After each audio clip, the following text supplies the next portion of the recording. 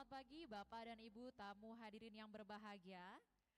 Kami persilakan untuk para tamu undangan yang masih di luar ballroom untuk segera memasuki area conference karena acara akan segera dimulai sebentar lagi. Sekali lagi Bapak Ibu tamu undangan yang masih di luar area ballroom bisa memasuki ballroom segera karena acara akan segera dimulai. Terima kasih.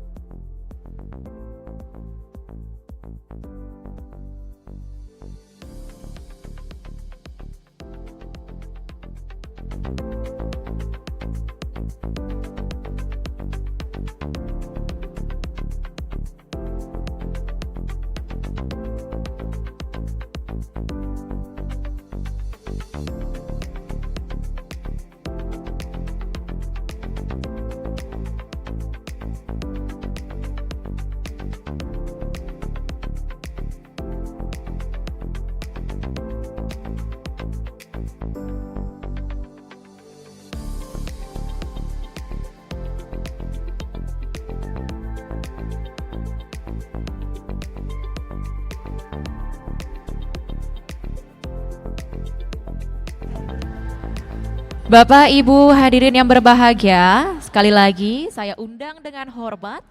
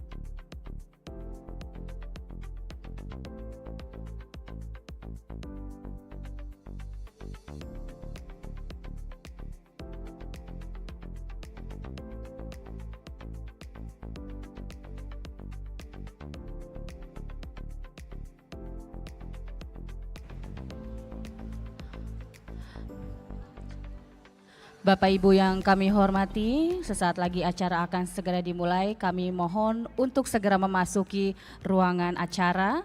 Sekali lagi kami informasikan kepada Bapak Ibu, para tamu undangan yang terhormat dimohon untuk segera memasuki ruangan acara karena sesaat lagi acara akan segera dimulai. Terima kasih.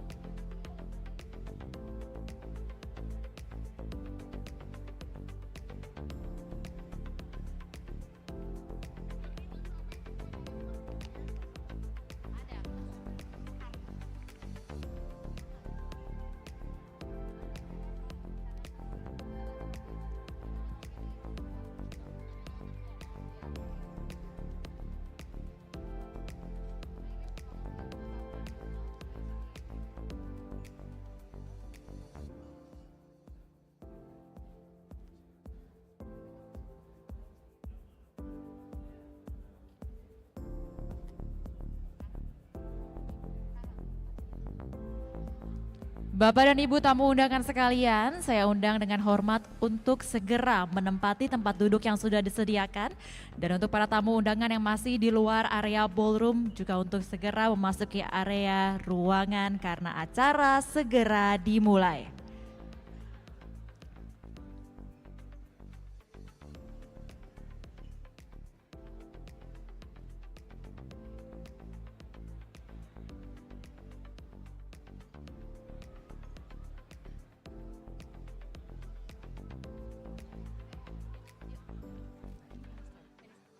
Ladies and gentlemen, please welcome our VVIP guest, our Minister of Tourism and Creative Economy Republic of Indonesia,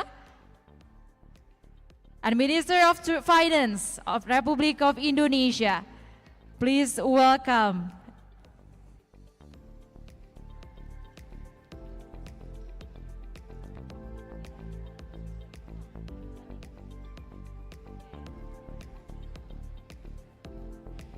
Ladies and gentlemen, our Minister of Tourism and Creative Economy Republic of Indonesia, His Excellency Sandiaga Salahuddin Uno, and Minister of Finance Republic of Indonesia, Her Excellency Sri Mulyani Indrawati, are entering the ballroom area.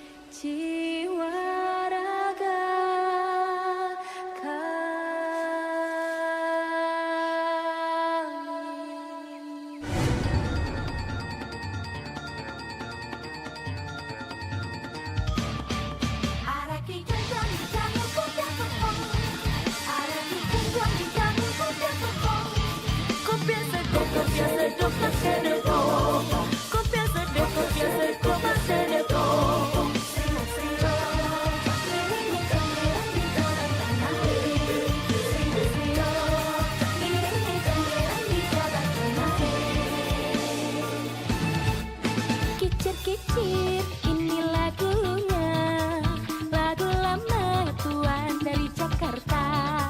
Saya menyanyinya Tuan, memang sengaja untuk menghibur hati yang buta.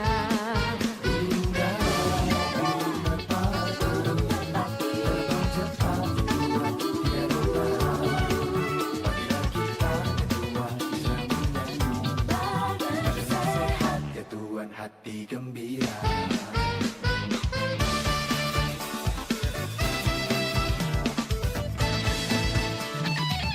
Kota baru gunungnya Bamega, Bamega umbak menampur di Salakarang, umbak menampur di Salakarang.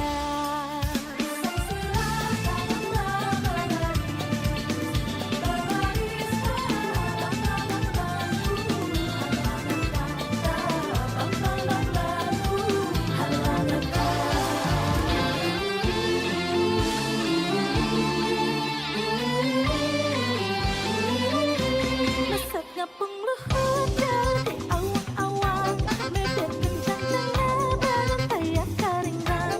Kukunan kuas ejeng pamentuk dan ngeluh, ngapak mega baris di benak hari Anu desa suka datang-datang, Ganang yang bertempang, kayak bandingnya nanam. Dikit kaki, usah sama manuk dadali, manuk panggagah nampel lambang sakti Indonesia Jaya. Manuk dadali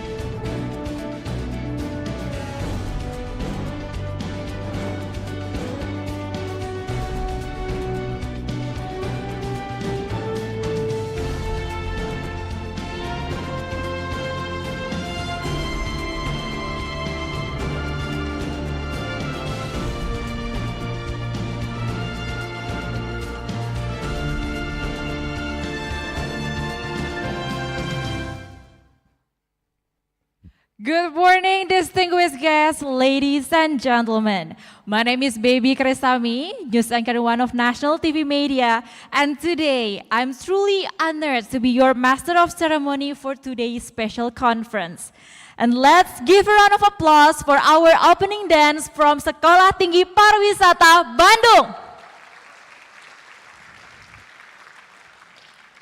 And before we proceed, I would like to extend a special welcome to our esteemed guests. Good morning, His Excellency Sandiaga Salahuddin Uno, Minister of Tourism and Creative Economy, Republic of Indonesia. Good morning, Mr. How are you?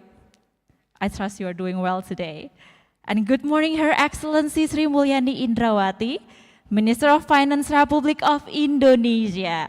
We are deeply honored by your presence, and thank you for joining us today. And today we have an exciting program planned that includes key sessions and talk show. Our theme for this conference is International Tourism Forum 2024, Elevating Tourism Investments for Sustainable Growth, addressing the key issues, people, planet, and prosperity. And exploring emerging trends and opportunities, International Tourism Investment Forum 2024 seeks to strengthen innovation, resilience, and sustainable growth in the tourism and creative economy sectors. And a few notes before we begin. Please ensure that your mobile phones are set to a silent mode to avoid any disruptions. Should you need assistance at any point, our event staff identifiable by the badges will be more than happy to assist you. Before we begin, I would like to invite everyone to please stand up to sing our national anthem, Indonesia Raya.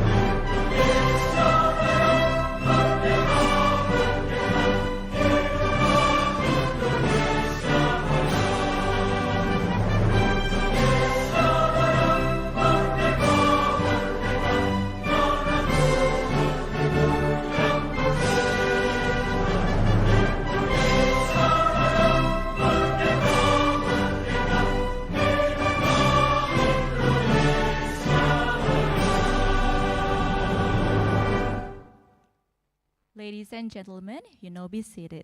Thank you. And now let us take a moment to seek guidance and blessings for today's proceedings. I would like to invite everyone to join me in a moment of silent prayer reflection according to your own beliefs. The prayer may begin.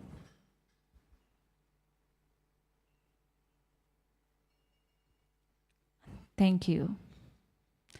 Moving on, we will now play the opening video for the Indonesia Tourism Investment Forum 2024.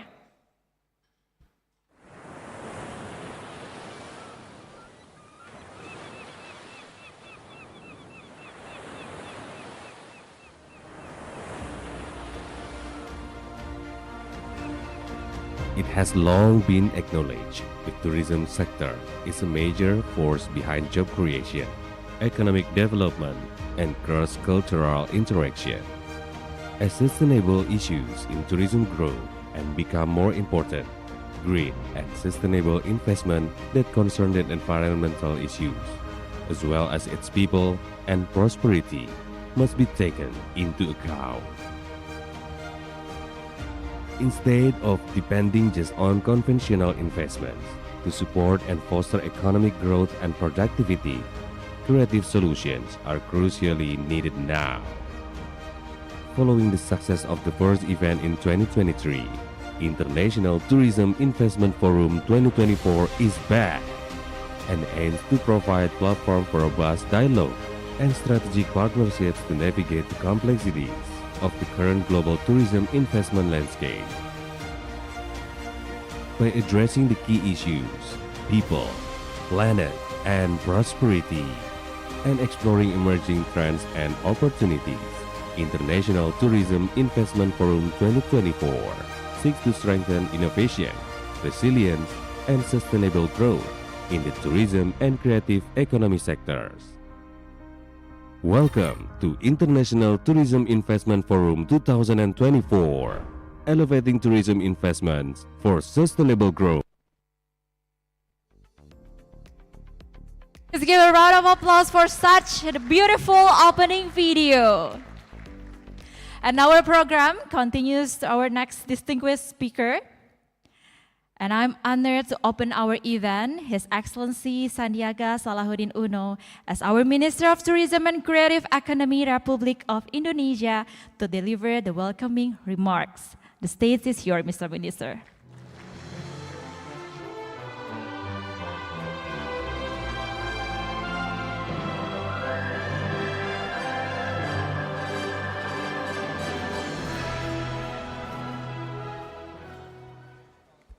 Selamat pagi.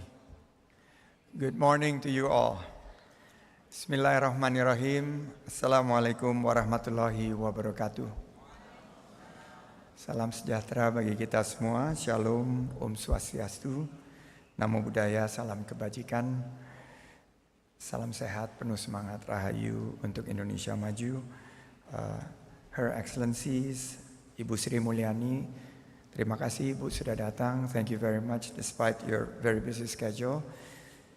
Actually, all of us are due to be called in the parliament today, of any day. But Ibu managed to come here, so please give a big round of applause to Ibu Sri. Excellencies, ambassadors, Ambassadors Olivier, Ambassador Ina, Ambassador Jose, Ambassador Tantowi, and my friends from UN Tourism, Natalia, all the way from Madrid, and Harry, thank you very much. Also, Norima Sasang from UNDP, Ohayo gozaimasu. It is an extreme pleasure for me to extend a warm welcome this morning to all participants, in particular distinguished speakers from all over the world who congregate in this big, many of you might not be familiar, but this is the site of Indonesia's next tourism frontier. This PIC 2 has been designated as National Strategic Project, and it is projected to attract 20 million visitors and create 10 million jobs. So welcome to wonderful Indonesia.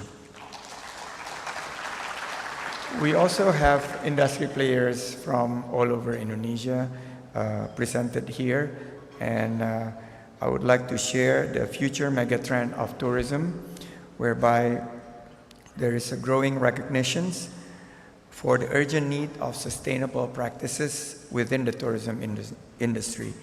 We're seeing that this industry is shifting very rapidly, and it is not just the requirement of the certifications, but it is the demand of the populations.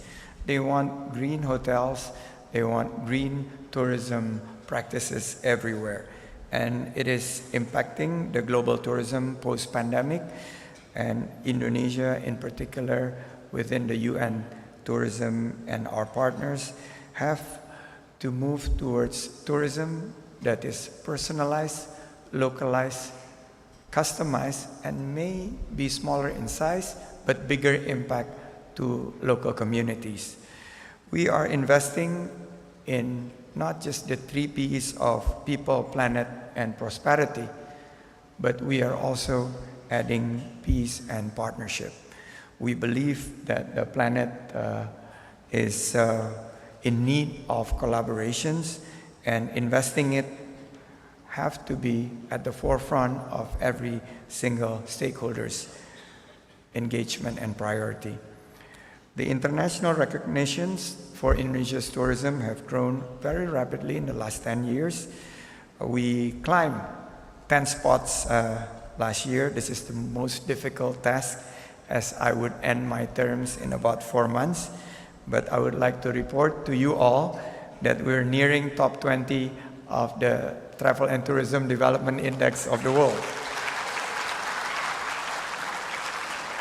And this is very remarkable. As I was telling Ibu Sri Mulyani, that we achieved this with less than 50% of the budgets allocated from the previous year. So that means it requires innovations, and thanks to you all. So as next year's challenge, I believe it will be continued by the next minister. I hope Pak Tantowi will guide us to the next generations of tourism with engagements from stakeholders. We also receive Muslim-friendly destinations based on the global Crescent rating, part of MasterCard for Global Muslim Travel Index, as the best Muslim-friendly travel destinations of the world. So let's recognize these efforts and achievements by giving a big hands to all of us. Please give a big applause to all of us. However, our challenge, as Natalia mentioned earlier, that we are underinvesting in this sector. We need more investments. Last year, Indonesia's recorded more than 3 billion investment in tourism, but in actuality, as we have seen in the past, the trend is 80% are just in hotels, restaurants, and cafe. We need more investments in the ecosystems, including development of sustainable tourism products and inclusive community-based tourism. We actually need more than $15 to $20 billion of investments. So this is very, very crucial that we launch this International Tourism Investment Forum, and I would like to thank UNDP and Kadin for the support. Actually, when we developed this sometime last year with Pak Teguh, we believe that we could create 3 times more investments in these sectors. And the first quarter of this year, we have already reached our target, about a third of the target, reaching close to $1 billion. So hopefully, other than the hotels, the restaurant, the cafe, but we need more investments in the supporting infrastructures. This year, ITIF, Indonesian Tourism Investment Forum, Ibu Kiki and the team have focused on innovations, resilience, and sustainable growth. I believe that this will be a platform for us to provide solutions and accelerate tourism investments. Later on, Vice Minister of Health will be here, as medical tourism would be part of the focus of many of the projects, including the ones in Bali, Kek Sanur and Kek Kura-Kura Bali, but also here in Pantai Indah Kapuk, our national strategic projects will also be filled with a lot of medical tourism infrastructures. In closing, I would like to thank and give a heartfelt gratitude for the organizers, for the sponsors, and all participants. Let's create a moment of recognitions of the need of investments to create good quality jobs, but not just any quality jobs, but green quality jobs within the blue and green circular economy for our transformations to reach the golden age of Indonesia 2045.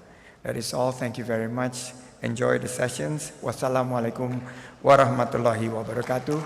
Om Santi Santi Santi.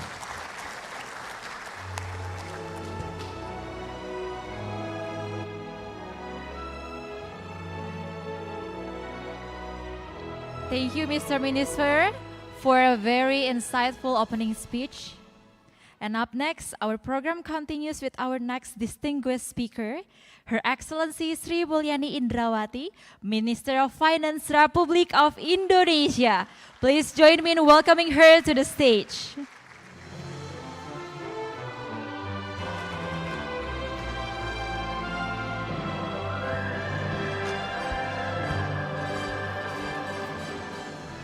Thank you so much. I don't know why when I'm speaking they are providing me with water while the Minister of Tourism, he brought his own tumbler, self-sufficient. Maybe because the budget is so limited. Very good morning to all of you. It's really pleasure for me to be here. Bismillahirrahmanirrahim. Assalamualaikum warahmatullahi wabarakatuh. Salam, Om Swastiastu, Namo Buddhaya, Salam Kebajikan Rahayu. It's also honor for me to be invited here in this second Indonesia Tourism Investment Forum 2024.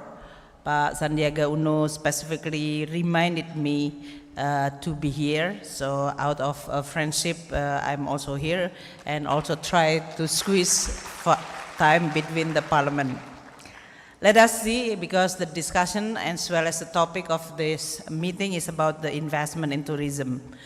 Investment environment globally is affected by the global economic situation. So I will start with what is the global economic challenges which affecting investment and investment all over the world, trade, investment, and the relationship between countries, and certainly also investment in the tourism. First, the global economic environment now facing what we call it with the higher for longer.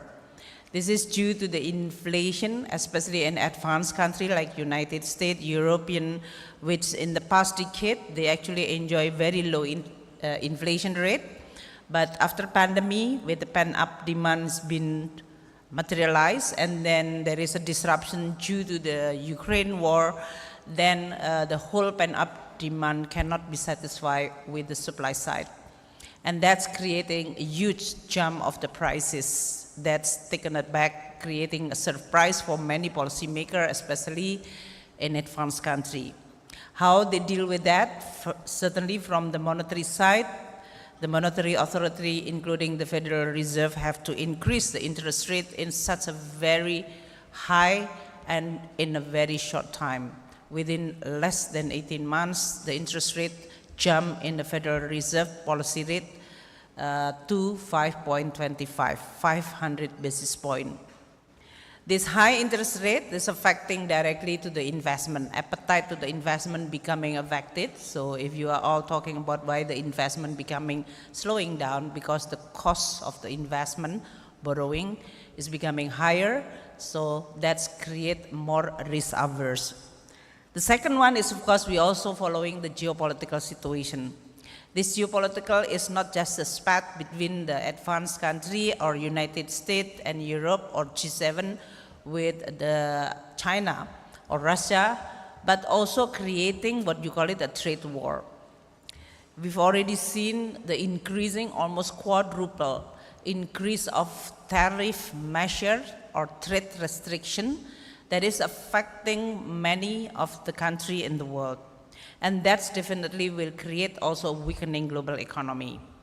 And then we also, the global challenge in the form of climate change, which affecting also directly to the tourism sector. And then digitalization or technology, digital technology, including artificial intelligence, providing quite a lot of possibility, but also anxiety regarding how the world is going to be shaped by this technology. Another aspect which is not here is the aging population. Many advanced countries and many countries surrounding in this ASEAN, from China, Japan, South Korea, Singapore, they are all having an aging population. It could create an opportunity for the tourism, but also definitely creating quite a lot of sustainability on the financing side due to this aging population. The geo-economic fragmentation, as I can mention earlier, is already seen in the form of trade war. The war currently is not only just military war, but the economic and financial war, including using the trade barrier. From 2019 to 2023, there is an increase on the trade restriction from around 982 to 3,000. So this is dramatically increased and affecting the shape and the flow of goods. The rest of the industrial policy, in which you are not investing based on the profitability, but more on the security and whether you are my friend or you are not my friend. And that's creating a disruption in terms of the pattern of the investment. We also see many of the advanced countries implementing what they call it, the industrial policy, from United States with the CHIPS and Inflation Reduction Act, European Union with the Green Deal Industrial Plan and Carbon Border Action Plan. Investment fund and critical mineral has been implemented. In India, there is a production link incentive. Export restriction of critical mineral has been adopted by countries like China, and then Korean also just recently adopting the Korean CHIPS Act. These are all combined will definitely affecting the global economy in a bad way that is weakening, and if the economy is not good, the tourism is not going to come because they are all based on the affordability also. And at the same time, with this complication, the global institution has been weakened. If there is a dispute in the past and currently, we usually have the global institution as a place for us for the dispute settlement. Today, there is no longer trust or relying on this institution, meaning many of these problems will be settled more on a bilateral or even unilateral basis. That's a worrying trend. I don't want to make your excitement become dampened because of this, but this is reality that we have to face.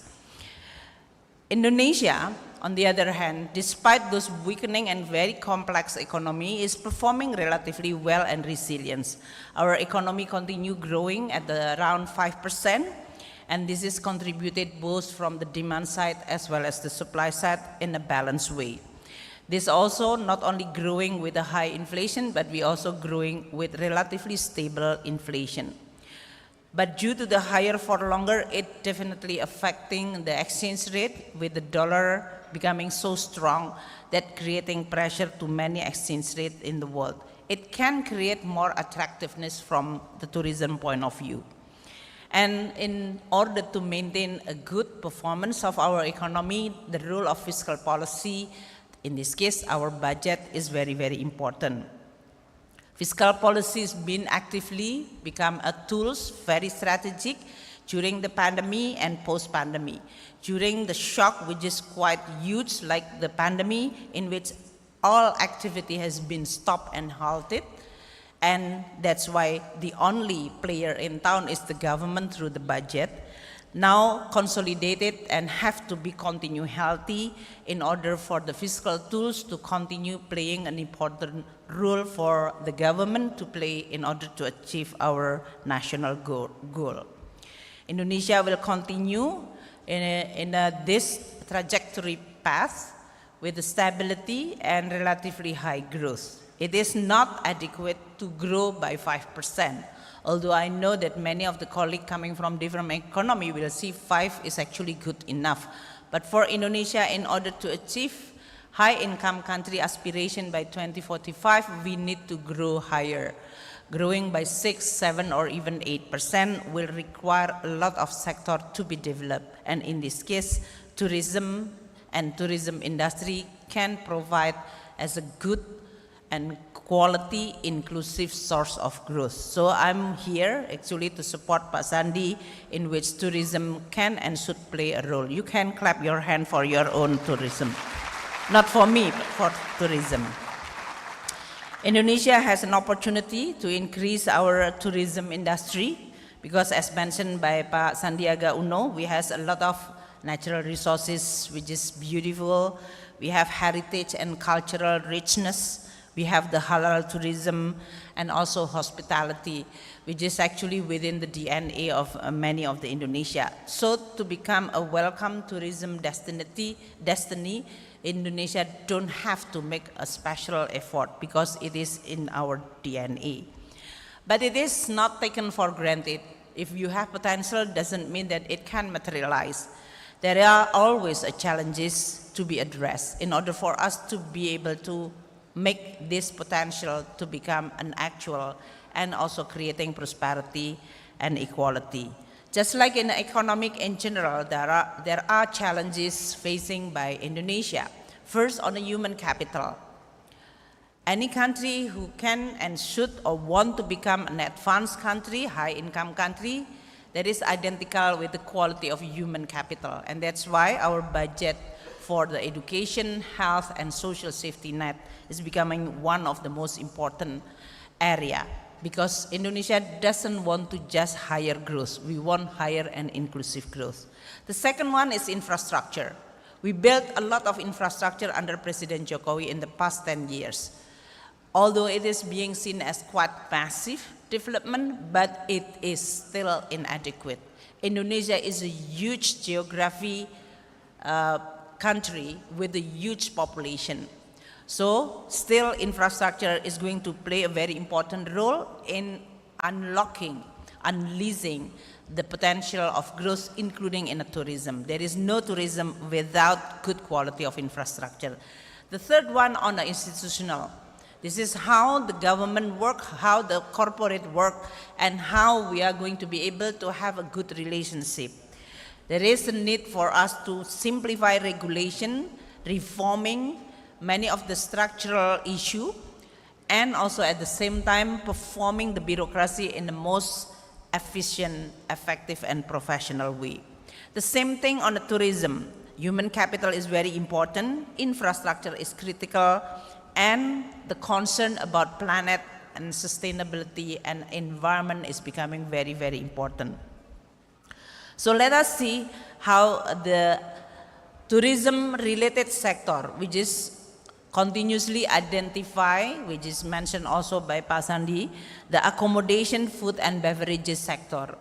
We can see that this sector, which is closely related to the tourism, has been recovered from the pandemic era.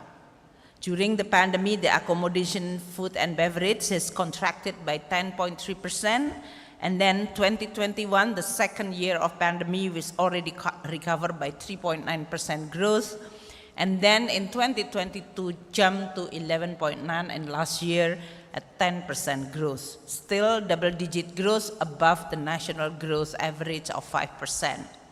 But if you look whether they've already surpassing the pre-pandemic level, the accommodation and food and beverages is now already 14.8% above the pre-pandemic average, pre-pandemic level. So this is really good, meaning that not only level of growth, but they are already overcoming.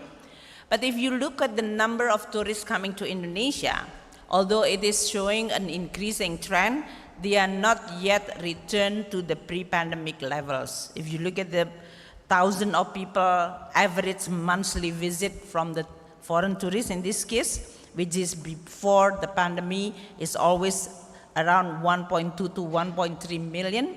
Today, we are still at the above around 900 or 1 million. So it's still a lot of work need to be done. Foreign tourists by nationality, we can see that only 3 countries, Netherlands, Australia, and Russia, which is actually returned to the pre-pandemic level. Others may be affected by their own global economy, weakening economy, and not yet returned to Indonesia at the pre-pandemic level.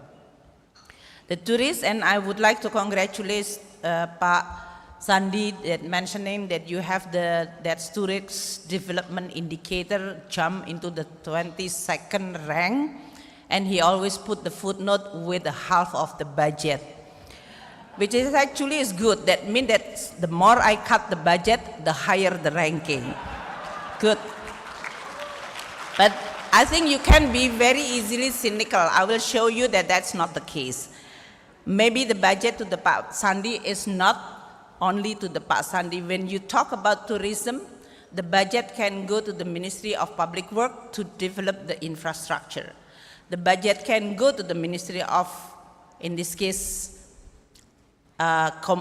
transportation to develop the airport. So don't be, in this case, too cynical about the budget in the Ministry of Tourism, because it's not always that which is related. As you can see that tourism depends on human capital, infrastructure, and the environment. Like the last weekend, I was with Minister City to look at the eco-mangrove. That's also another attraction of tourism.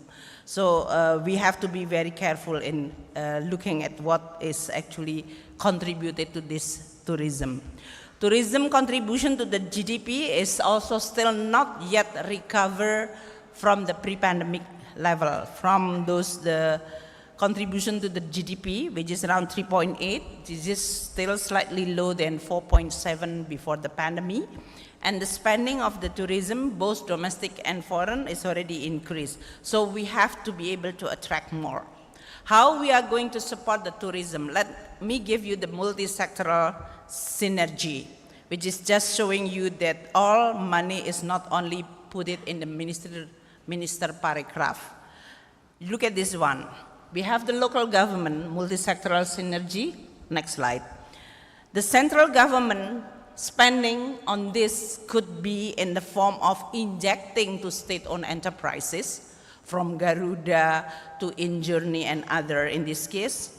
Private sector resort is actually good. You have this investment from private sector which need to be continue attracted.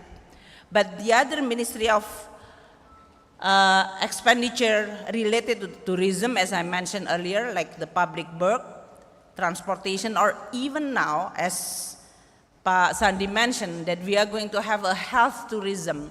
The spending on the health, especially in improving health services, including according to the international standard, but not only that, because tourists sometimes want to go to anywhere and they want to make sure that there is always a good health services if any case happen. And that is exactly what we are now building with the reform in the health sector.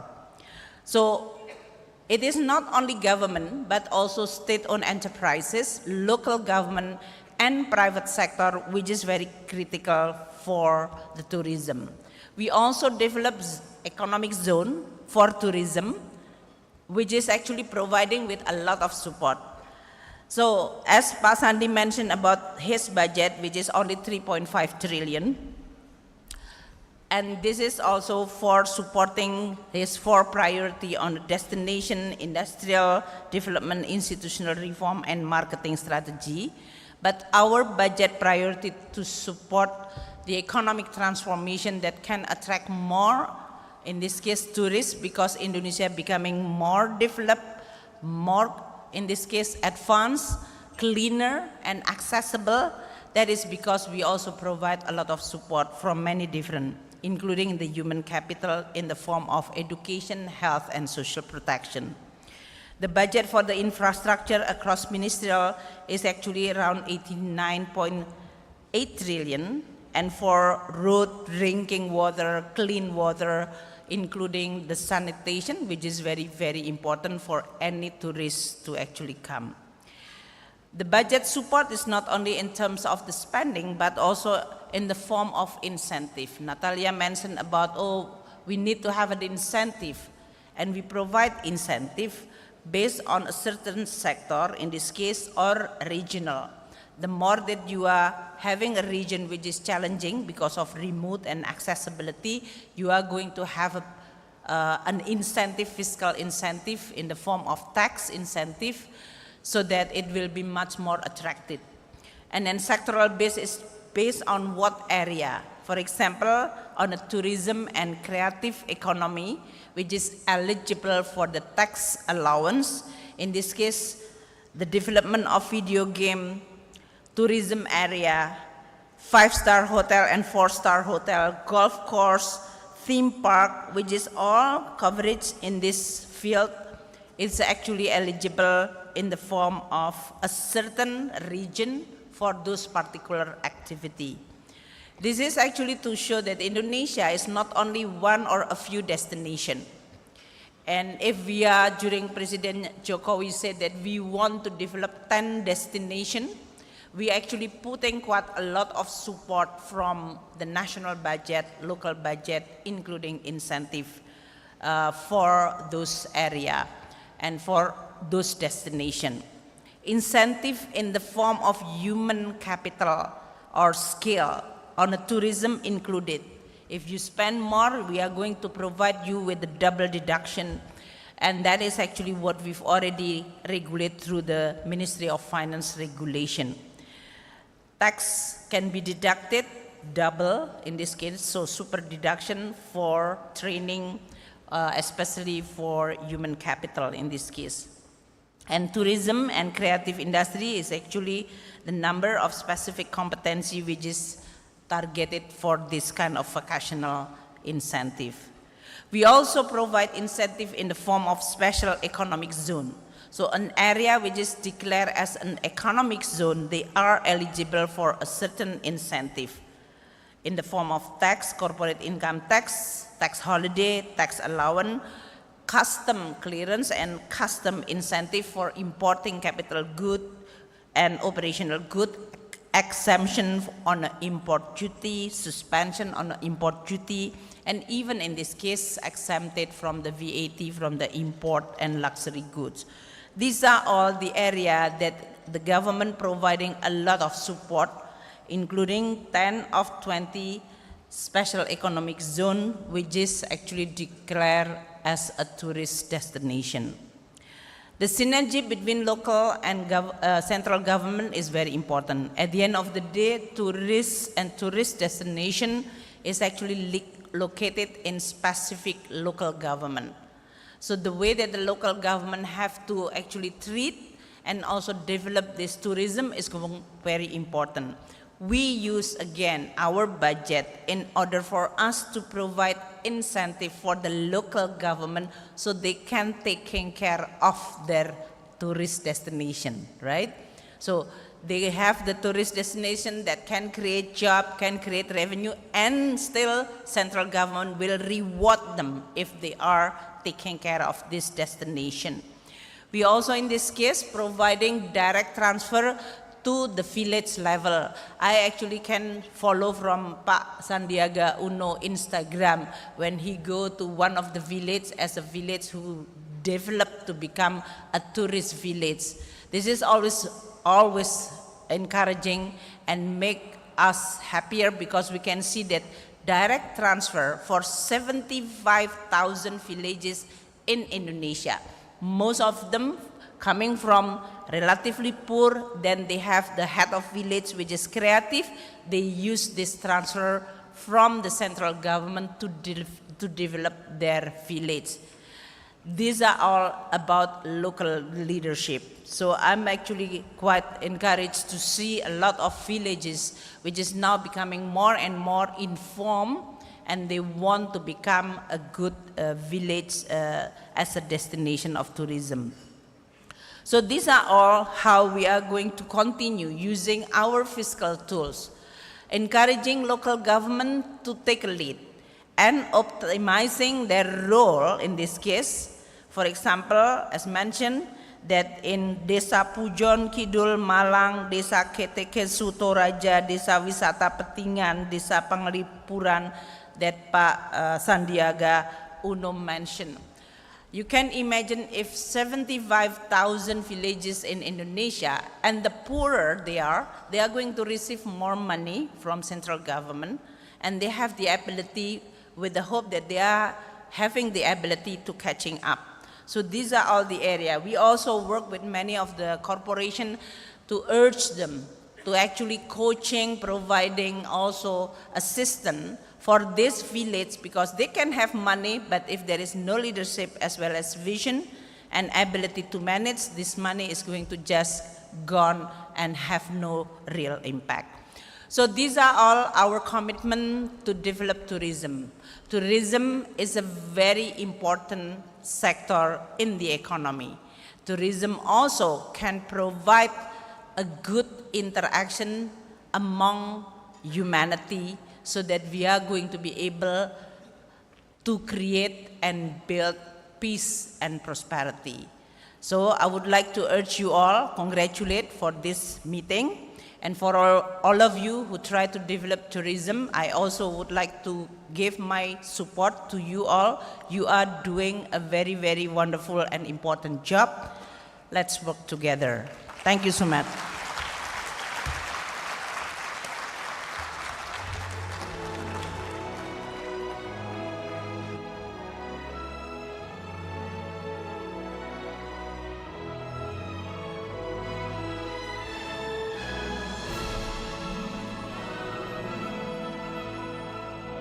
A great presentation from an exceptional woman. Thank you, Madam Minister, for a very thought-provoking presentation.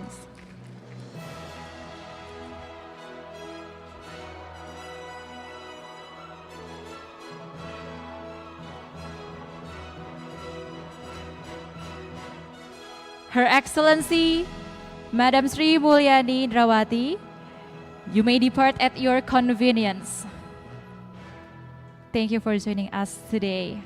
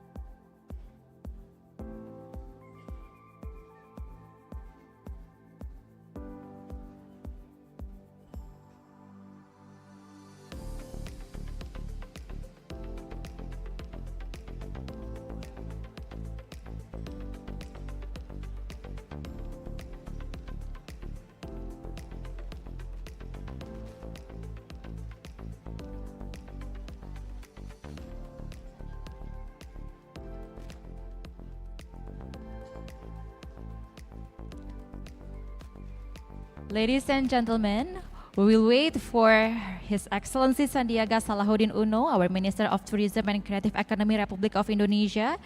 And after this, we will officially kick off today's conference. Don't go anywhere, ladies and gentlemen.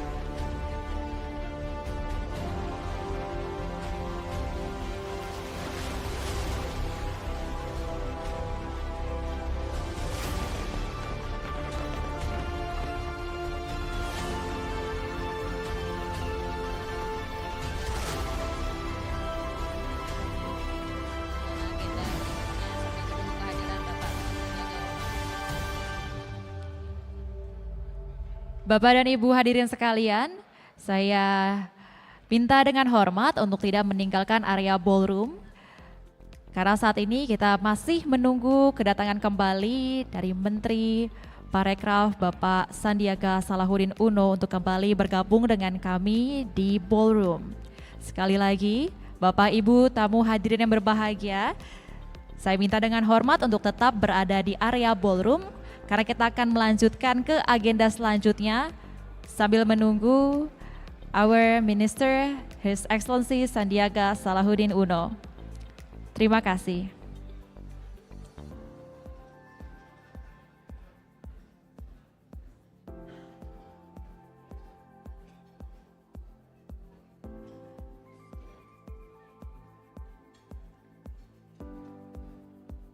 Ladies and gentlemen, please don't go anywhere because after this we will proceed to the next agenda while waiting for our Minister of Tourism and Ekonomi Kreatif Republik of Indonesia, His Excellency Sandiaga Salahuddin Uno. Thank you.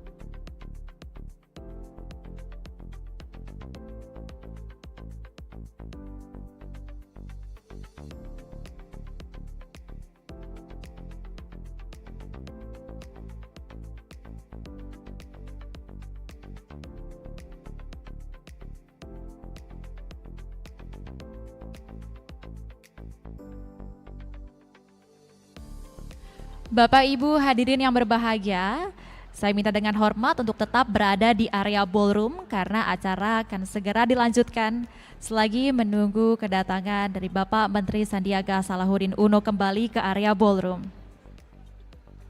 Ladies and gentlemen, don't go anywhere because we will proceed to the next agenda while waiting for our Minister of Tourism and Creative Economy Republik of Indonesia joining us again in the area ballroom area.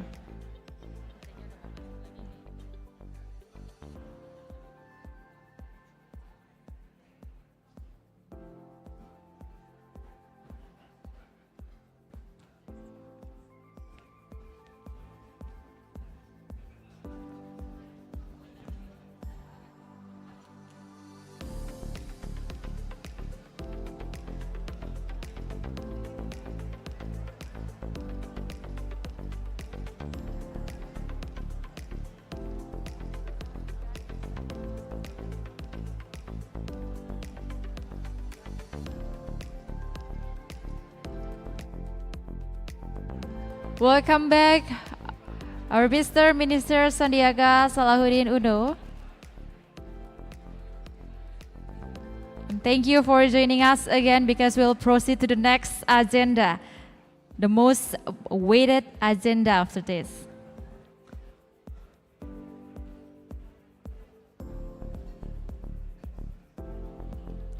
Ladies and gentlemen, respectfully, we'll invite you to please be seated because we will proceed to the next agenda shortly.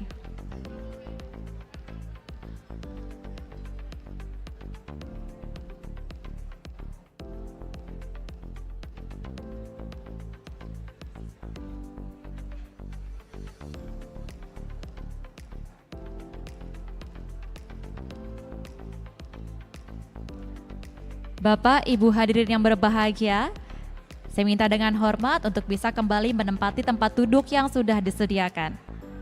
Dan untuk para tamu undangan yang masih berada di luar, saya undang dengan hormat untuk memasuki kembali area ballroom karena acara akan segera dilanjutkan.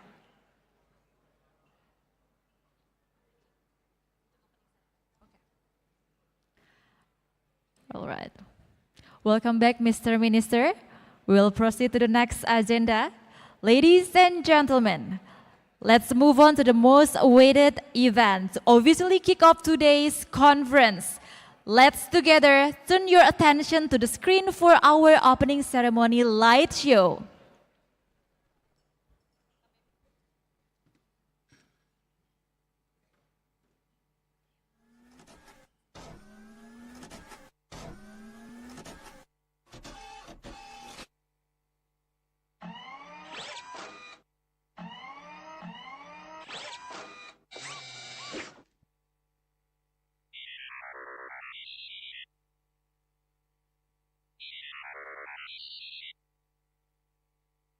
Welcome to the International Tourism Investment Forum 2024.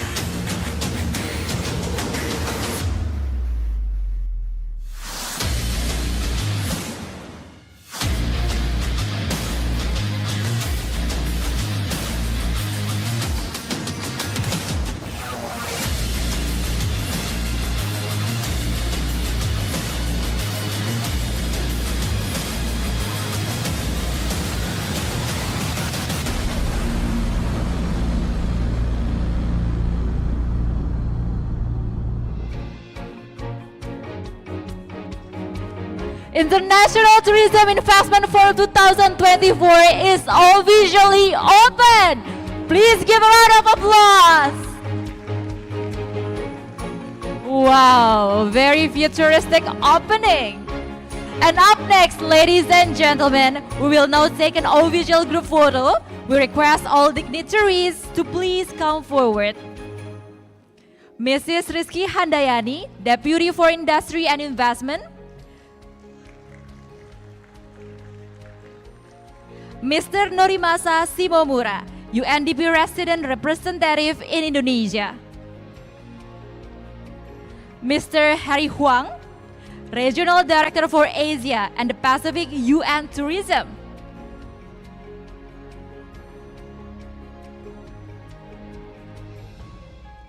Ms. Natalia Bayona, Executive Director, UN Tourism. His Excellency Sandiaga Salahuddin Uno, Minister of Tourism and Creative Economy, Republic of Indonesia. Please give a round of applause, ladies and gentlemen.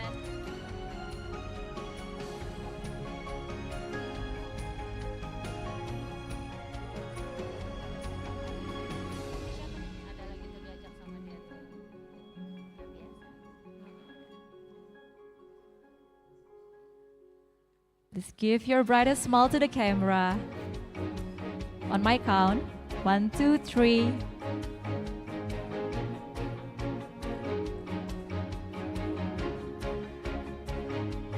Okay, one more image. Brightest smile, please. 1, 2, 3.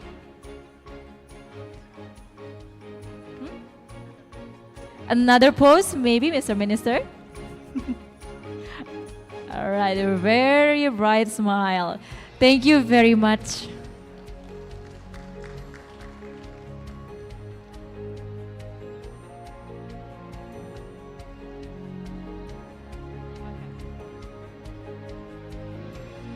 Ladies and gentlemen, up next we have our high-level talk addressing geopolitical risks and geoeconomics fragmentation in the tourism investment landscape.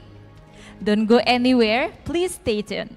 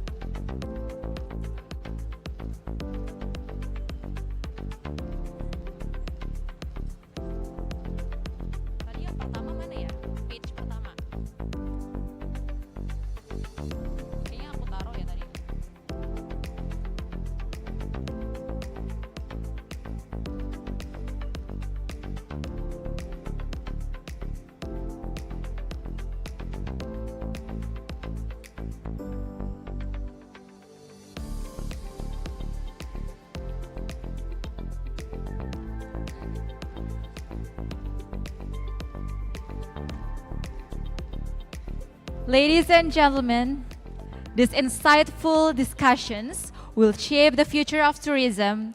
Together, we will explore how to sharpen the power of investment to create vibrant, resilient, and inclusive tourism.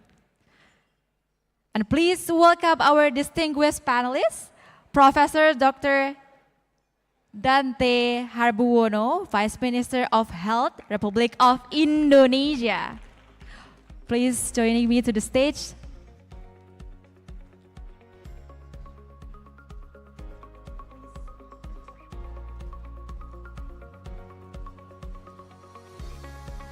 And next, His Excellency Jose Tavares, Ambassador of Republic Indonesia to the Russian Federation and Republic of Belarus.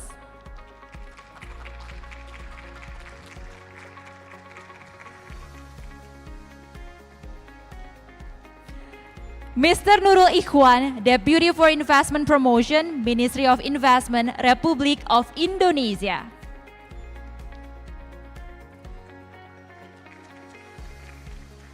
Mr. Rizal Edwin Manansang, Expert Staff for Digital Transformation, Creativity and Human Resources of the Coordinating Ministry for Economy Affairs.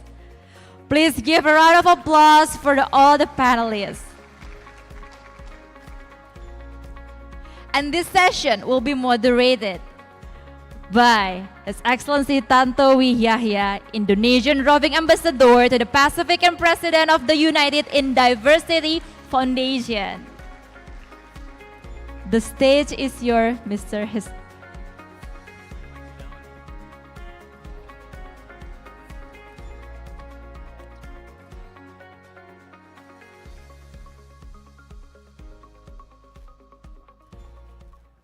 Excellency Ministers, Ambassadors, esteemed speakers, investors, distinguished ladies and gentlemen. I'm Tanto Wihyahya. I'm currently working for one of the special economic zone in Bali for tourism. I'm now acting as the chairman or the president commissary. But before that, I was Indonesian ambassador to New Zealand, replacing His Excellency Mr. Jose Tavares. It is a great honor for me to be able to conduct these highly valuable discussions in connections with the reasons why we come to this place this morning. So before we start, I would like to explore a little bit, to share a little bit about Indonesia. As you know it, Indonesia is one of the largest economies in the region of Southeast Asia. So with a GDP of over $1 trillion US, Indonesia is viewed as the 16th largest economy in the world. Before COVID-19 pandemic, Indonesia had been able to navigate itself as a country that plays with GDP, like I said, $1 trillion US, and with economic growth which is sustainable and solid of over more than 5%. And that's the reason why Indonesia is qualified as the 16th largest economy in the world. Now, it is even estimated by McKinsey Global Institute, by Global Report Study, that Indonesia will become the 7th largest economy by 2030. But then COVID came, everything changed. COVID came, wars happened, climate change is getting worse. That makes the situation much more different right now. As you know, the tourism and the economy, like said by our Minister of Finance, have been drastically impacted by those global issues. And tourism industry is facing unprecedented changes, challenges, and also opportunities. And I'm very fortunate to be able to speak with those four distinguished speakers this morning. But before that, I would like to invite everybody to give a big round of applause for all of them.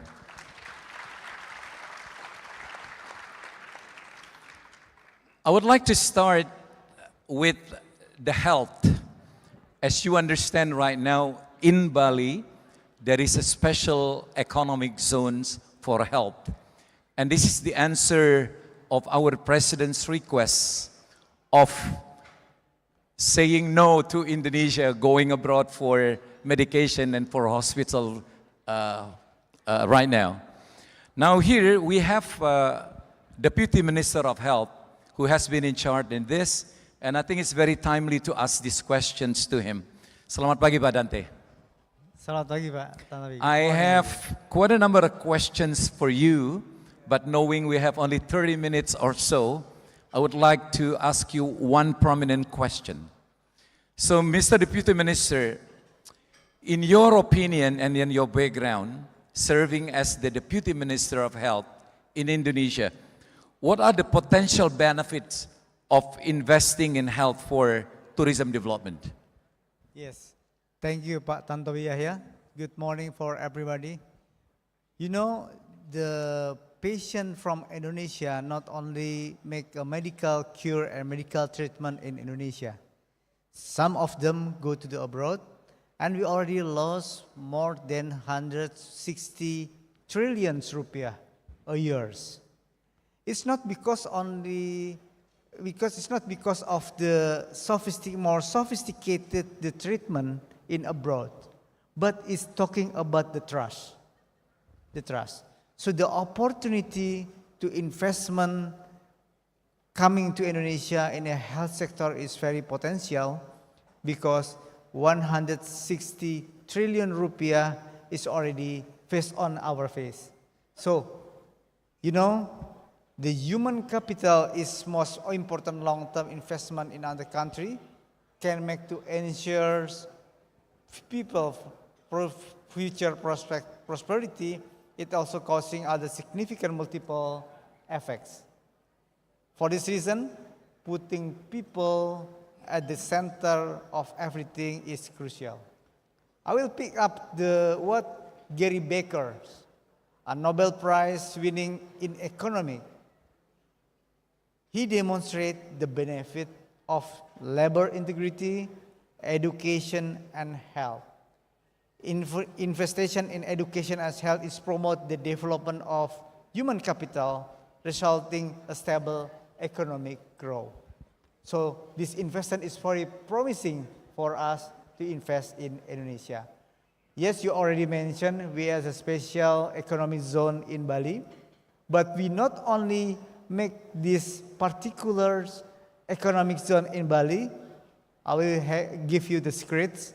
We will also open another economic zone in another island, like in PSD, like also in Batam and in Morowali.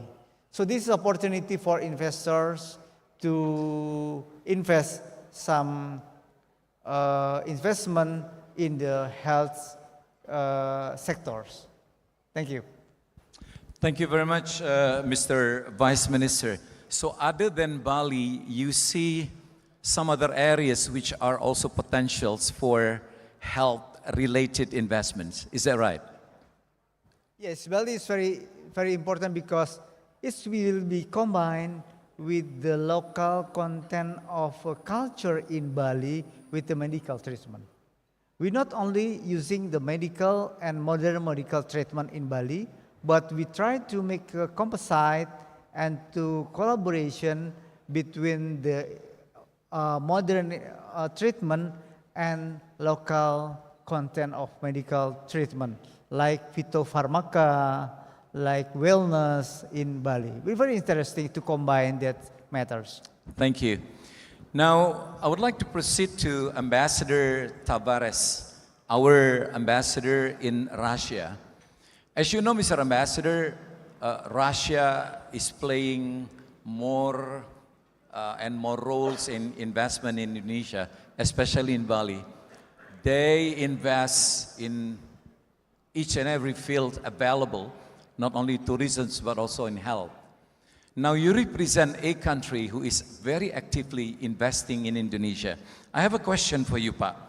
What is the biggest challenge for Indonesia's tourism and creative economy investment these days? Thank you, Pak Tantowi, my mentor. To answer the challenge, as you just put it, first of all, it's only fair if I'm a little bit go through the potential that Russia has, both in tourism as well as investment. First of all, if you see the statistics of Russia, that traveling outside Russia last year, it was 25.8 million tourists traveling outside Russia. And to Indonesia, as Ibu Sri Wuliani mentioned this morning, that Russia is one of the 3 countries that have already reached the pre-pandemic level in the number of tourism. In fact, I must add that it is already beyond the pre-pandemic. The pre-pandemic was 158,000, and 2023 it was 161,000 tourists visited Indonesia. So it's already beyond that. And of course, most of the destination, most of the tourists, they went to Bali as the most favorite destination in Indonesia. This gives us the opportunity to create a lot of opportunities for visits beyond Bali. There are nice places to visit in Labuan Bajo, Danau Toba, and so on. You mentioned Menteri Sandiaga Uno already put forward very nice programs for that. Now, at the same time, there is also huge investment from Russia to Indonesia that last year has increased 273%. 270%. Now, while I said that most of the Russian tourists went to Bali, about 93%, most of the investment from Russia, it is also in Bali. So it creates a kind of interesting link between the tourism and investment at the same time. So I think the attraction is there. The investors from Russia automatically create kind of natural market for Russian tourists as well as for tourism in general. Now, by the way, I have my friends from Russia. Can you please stand up? So they are potential investors from Russia that are present here from various fields. They are prepared to invest in Indonesia. So Russia is in Indonesia. So thank you very much, good friends. Now let's go to the challenge, Pak Tantowi. I hope that I don't take a lot of your time. So the challenge is that, look, if we have direct flight between Russia and Indonesia, because right now they reach Bali or Indonesia, Jakarta, everywhere through various countries. But if we have direct flight, I can assure you that we can not only double, but we can triple the number. We can reach about 500,000 easily of Russians visited Indonesia. Very interesting and very optimistic. And this part, the direct flight to Indonesia actually faced some kind of technical difficulties that it's unresolved until now. I mean, what's going on? Can we resolve these difficulties? Because Aeroflot, for example, travel every day to Phuket and Bangkok. Why can't Indonesia do the same? Another challenge is that the payment system. Tourists come to Indonesia, they have to bring cash. You know there's difficulties of bringing cash. There's a lot of risk involved. So we must find a way to address this issue of, payment transaction issues. So thank you very much, Pak. Thank you very much. I underline what you said about the direct flight being one of the most important factors in increasing the number of tourists visiting a country and including in increasing the desire for investors to invest in a country. Probably do we have somebody from the airline companies here? Anyone from Garuda? No, okay. Now I would like to go to the next speaker, His Excellency Nurul Ikhwan, Deputy Minister for Investment Promotion of the Ministry of Investment of Indonesia. But I think you are sitting in a very right moment today, because I have a lot of questions from people that I had breakfast with this morning. It's about how to create a better investment climate in Indonesia while increasing the trust of domestic and foreign investors. Yes, thank you, Pak Dubes Helmiah here. I guess something that we have to see when we talk about tourism and creative economy, it is something that by soul is happening in any sectors of business in Indonesia. And because of this then, the area involving actors for creating sound investment climate is a responsibility of any related parties. And please beware that it is not only responsibility of government, because at term of attracting investment, it is a kind of cooperation between government and investors and also communities or people. While when we talk about sustainability, one of the aspects about sustainability is about inclusiveness. So it means that the creations of inclusivity is also spirit of this sustainability and creating a good investment climate. And we have also some challenges in creating this a sound investment climate in Indonesia, and especially the thing that is quite common, happening not only in the sectors of tourism, but in any investment sectors.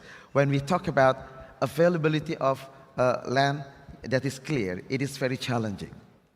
Because when we know that talking about this kind of availability of clean and clear land is one of the point where about the investors quite clear they are going to go into Indonesia or they are going to pull out from Indonesia.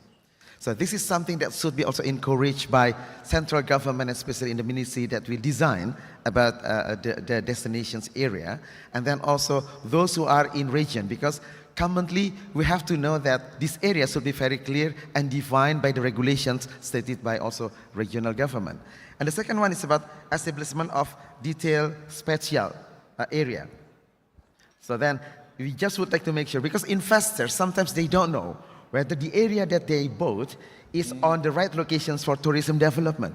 If it is for housing, then you do the transactions of buying this land, then finally it is not suitable for the development of this tourism area. They could not develop anything on it for the tourism perspective business. And the third is support of local communities, as I did mention. Local communities, normally, the developer, investor, they just develop these tourism attractions without any involvement of local community. But actually, when we talk about tourism, local content is actually one of the richness content for this tourism. So involvement of them into this is one that we always suggested into the investor for the support coming from the community. And also availability of skilled human resources and tourism. It is not only in the informal educations or training, but it should be also coming into the informal one. Because as I did mention that local content, if let's say you come to Phuket or you come to whatever the beaches in Bali, then you still see a beauty of nature. But some things that will make different between Phuket and Bali is about the local content. About local content, about local wisdom that they are having. So then even though they have already visited some places, but when they visit this certain area in Indonesia, they should have a kind of experience very typical and very specific. And also reliable infrastructure. It is something that we have to develop very finely. So then something that we do have to understand. Even though we have the beauty in our area, but if it is not well accessible, then it is impossible for tourists to come to our destinations. So accessibility is something very, very important. And of course, incentive and support coming from the local government and also from the central government, this is something that should be aided, because at the end of the day, when we talk about investment, investment is driven by market. And investment is also driven by cost. If they could create investment with a very efficient cost and getting bigger market as well, for sure they are going to come to invest in Indonesia. And another one is getting the access of sharing the beauty of Indonesia and these investment destinations to be well distributed and well known by the potential tourists with their own segmented of level of their tourists, especially for the spending they are having. So I guess that's the thing. If we have something better and understood better and well known better, I guess this is the starting point of creating good market that will attract more investment to come to Indonesia. Thank you very much, Pak Nurul. I think it's a very comprehensive answer that we get from you for a very simple question that I ask you. The next speaker, ladies and gentlemen, is somebody who is very special, at least to me, and also to some of you who had a very great time in the late 80s and 90s. He's now recognized as one of the most successful bureaucrats in the field of economy in Indonesia. But some years back, he was a very popular singer in Indonesia. He is someone that I and the music lovers in Indonesia are very proud of. Selamat siang, Pak Edwin. Selamat siang, Pak Tanto. Good afternoon, very good friend of mine. We noticed that you have been traveling with our coordinating minister for economy to many countries in the world, and you witnessed some signings of agreements between Indonesia and the countries that he visited, and also you were involved in a lot of economic conversations and investments. What I would like to ask you is that in the face of the global tension that happens right now, what frameworks and policy that can be implemented by our government to boost better investment, especially in the tourism sector? Terima kasih. Can I call also Mas Tanto? Because I used to be really close to you. Thank you so much for your great introduction as for me. And selamat pagi, Mas Menteri, Bapak Ibu sekalian. As a Secretary General of the National Council of Special Economic Zones, I would like to relate my answer with the development of special economic zones in Indonesia. And as we all know that still Indonesia needs to create new income revenues to sustain its growth. And tourism and economic creative, our creative economy, are the promising area or sectors to be developed in order to support our economic growth. And since 2009, the government has created special economic zones or SEZ to accelerate the regional development as well as to boost our national economic growth. In each SEZ, Mas Tanto, it is possible to develop several themes or activities such as manufacturing and industry, in tourism, logistic and distribution, digital technology, creative industry, as well as education and healthcare, and other economic activities. And these SECs offer an advantageous business environment with ultimate facilities to attract investment, like fiscal incentives, as already been mentioned by Pak Ikhwan, and including relaxed tax and custom regulations, simplified administration procedures, as well as infrastructure and connectivity support by the government. For example, Mas Tanto, the central government is offering a variety of tax benefits, fiscal benefits, such as tax holidays up to 20 years, and also additional fiscal benefits such as exemption from import duties on machinery and capital goods, exemption of value-added tax and luxury sales tax, deferred import duties for raw materials, and other specific incentives. And also the local governments also required to provide some kind of incentives, such as local tax waivers, ranging from 50 to 100%. So furthermore, the investors in SEC will enjoy the streamlined permit and licensing processes, and receive special treatment regarding environmental and construction permits, traffic of goods, immigration services, labor regulations, land access, and foreign property ownerships. And currently, we have 21 SEC throughout Indonesia, and 10 of them are regarded as tourism SECs. They are from Nongsa in Batam, Tanjung Kelayang in Belitung, Tanjung Lesung in Banten, Lido in West Java, Singasari in East Java, and 2 tourism SEC in Bali. Maybe you already familiar with that. Sanur and Kura-Kura Bali, Mandalika SEC in West Nusa Tenggara, Likupang in North Sulawesi, and Morotai in North Maluku. And by developing a variety tourism attractions, accessibility, and amenities in those SEC, we believe that we can attract broader spectrum of international visitors, also domestic visitors. And this will also boost the local economy, local businesses, such as hotels, homestays, restaurant and entertainment activities, and also stimulates investment infrastructure, improve services, especially in tourism sector, increase foreign exchange revenue, and create more robust economic and investment ecosystems. That's all, Pak Mas Tanto. Thank you.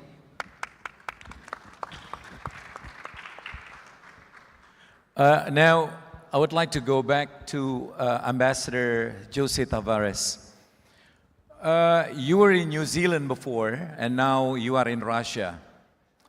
Thanks God you bring many investors from Russia to come to Indonesia at the right moment to see Jakarta, and probably probably you have also planned to bring them to some places to see other potentials in Indonesia.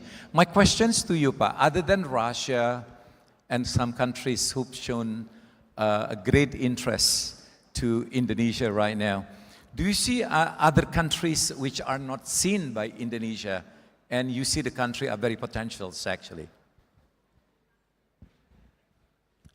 Can you rephrase it, sir? So, I see other countries beyond yes. what my task, yeah? Or my task as ambassador. Yeah, I see there is a great potential from other countries to visit Indonesia as well, for investment. Yeah. But I don't have the exact data that you ask. I will be more comfortable if you ask me about Russia rather than other countries. But thanks to Russia anyway. Yeah. Thank you. We still have 5 minutes right now. Like I said earlier, we don't have too much time to explore about what you're going to say to the investors. I challenge, each and every one of you to make a final statement before we close the talk. We start from Pak Dante. Thank you, Pak Tantowi. I would like to know, is because of the health expenditure in Indonesia is much more rather than the GDP. So health costing in Indonesia is still health. Is the opportunity to investor coming to Indonesia and collaboration with this local hospital in Indonesia to make invest because of the health expenditure is still higher than GDP in Indonesia. Health tourism has become a very popular due to the safe people behavior after the pandemic. This is very important. So many people trying to put the medical needed is one of the priority for the costing of daily life. So it is very attractive for investing in Indonesia. Thank you. Thank you very much. Pak Nurul, what benefits can Indonesia offer actually to investors? Not only in tourism, but probably also you can go beyond that. For example, creative industry. Right, yes. I would like to make a kind of analog that Indonesia currently is having and conducting a big festivity with the menu of stable growing of economy, with the menu of stability in politics, with the menu of abundance of natural resources, with the menu of involvement of connectivity and also social. So this is the thing that all investors around the globe looking for. The stability in Indonesia and certainty in Indonesia. So we are inviting you all into this festivity, into this party with the menus that you may take anything you would like to eat. But if you don't come, then your plate will be taken by somebody else. So we invite you to come to Indonesia, and we are more than happy to facilitate anything. Business is not always easy anywhere, but as long as you have the government by your side, everything will be much more easier. So welcome to invest in Indonesia. Thank you. I fully agree with you. So Indonesia has shown the world as one of the most stable countries in the world economically and also politically. Many people predicted the elections that took place in February this year will end it with chaotic. But the fact told the world otherwise. So once again, Indonesia has shown its maturity. So I fully agree with what you said. It's probably one of the best countries in the world to become a choice for investment, especially in tourism. The last questions to you, Pak, just for 1 minute. Can we talk to Pak Edwin? Digitalizations become something very important, especially in the investments of tourism. Any comment about that from your perspective? Yes, I think because the digitalization and digital economy of Indonesia is has value in ASEAN. So with the digital transformation, especially for the SMEs in the tourism area, we can also provide tools for them to be involved in or to sell their products, not only in their area, but also abroad and also outside of their area. Thank you very much. So the time given to us for this nice talk has ended. I would like to thank all the speakers, and ladies and gentlemen, I would like to invite each and every one of you to give a big round of applause for our distinguished speakers. So thank you very much for joining the first talk in this forum. We hope that you garner quite a number of important information, especially in regard to your intentions to invest in Indonesia, especially in the fields of tourism and environmental related industry. Thank you very much and good morning. Thank you, His Excellency Tanto Wiyaya, for moderating and leading the very insightful discussion. And thank you to our panelists for a thought-provoking discussions. And for all the panelists and moderator, I would like to invite to stay on stage to take a group photo together.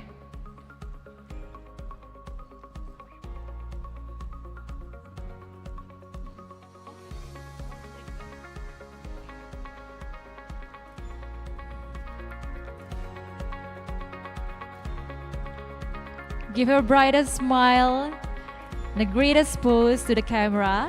On my count, 1, 2, 3. Okay, thank you very much once again, all the panelists and moderator. Let's move on to the next discussion.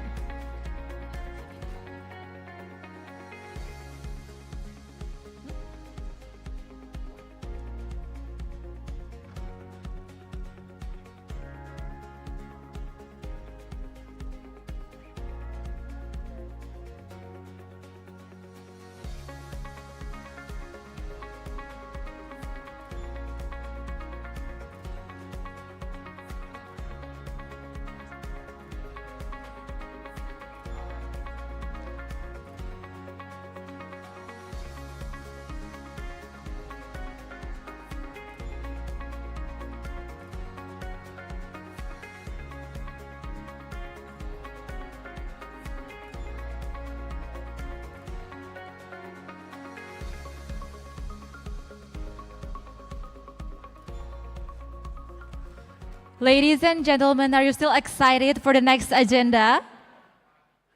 Yes? All right, maybe we have to energize with pantun from me, okay? This is one of the Indonesian culture. Jangan lupa dibalas cakep.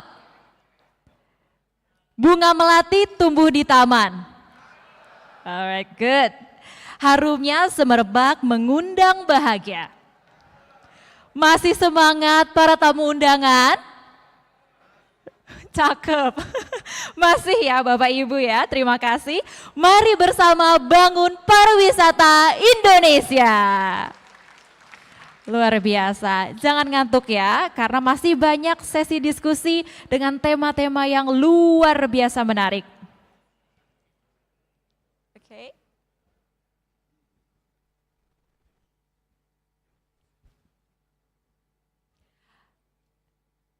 Okay, up next, we have a special keynote presentation on global and regional tourism investment trends and opportunities by Ms. Natalia Bayona, Executive Director, UN Tourism.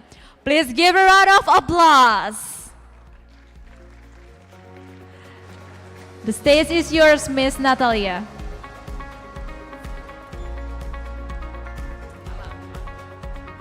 So this is your timer, you're gonna pick start. I'm gonna go right there. Okay, so you help me, no? I do next, yes, yes, there. So, good morning, everyone. It's my pleasure to be here representing UN Tourism. And I have to say that yesterday we landed with Harry, our director for Asia Pacific, and we feel like at home. I have to say that I'm Colombian, Latin American, where always people are laughing and smiling. And here it doesn't matter if it's an investment summit, everyone is smiling and laughing, so that's synonym of a good gathering when it comes to investments and tourism promotion. First of all, thank you, Minister Uno, for inviting us, for collaborating with us. And it's incredible to have Minister of Finance here, Deputy Minister of Health here, because that reflects the message of promoting interior investments when it comes to tourism. So today, we will talk a little bit of the vision of UN Tourism and what's the data and the opportunities. So without further ado, on the next slide, we are going to see the global data. So on the next slide, we're going to see where is the world when it comes to investments and when it comes to the international tourism arrivals. First of all, I have to say that we are almost there, 98% of global recovery when it comes to the pandemic. Europe accounts 55% of international tourism, Asia and the Pacific 18%, the Americas 15%, Middle East 7%, Africa 5%, and tourism still has a lot of potential. 3% of the GDP is the contribution of tourism to the economy. On the next slide, we can see what I was mentioning. We are almost there. Almost all the regions have recovered from the pandemic. Of course, Asia Pacific was the last one that was opening the borders. That's why we see that it's 65% of recovery, but we have a lot of good news when it comes to investments. On the next slide, we can see something that I love, because you cannot talk about tourism if you're not competitive, because that cannot account sustainability. And when you see the ranking of the World Economic Forum when it comes to tourism competitiveness, I don't know if you see, but it's full of Asia Pacific. You see Japan, Australia, China, Singapore, Indonesia, Korea, New Zealand, Malaysia, India. The countries of Asia Pacific are leading the way when it comes to competitiveness in tourism. So this message is really key for investors, because this is part of the facts that assure that the governments in Asia Pacific are working to promote sustainable growth and competitiveness. So on the next slide, we can see where is the world. So To understand where is tourism, we need to understand where is the world when it comes to global investments. So on the next slide, we can see that, of course, when we see, this is from our sister agency, UNCTAD, this is the foreign direct investments flows from all the global sectors in the economy. And this, of course, looks like a roller coaster. Investments are synonym of stability. Investments are booming when there are three components in the economy: trust, confidence, and security. And when you see that the investments have dropped, it's because there was a war. So you can see it in 2020 because, of course, we had COVID. Then you see recently in 2022 because the war between Russia and Ukraine. And nowadays, of course, there's another geopolitical tension between Israel and Palestine. So at the end of the day, if we want to maintain investment, security and trust needs to be there. On the next slide, we can see something that is incredible. Asia is leading the way when it comes to foreign direct investments. It's the region where most of the investors are coming, with $584 billion invested, then North America with $377 billion. Asia and the Pacific is almost doubling the numbers of the second region of the world when it comes to investments. So this is another key message for international investors. Asia Pacific is synonym of stability and is synonym today of booming when it comes to receiving foreign capital. On the next slide, we can see that, again, the region is synonym of stability. So you can see it quite well. It's almost stable when it comes to the investments. And on the next slide, we can see,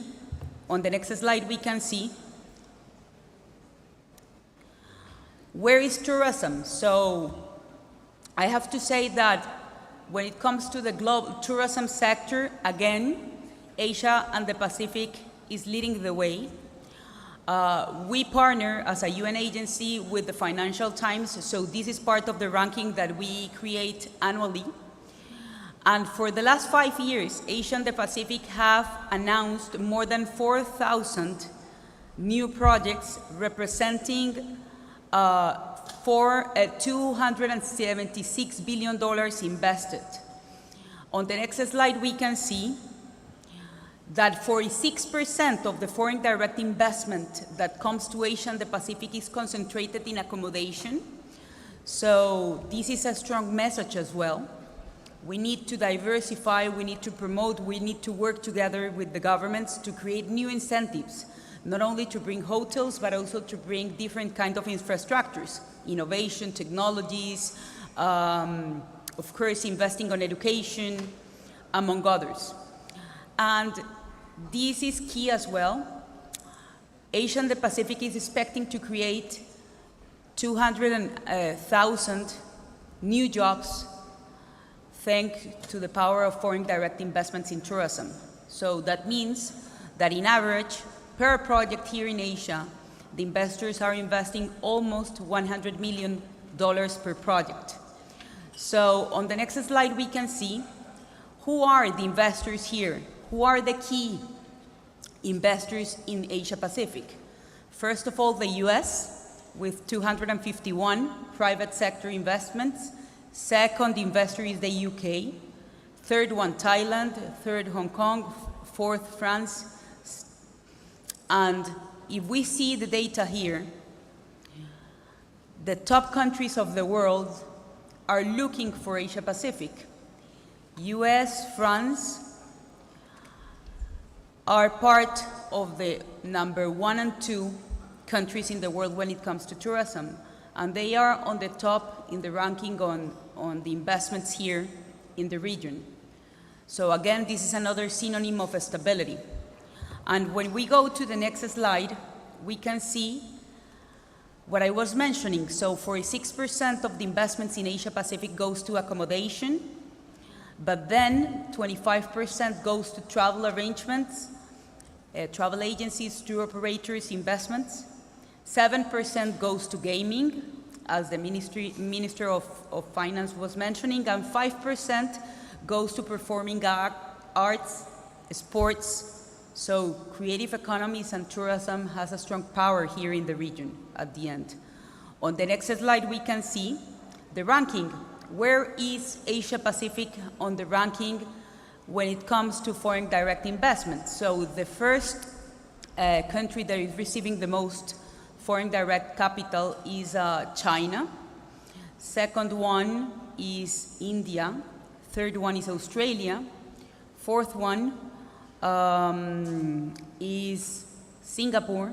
Fifth one, Japan. Indonesia is on the top 10, number 8, with 46 new projects developed here, focused on tourism. So at the end, if you see the pipeline, you see that the countries as well, the foreign direct investment is really diversified. It's not only concentrated in 1 or 2 countries, so there's space for the foreign capital to come. Then on the next slide, we can see where is Indonesia. So 2 years ago, we decided to create a new service in UN Tourism with a new division on investments, because believe it or not, before we didn't promote formally investments. So we are working together with the countries to create investment guidelines and to connect the private and the public sector through investment forums and through the creation of an economic model that can help investors to take better decisions when it comes to tourism. So I already mentioned that I feel like at home. So here I will do my best to promote Indonesia and to gain my Indonesian passport.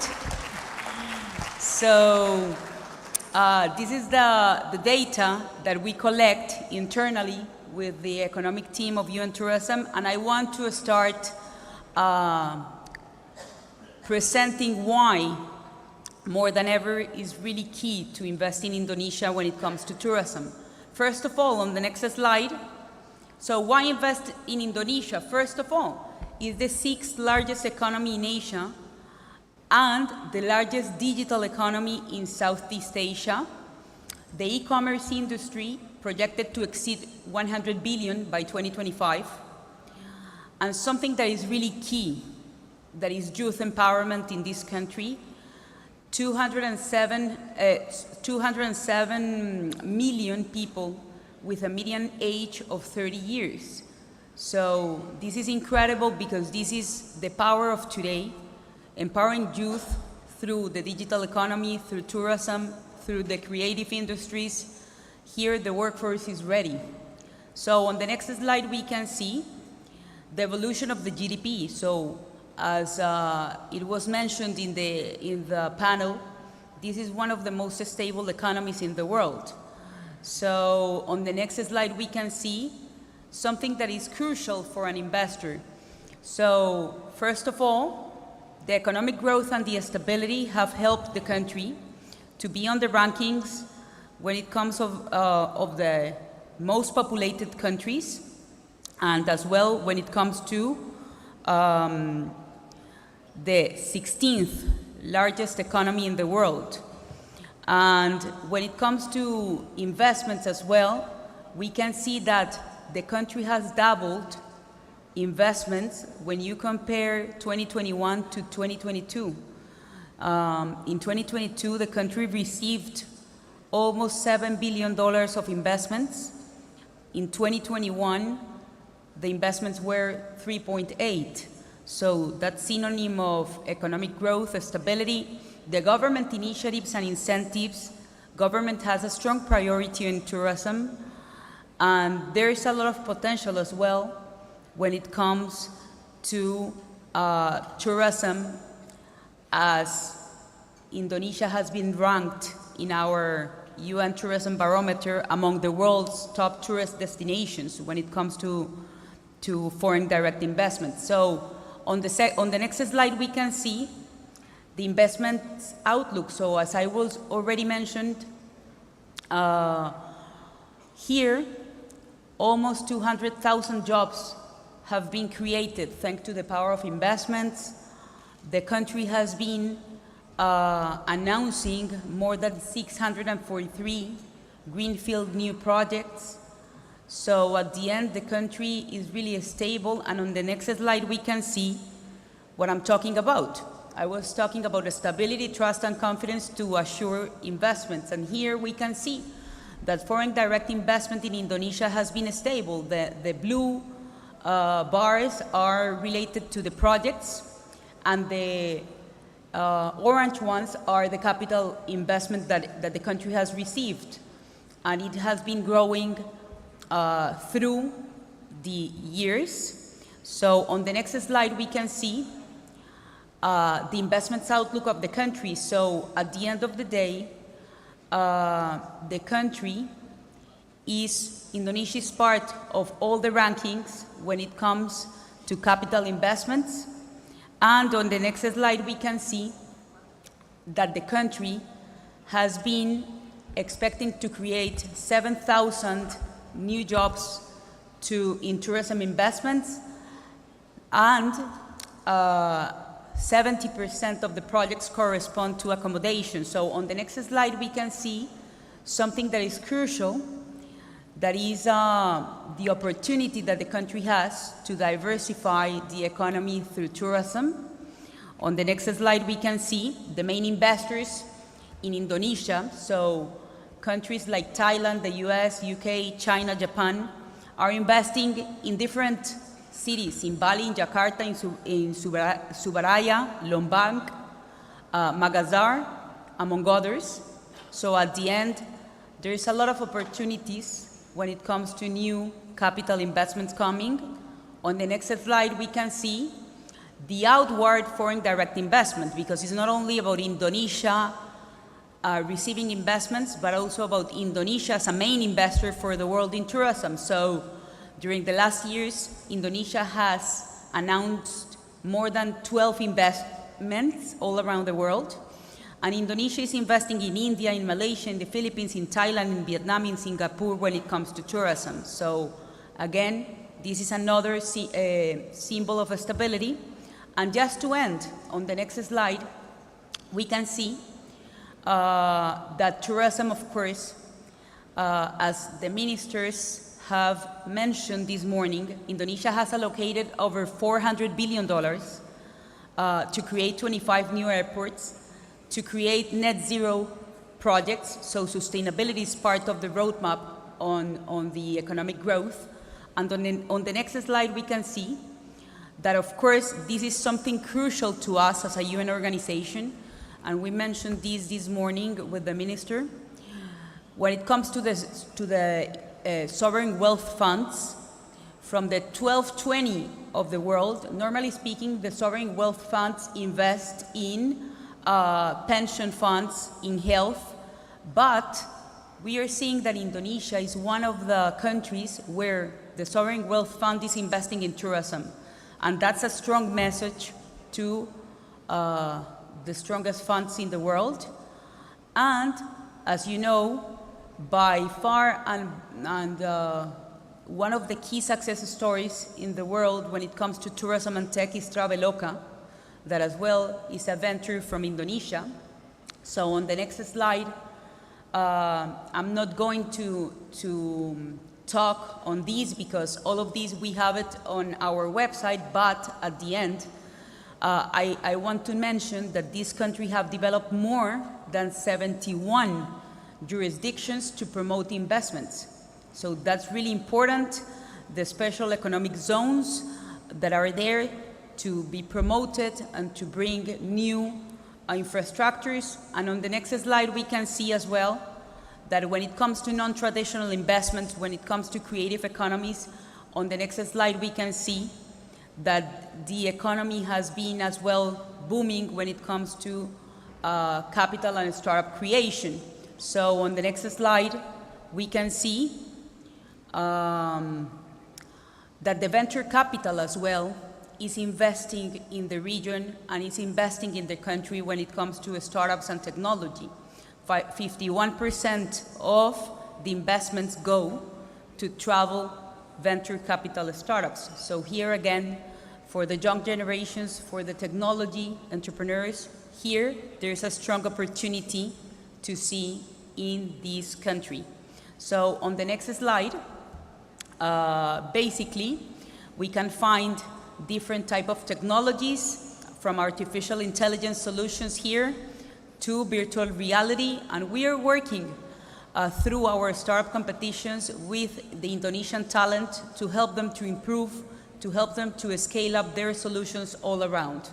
On the next slide, we can see, and with these, I want to assure again that when it comes to creative economies, technology, and startups, Asia and the Pacific has a lot to say. 39% of the venture capital investments from the world are invested here. So this is a region for tourism, this is a region for innovation, this is a region for youth empowerment.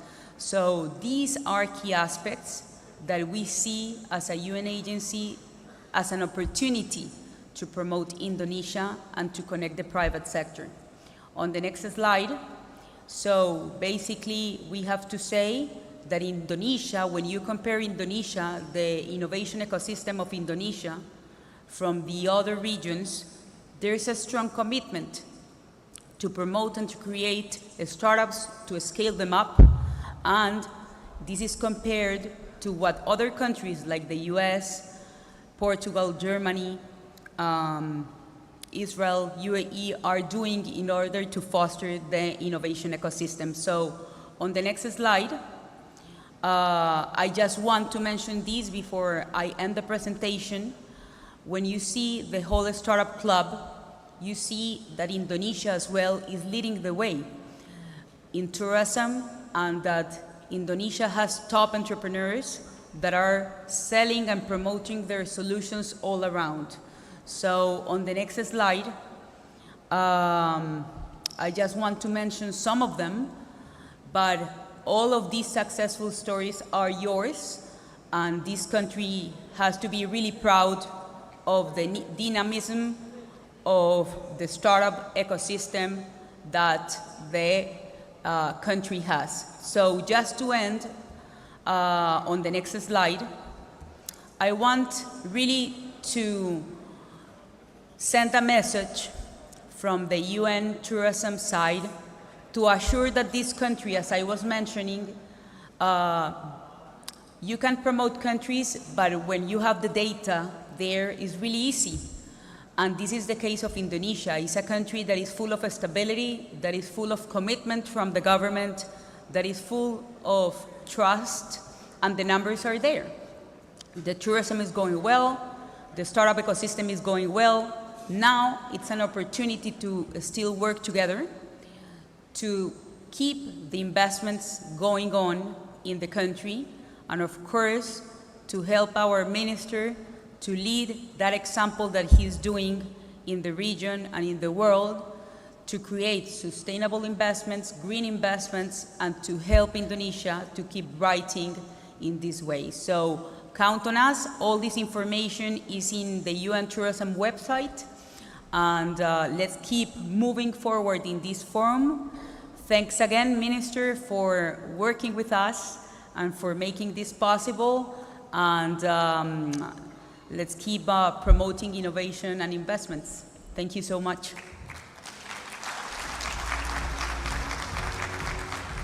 Thank you very much for a well-delivered and insightful presentation from Ms. Natalia Bayona about global and regional tourism investment trends and opportunities.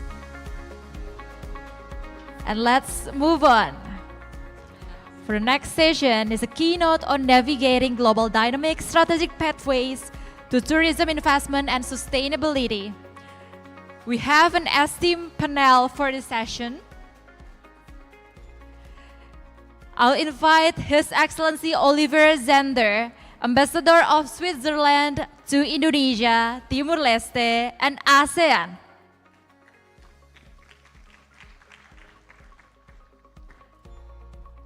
Next, Mr. Norimasa Simamura, UNDP Resident Representative in Indonesia. Please give a round of applause, ladies and gentlemen. And last but not least, Mrs. Sinta W. Kamdani, Vice Chairman of Coordinator for Maritime, Investment, and Foreign Affairs, Indonesia Chambers of Commerce and Industry. For all the panelists, respectfully I'll invite to join me on the stage. And the session will be moderated by Mr. Nitin Jaiswal, Head of Asia Pacific External Relations, Bloomberg.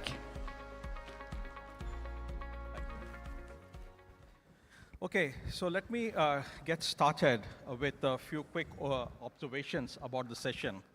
So first of all, I would like to start by complimenting Minister Sandiaga Uno and his team at the Ministry of Creative Economy and Tourism to put a spotlight on sustainable tourism. And the reason why this is so important, I would like to just share some thoughts around that, is because when we talk about sustainability, we always focus on fossil fuel. If you look at every COP, everything is always focused on solving problems at that end. But when you look at the numbers, some very interesting observations come as I was preparing for this session, that the fossil fuel industry is around $6.3 trillion globally, whereas the tourism industry itself is $3.2 trillion, almost 3% of global GDP. Last year, 1.4 billion people traveled. And as people get rich, as people get more exposure, as the infrastructure improves, the number of people who are going to travel is going to increase.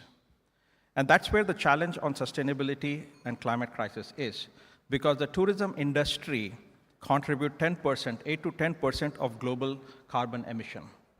So if we are serious about solving the climate crisis, it is also important for us to look at tourism as one way to bring in sustainability over there. Without that, we will not be, because, as I said, the number of people who are going to travel from 1.4 billion is just going to increase. If we do not address this problem at this stage, we are going to do catch-up like what we have seen in other segments. But also we have seen that attracting capital and investment in sustainability space is not that easy. Okay. So today we are going to focus on some of the P's which Minister talked about, the partnership, the people, the prosperity, and the planet. And how do we actually address this to attract more capital, to build a sustainable tourism infrastructure? Okay. So let me get started. I think we'll keep it to one or two important thoughts.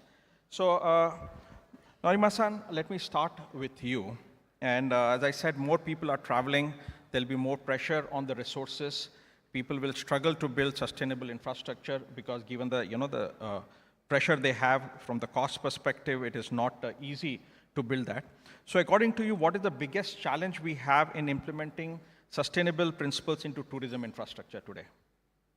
Okay, thank you very much. I hope you can hear me. So as we heard this morning, Ibu Sri Mulyani was saying that according to Ministry of Creative Economy and Tourism, this sector accounts for about 4% of the GDP of Indonesia. And that means clearly tourism sector can be a key driver for economic growth of Indonesia in the future. But there is a challenge here because Indonesia's tourism is heavily dependent on natural heritage and assets. And this will not be sustainable unless we manage it in a long term.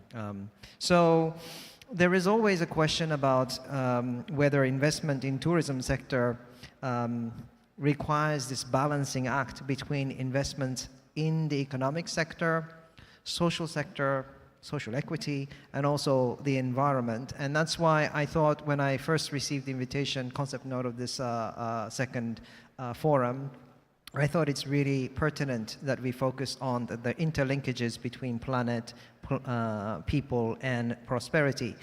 Now, I just want to speak about prosperity a little bit because prosperity is not just a function of investments in infrastructure, destination development, investments in tour operators and tourism products. Prosperity nowadays depends on the soundness of the planet and the people. So you know that consumers increasingly choose eco-friendly tourism experience. So today, sustainability and social equity are themselves economic values. And of course, when we talk about planet, we remind ourselves about the triple crises that we hear about these days: climate change, pollution, and degradation of biodiversity. And there's a talk about the influence of the higher temperature. I heard that 1 degree increase in the temperature could result in more than 1% decrease in tourist visitors. And climate change makes disasters also more prone: floods, fires, hurricanes, and even lack of snow in some countries in the northern hemisphere has a devastating impact on skiing industry. So climate change and disasters disrupt businesses. And I can go on to talk about pollutions and biodiversity, but that's pretty obvious. As I said, Indonesia depends on these natural heritages to promote tourism.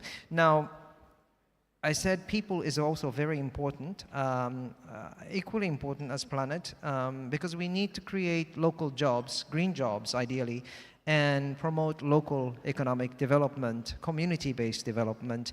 And even more important, and I'd like to emphasize here, is the impact of empowerment and involvement of the stakeholders, all the stakeholders on the ground in decision-making process. Because by doing so, sense of equity and community ownership on the tourism development is grown. And in turn, this creates solidarity and also resilience, social resilience against unforeseen challenges and crises. So oftentimes when I'm asked, is there a trade-off between investment in economy, environment, and society? I actually say, no, there is no trade-off. It is the same thing. So economic prosperity is about directly investing in the planet and people, and also it is about integrating considerations for the planet and the people in making any economic investment decisions. If I can go a little longer, so as I heard this morning from the Executive Director of UN Tourism, there are 100 sub-sectors in tourism, but ones that come to our mind very easily, these are entry points for tourism investment. Investment in infrastructure, tourism destination, local content. I think we heard from the Deputy Minister for Investment. Tour operators. Also, let's not forget the need to invest in environmental and cultural preservation to ensure genuine tourist experience. And also, we need to invest in innovations. So it really gets confusing, and it's almost like an artwork because there are 100 subsectors to invest. So the way I actually look at this is that there are at least 4 layers of common layers of intervention across almost all of these entry points for investment. The first layer of intervention is our work on policy, regulation, plan strategies, and secondly, in realizing any of the investments, you will have to work on the technical skills, capacity building of the stakeholders. And thirdly, in addressing any areas of investment, you need financing solutions. Financing solutions like fees, subsidies, credits, grants, tax incentives, insurance, private investment, you name it. And then fourthly, in any investment areas, you need a strategy for collaboration, partnership, and participation. So you can almost think of many areas of intervention, but always you have at least 4 layers of interventions that you can think about. And this actually gives you an impression that there are so many things to be done. But I must say, the good news is that Indonesia has done already many things. For example, we worked with Ministry of Creative Economy and Tourism last year to develop the net zero roadmap for tourism sector. Ministry of Environment is working on marine plastic debris reduction, 70% reduction by next year. And we also work with the Ministry of Finance, helping them issue green bonds, blue bonds, SDG bonds.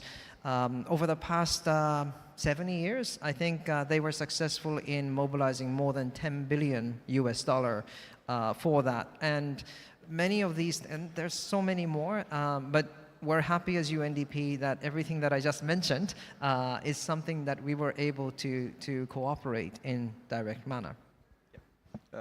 Thank you. So I think, the few key takeaways from your message. One is there are no trade-off. So I think, the problem is real. So we cannot find short-term solutions.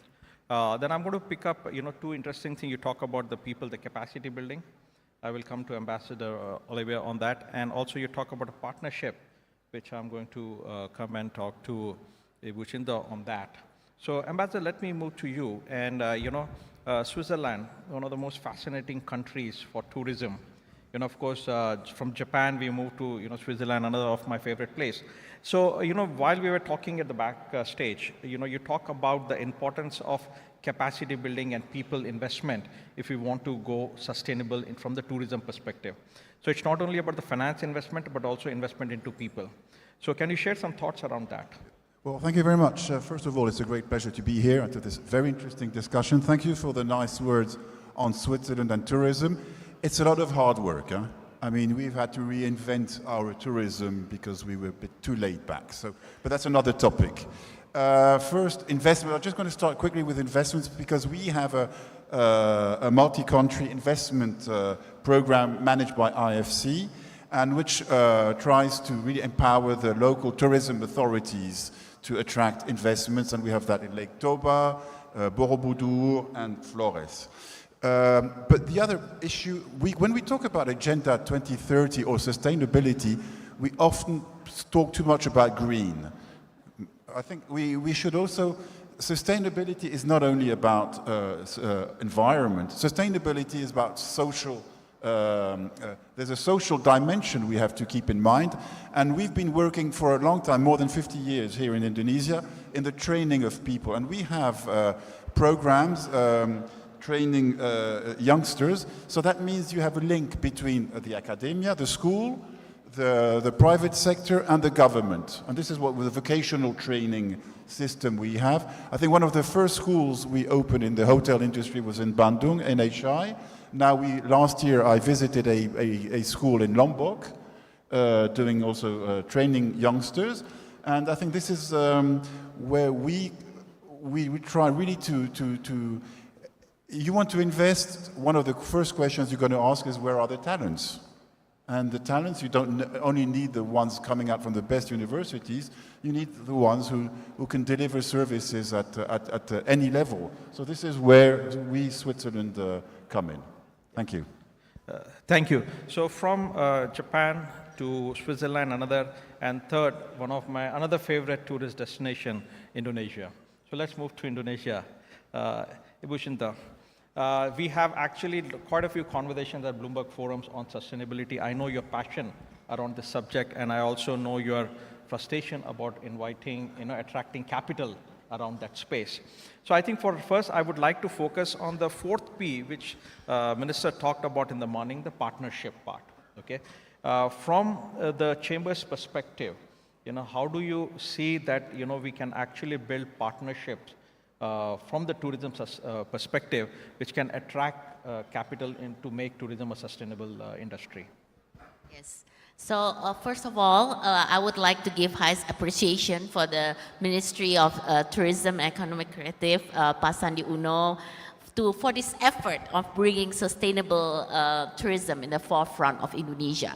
I think we as Indonesian businesses have to be proud that at least this topic of sustainable tourism are being put on stage, because this is very, very important where we are part of globally, that this is also a trend that consumers started to now looking into what's more sustainable also in the tourism industry. Unfortunately, Nitin, the local demand may not still be there. So I think the education, your ambassador, that you're mentioning has to come both sides, from the supply and from the demand, because I think our consumers also need to understand what does sustainable tourism means and why this is an attraction and needs that they should, experience it. Now, I want to start, Nitin, by saying that we do have a strong partnership with the government on this. Kadin and the Ministry of Tourism has specifically a cooperation on sustainable tourism. But when we talk about partnership, of course, partnership goes on all element of stakeholders, right?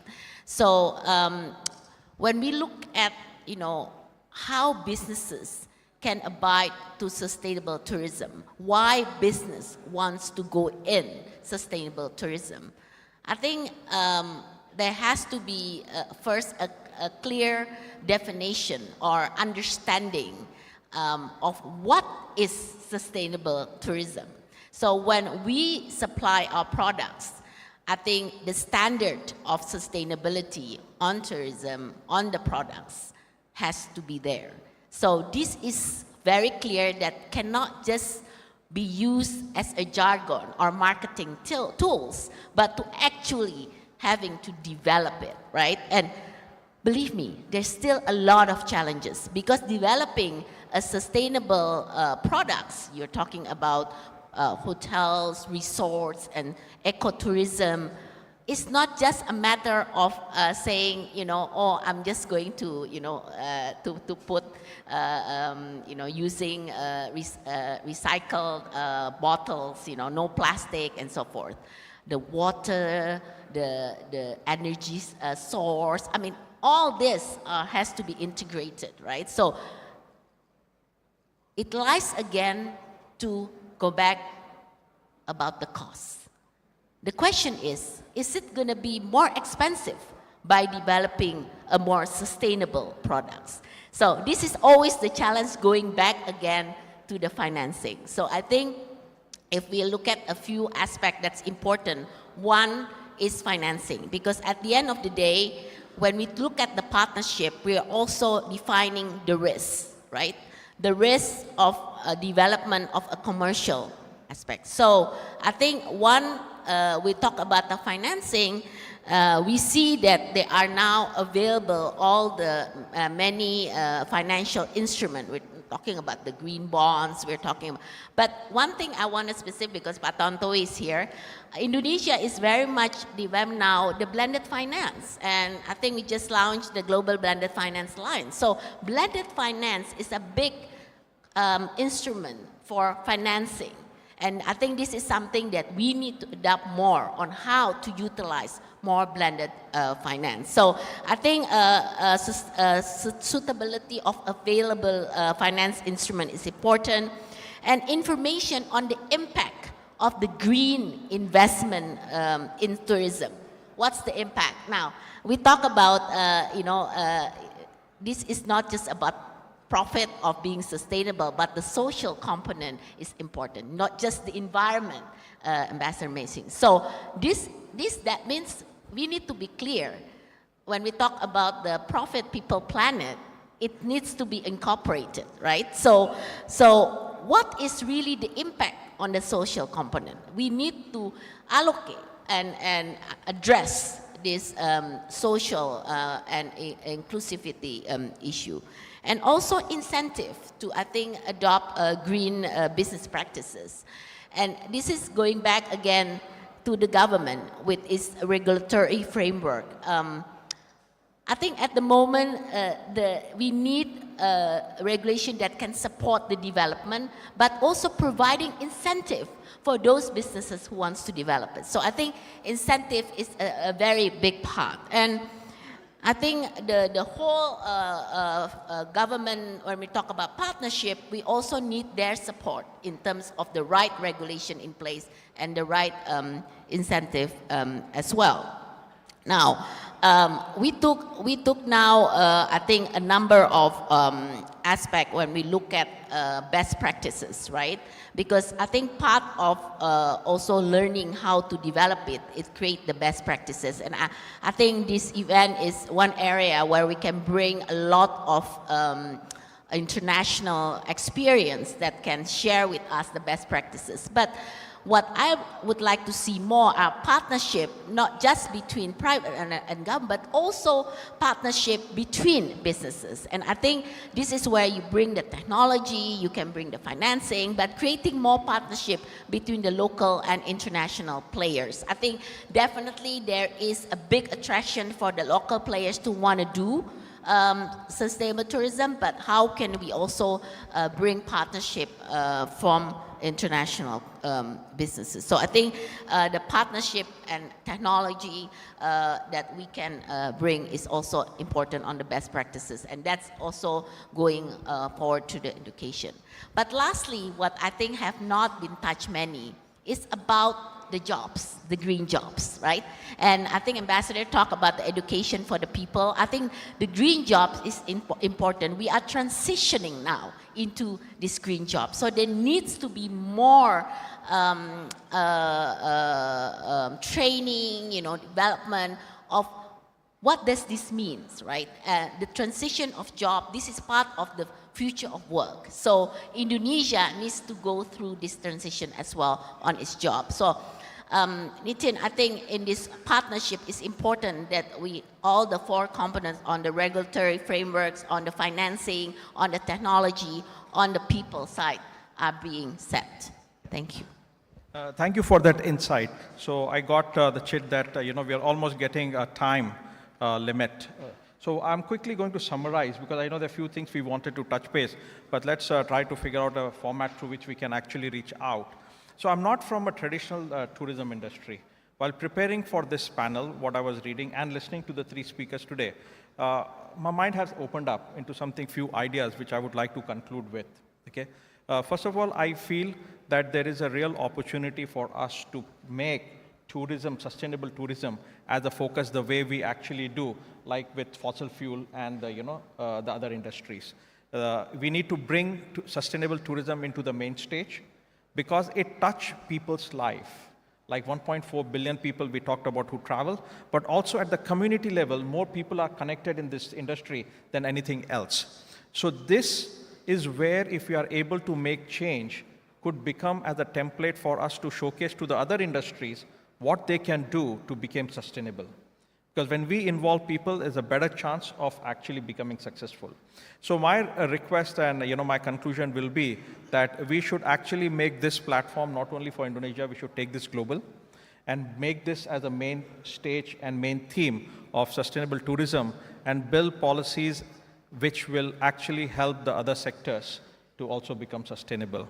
And as a big fan of travel myself, I feel the day I become responsible as a tourist, automatically everything falls in place. So that's why 1.4 billion people can make that difference happen. So on that note, I would like to thank my three panelists. Sorry we could not have more discussion, but also everyone in the panel and the audience. Thank you.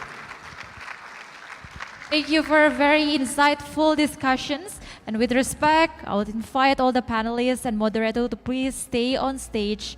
And also, please join us, His Excellency Sandiaga Salahuddin Uno, Mr. Minister, to take a group photo together with the panelists and moderator.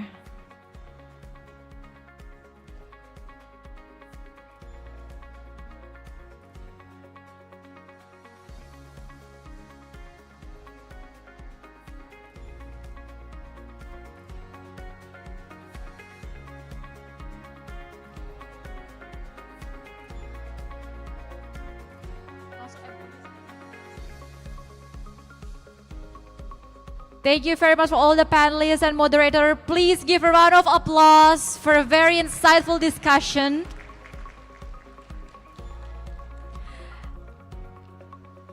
And move on. We will now have the MOU signing ceremony. We request the representatives involved to please come forward. But before that, While we're waiting for the crew to set up all the tables for MOU signing, I would like to remind that the discussion is very insightful. It explores emerging trends and opportunities. International Tourism Investment Forum 2024.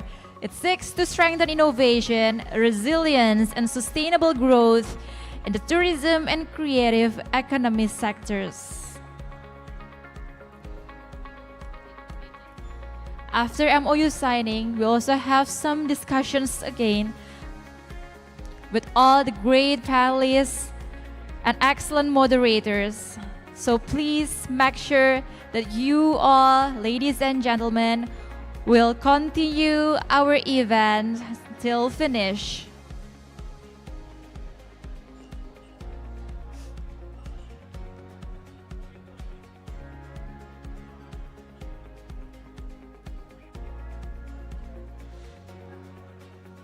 Today's International Tourism Investment Forum 2024.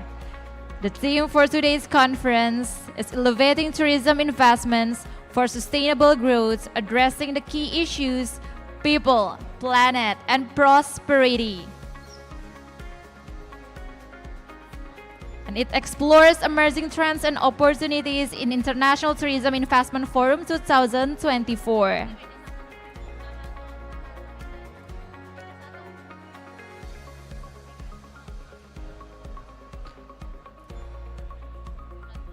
All agendas in today's forum seeks to strengthen innovation, resilience, and sustainable growth in the tourism and creative economy sectors.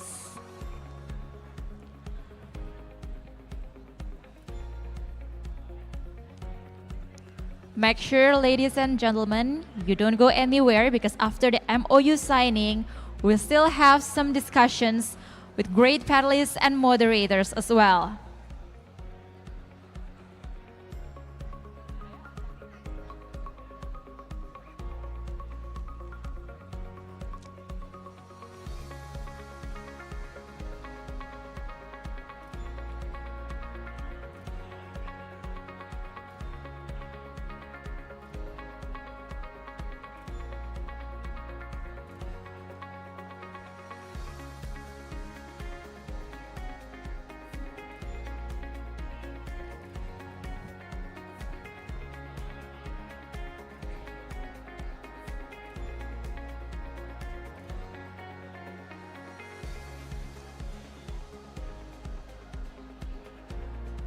After this, we will have the MOU signing ceremony as the symbol of collaborations to aim the great tourism in Indonesia.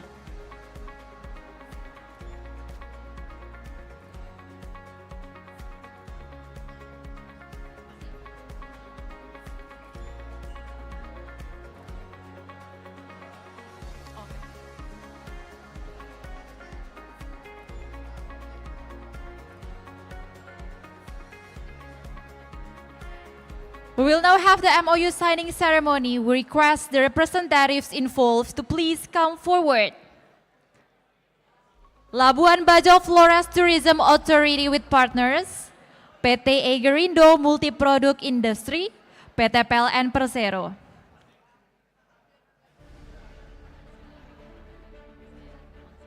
Once again, we request the representatives involved to please come forward. Labuan Bajo Flores Tourism Authority with partners, PT Egerindo Multiproduct Industri, PT PLN Persero.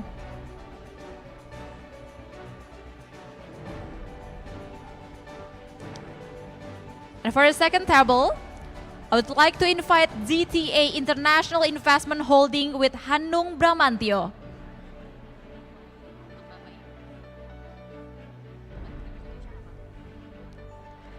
Bapak Ibu sekalian, tamu hadirin undangan berbahagia, saya persilahkan dengan hormat untuk bisa kembali ke tempat duduk dan kita akan menyaksikan bersama MOU signing ceremony. Sekali lagi, Bapak Ibu tamu undangan yang berbahagia, saya persilahkan dengan hormat untuk bisa kembali ke tempat duduk masing-masing untuk kita dapat menyaksikan bersama MOU signing ceremony. I will continue to invite the representatives involved to please come forward. Lake Toba Authority with PT Agung Toba Nauli. Once again, Lake Toba Authority with PT Agung Toba Nauli.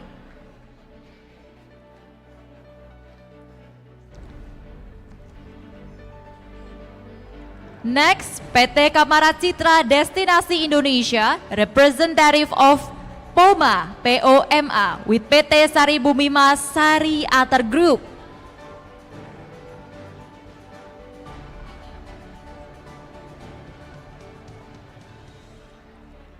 Once again, PT Kamara Citra Destinasi Indonesia, representative of POMA with PT Sari Bumi Mas Sari Atar Group.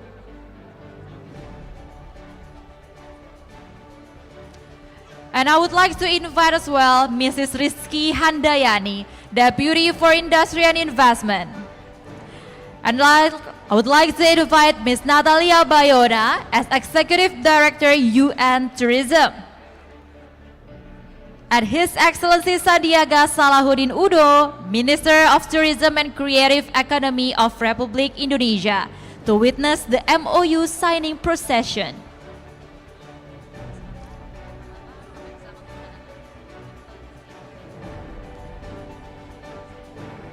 Bapak-bapak sekalian yang sudah ada di depan, saya persilakan untuk bisa menandatangani MOU yang sudah tersedia di meja.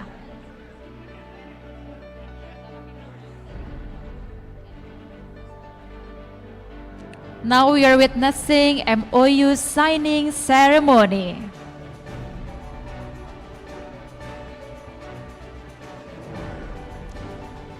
Bapak-bapak sekalian, saya persilakan untuk bisa menandatangani MOU yang sudah ada di depan, di atas meja. Count on me. 1, 2, 3. Please give a round of applause for the MOU signing ceremony. Congratulations.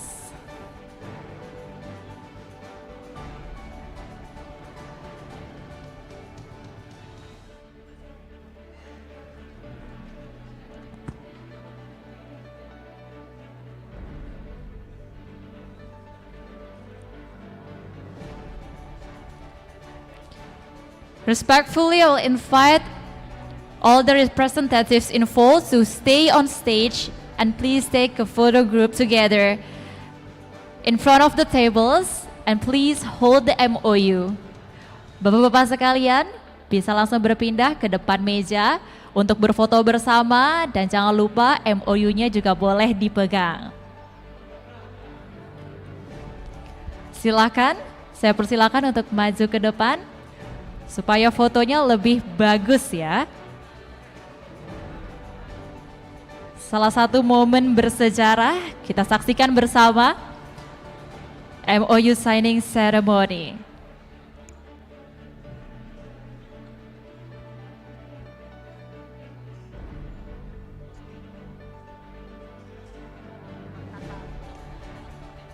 Okay, give your brightest smile to the camera.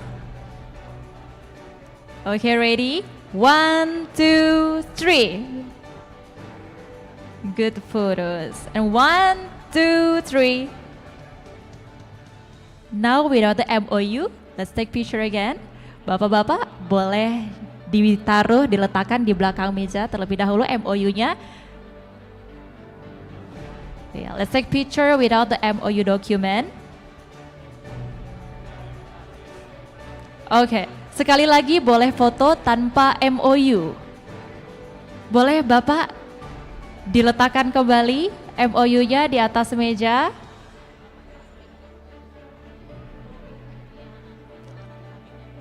Baik, sudah siap ya.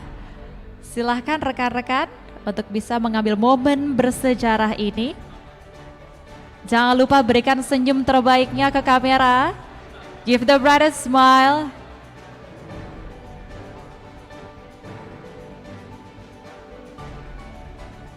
Another pose together. Wow.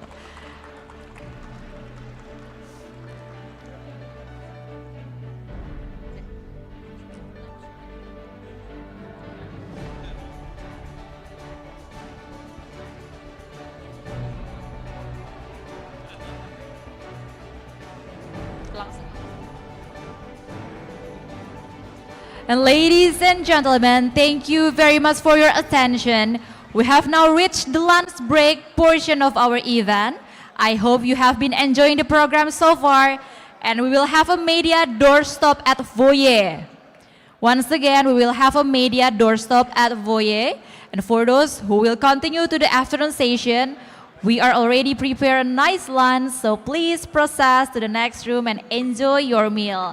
We will return to the ballroom at 1 p.m. See you.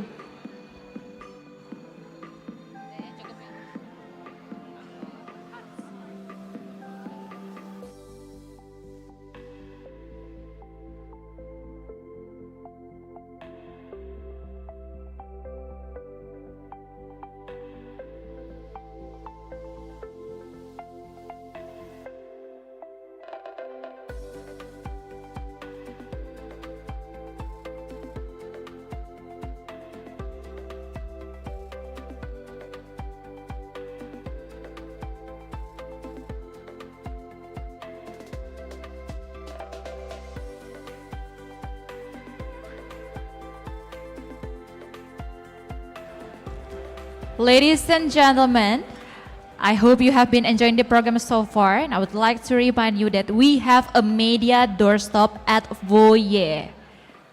Untuk rekan-rekan media yang akan melakukan doorstop, bisa langsung menunggu di foyer karena media akan diwawancara semuanya di sana, dan pastikan Anda tidak salah tempat, media doorstop akan dilakukan di foyer. And for those who will continue to the afternoon session, we are already prepared a nice lunch, so please process to the next room and enjoy your meal, and we will return to the ballroom at 1 p.m. Untuk Bapak Ibu hadirin yang berbahagia, bisa silakan menikmati hidangan yang sudah disajikan di ruangan yang sudah disediakan. Selamat makan siang, nanti kita akan bertemu kembali di jam 1 siang. Pastikan jam 1 siang sudah kembali ke ballroom. Terima kasih.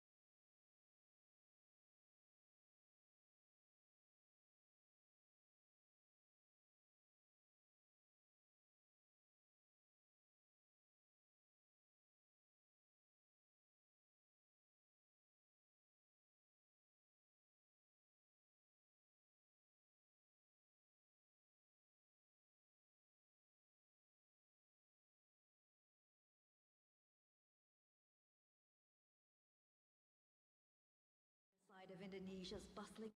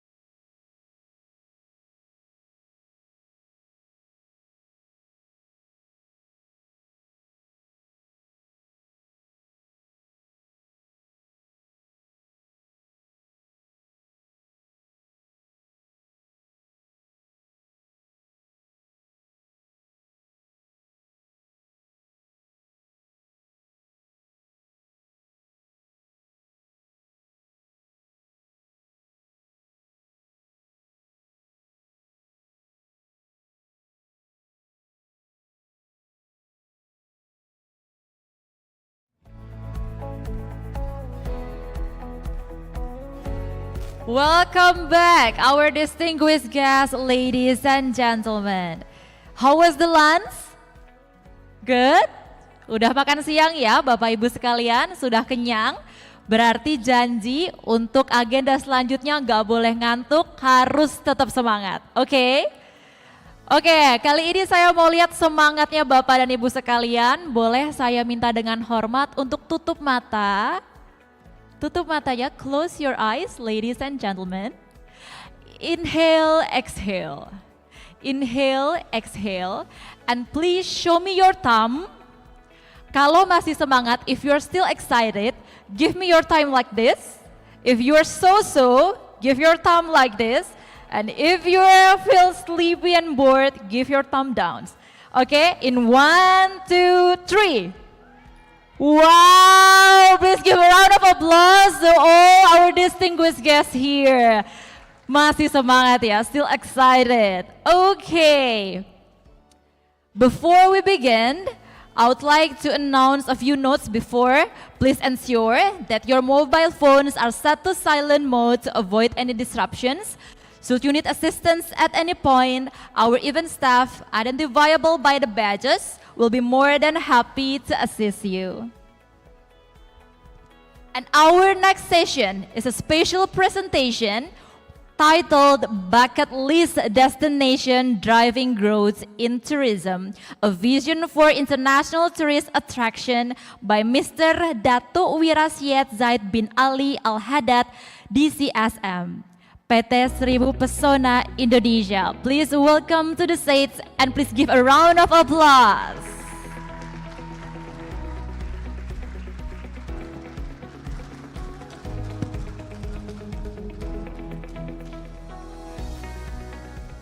Hello everybody, Assalamualaikum. How's everybody doing? How was lunch? I think everybody had a long lunch today. Right, we've seen the videos, it's been playing repeatedly over the last few minutes. What I'd like to share with you is how we've come about to bring this destination to Indonesia. Bucket list destination. FYI, for those who have not been around long enough to understand what bucket list is, it's before you kick the bucket, it's got to be on your list, right? You got to go there at least once in your life. This is what we aim for it to be. The background, pictures space 1,000 words, so it will just keep changing, right? And then let me go through this. How we come about. It all started when a young man, an Indonesian young man, had a vision that Indonesia needs something to put it on the world map, even though there are a few more, but this must be really, really extra special, right? And where to put it at. And this young man's vision, right, he put it into action a decade ago, right? So it's been a decade-long of work and getting it to where it is right now, all right? Then he spotted these clusters of former islands, or sometimes island. When it's high tide, it's not an island.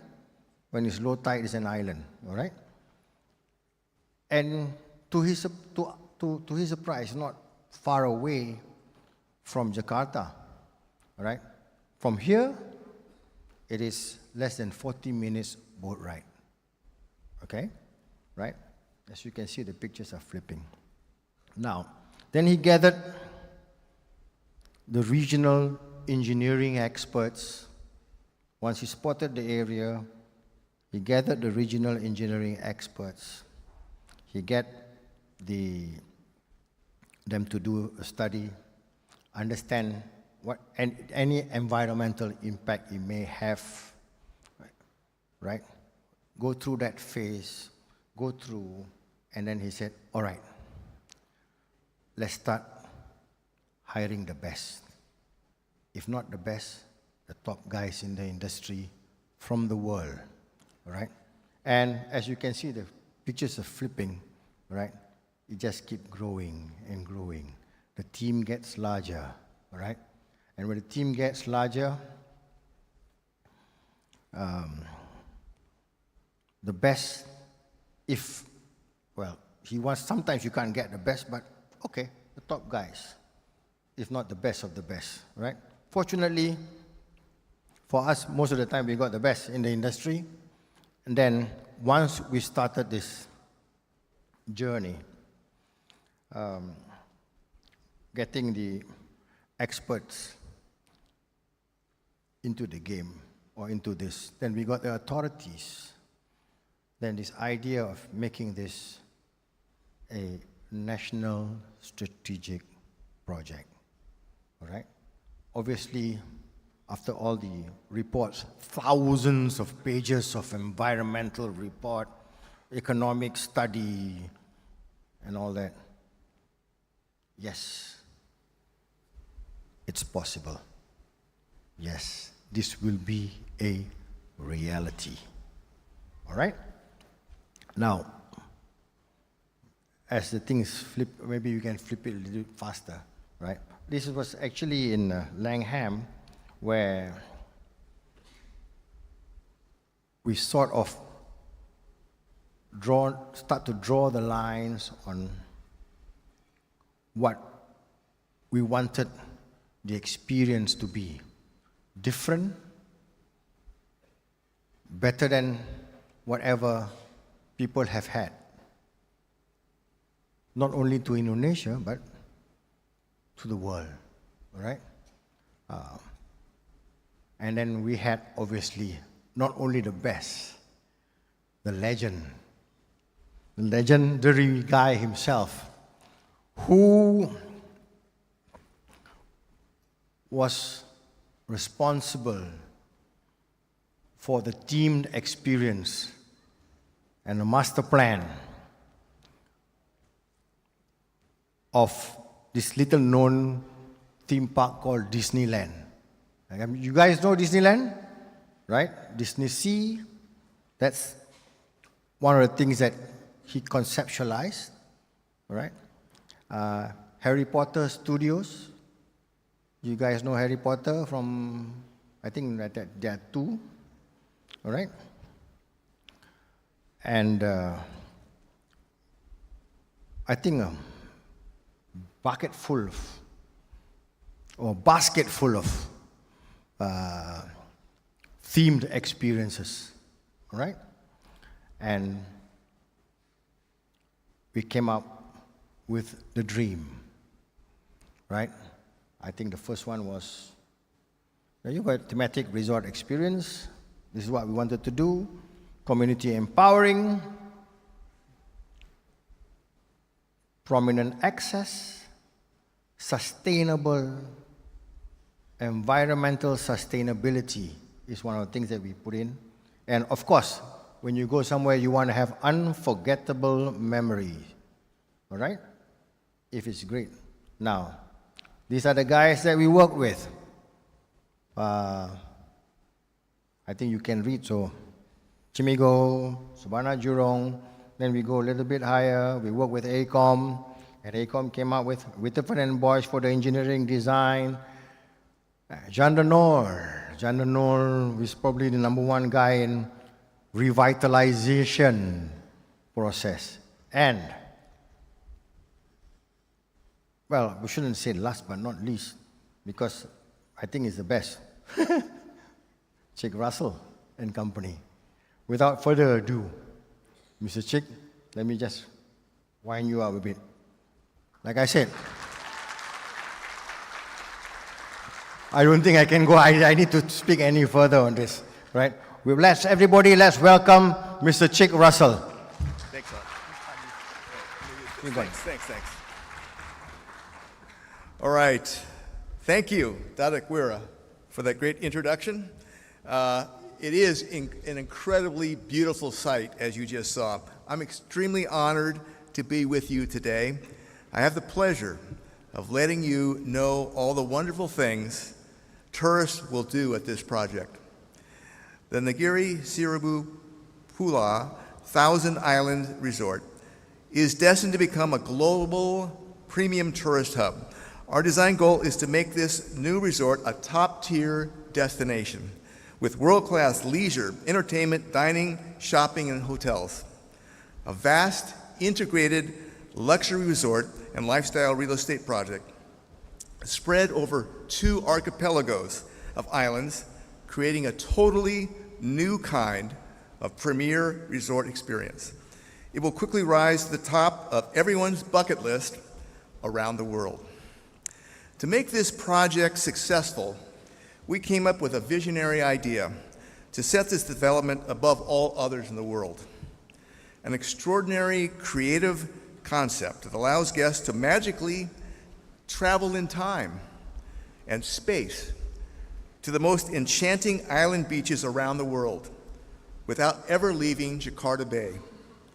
This will be accomplished by leveraging the power of immersive experiences. On the Thousand Dreams archipelago of 4 islands, immersive experiences will allow guests to travel back in time and savor Indonesia's rich and diverse historical culture, embarking on adventures from Jakarta's colorful past all the way to its vibrant present.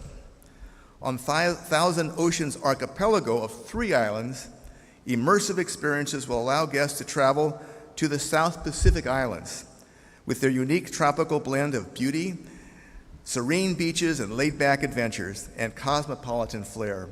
Now, let me transport you to this one-of-a-kind destination.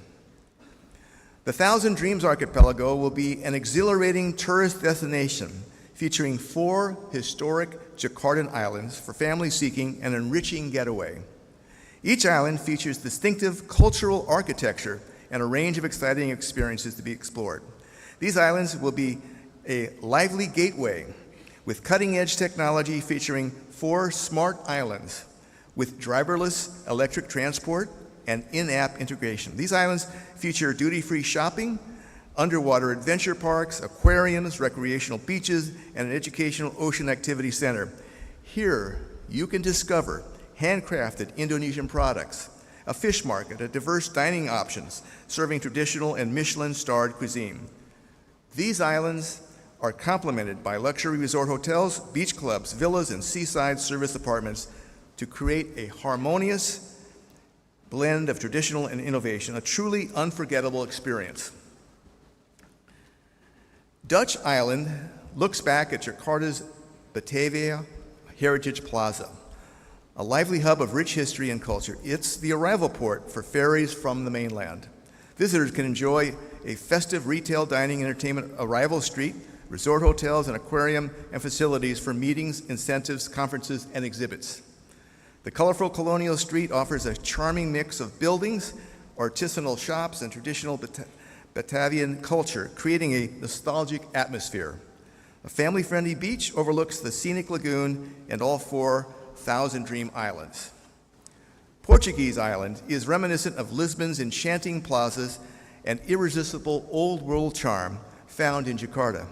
Experience the vibrant beach atmosphere with beach clubs, waterside shops, and exciting water sports. This island caters to adventurous young adults with a water activity center offering diving, snorkeling, water skiing, and kayaking.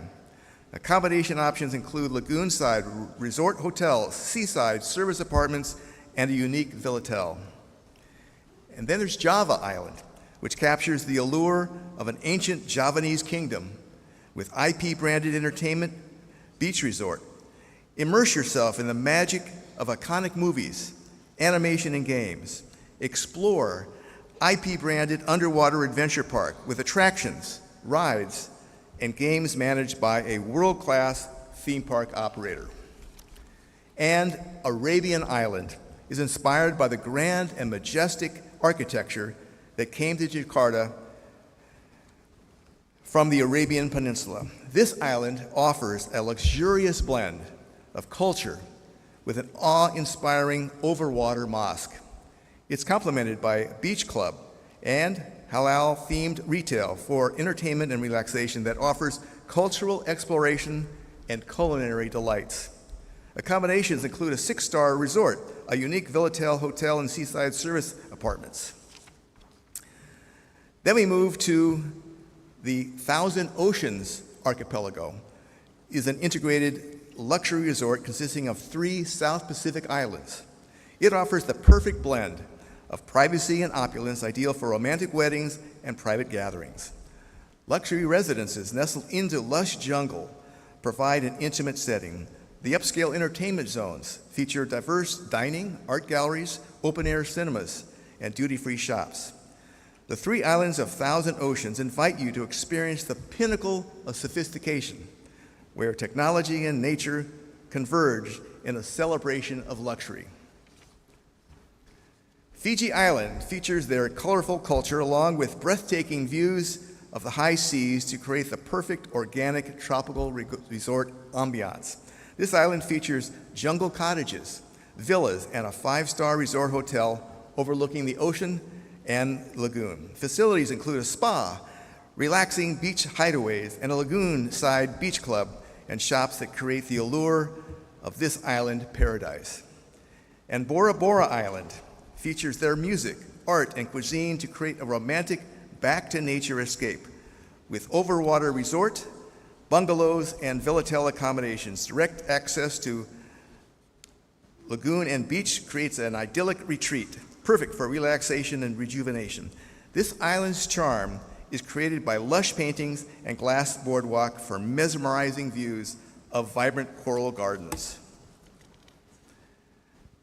The Negeri Seribu Pulau Thousand Islands Resort is dedicated to pioneering advanced technology and embracing renewable energy, creating the world's first renewable resort islands.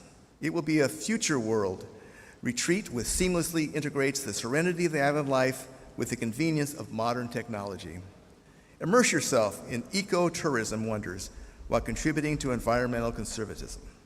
From breathtaking coral reefs to lush landscapes, every experience embodies our dedication to preserving nature's beauty.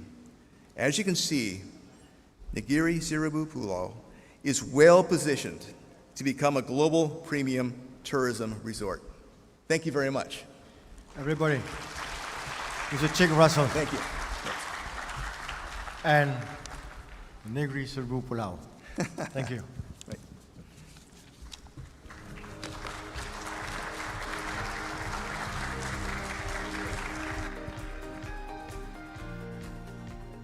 For all the panelists, please, I would like to invite both of you to please stay on stage to take a group photo together.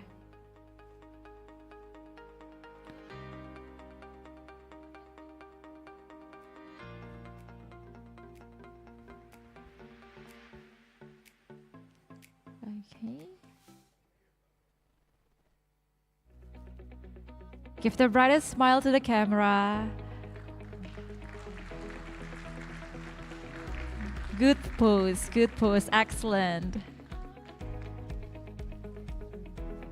Thank you very much, Mr. Chick Russell, the LA-based American writer, director at Disney and Universal Studios for over 20 years. And thank you also for Mr. Datuk Wirasiat Zaid bin Ali Al-Haddad, DCSM board member PT Seribu Pesona Indonesia. Give a round of applause once again, ladies and gentlemen. We'll be right back for the next session. Please stay tuned.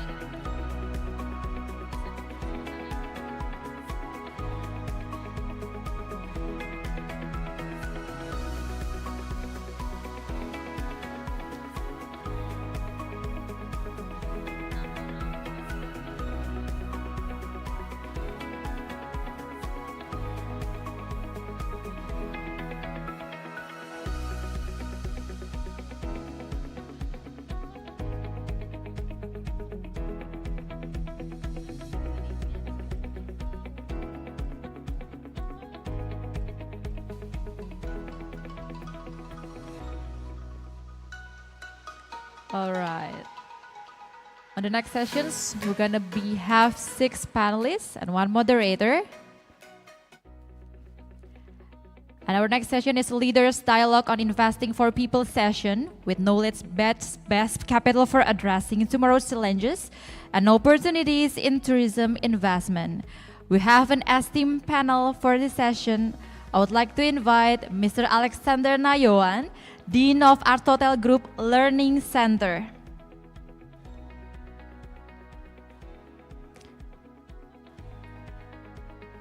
and Professor Diana Mutiara Lemi, Chair of Association of the Indonesian Tourism Education Institutes.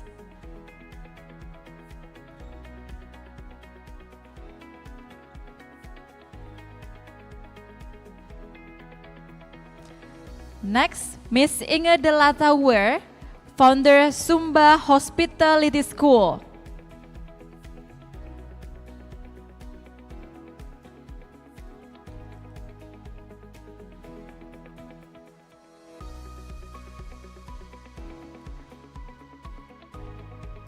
Professor Sarah Gardiner, Director Griffith Institute for Tourism, Australia. His Excellency Tantowi Yahya, as Indonesia Roving Ambassador to the Pacific and President of United in Diversity Foundation. And next, Dr. Wardani Sugianto, Director of Vocational Secondary School, Ministry of Education, Republic of Indonesia. The session will be moderated by Miss Andini Effendi. Please give a round of applause for the next discussion. For all the panelists and moderator, I'll invite to come forward. Stage is yours.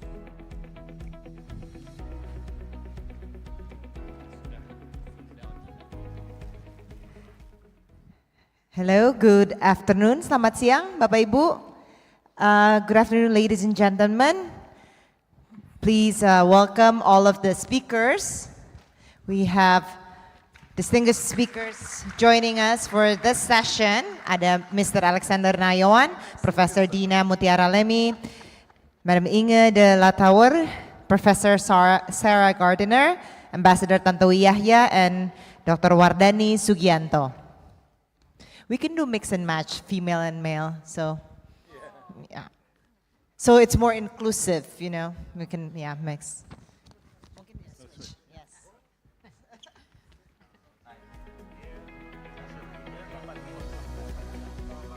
Very well.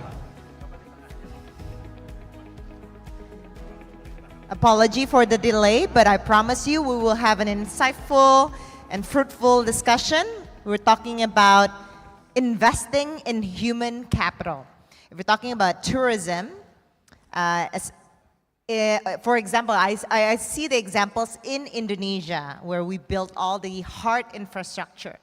But sometimes when we explore the country, I would say the local communities, they're not really adapting with the hard infrastructure that is already there. So we're talking how to invest in the soft infrastructure, which is the human capital. And I want to set out the context for all of the speakers here. So I want to know your point of view based on your experience and your expertise. What are the most feasible issue on the ground if we're talking about investing in human capital, especially if we want to foster sustainable tourism? We can start from you, Professor. Yeah, thank you very much. In terms of investing in human capital, I think it's really important, obviously, to do the vocational training, and obviously that's been a focus, and I know a number of the panelists will talk about that, but I think part of what we need to also think about is how we actually develop the leadership and management capacity within these new destinations that are being developed. We've done a lot of work funded through the Australian government working to develop local leaders. They may be community leaders or business leaders to really work on building their capacity to take on leadership roles. We know internationally there's a deficit in having qualified hotel managers, and I see often in Indonesia a new hotel is built, and often it's someone from overseas that comes and is the hotel manager. So having building that local capacity so we can have local hotel managers, local people in supervisory and management positions, I think is really important moving forward. The other thing I've heard this morning is a lot of investment in accommodation, and I think that's really great for Indonesia, but really important that we also have the staff that are coming from local regions and the local community. And so we talk about indicators. I think one of the indicators is not just the amount of investment, but also the job opportunities that creates for local people. I think that's really important. Thank you. Ambassador? Thank you, Dine. I'm talking about how learning and how education become inseparable part in the development of tourism everywhere, including Bali, where I live right now. I'm spearheading an organization that manages a special economic zone for tourism called Kura-Kura Bali. It's 500 hectares island, which is only 15 minutes away from the airport. So strategically located, easily reachable from everywhere in Bali. Now, we built the island, Dini, in 6 clusters, all begins with L. So number 1 is, of course, living.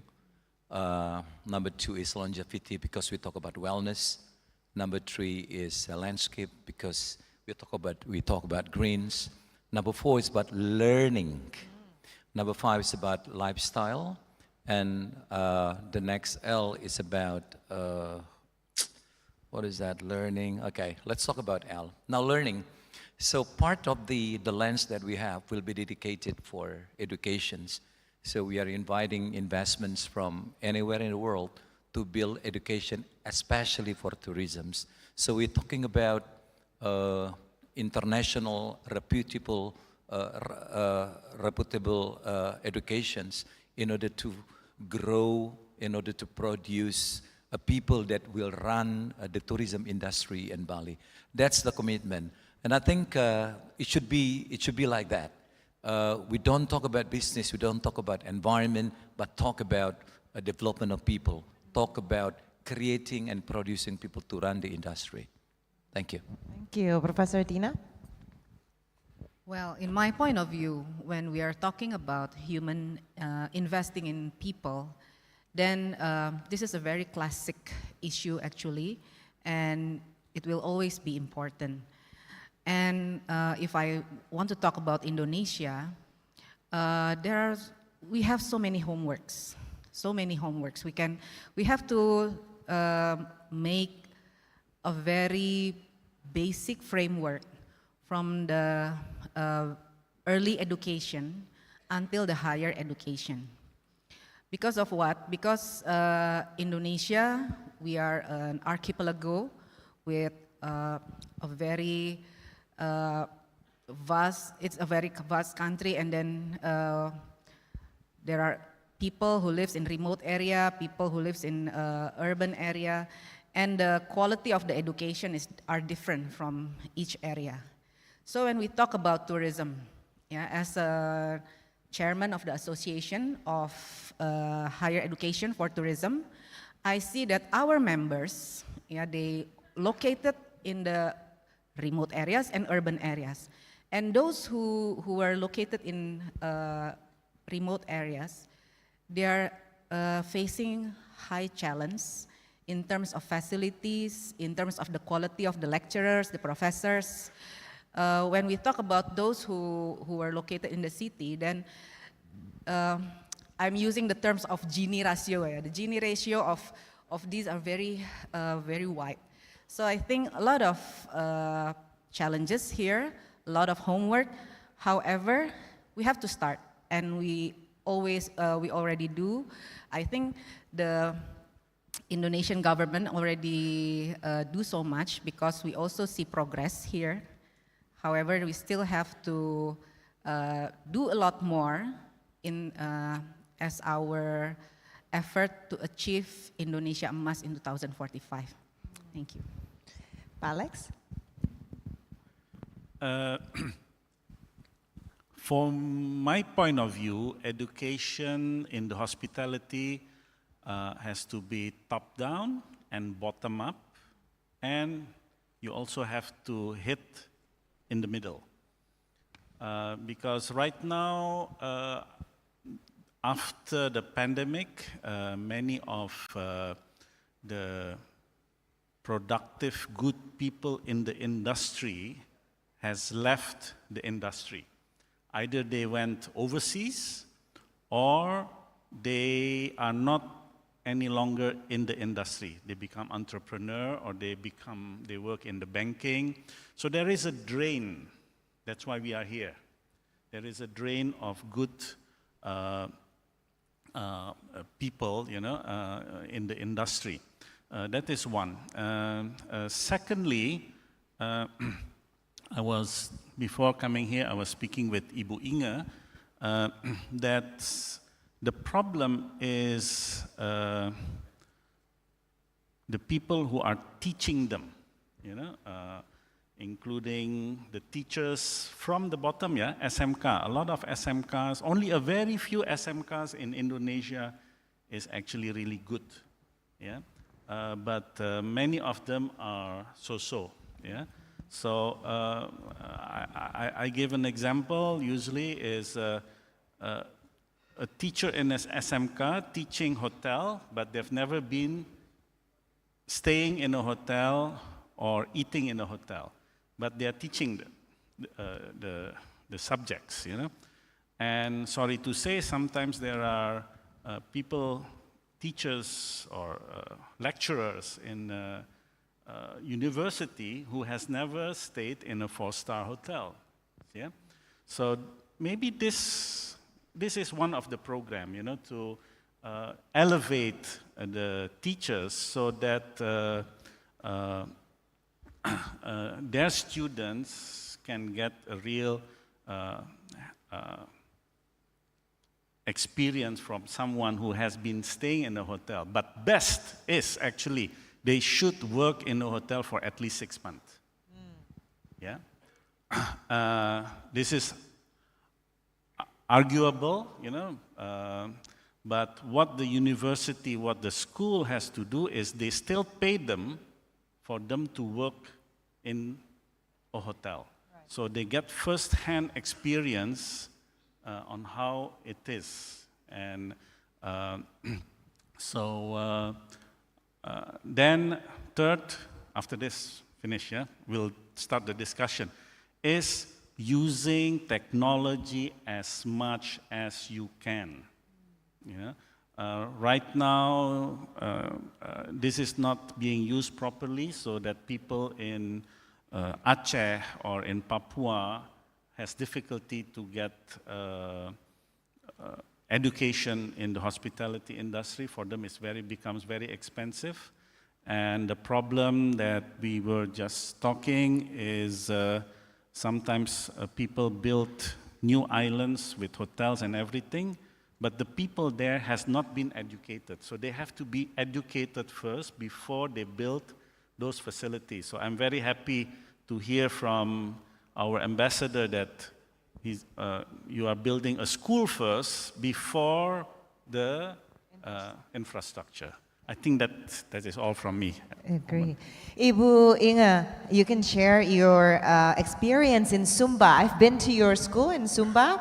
I think what you're doing there is an excellent initiative, especially what we call remote island. But pretty much now they are upscaling themselves because of your school. So you can share. So I created a vocational education center in Sumba.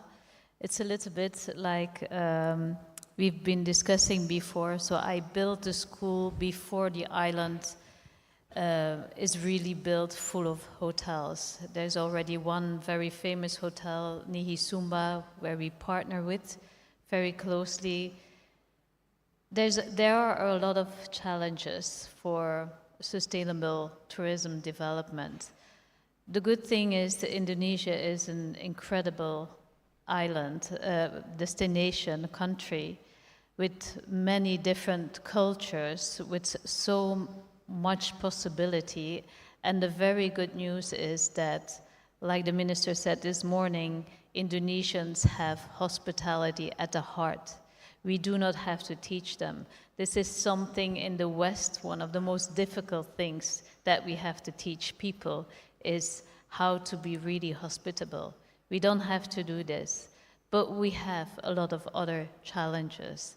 So English, for one, is key the English education in the Indonesian system should be much more at a higher level, because tourism is international.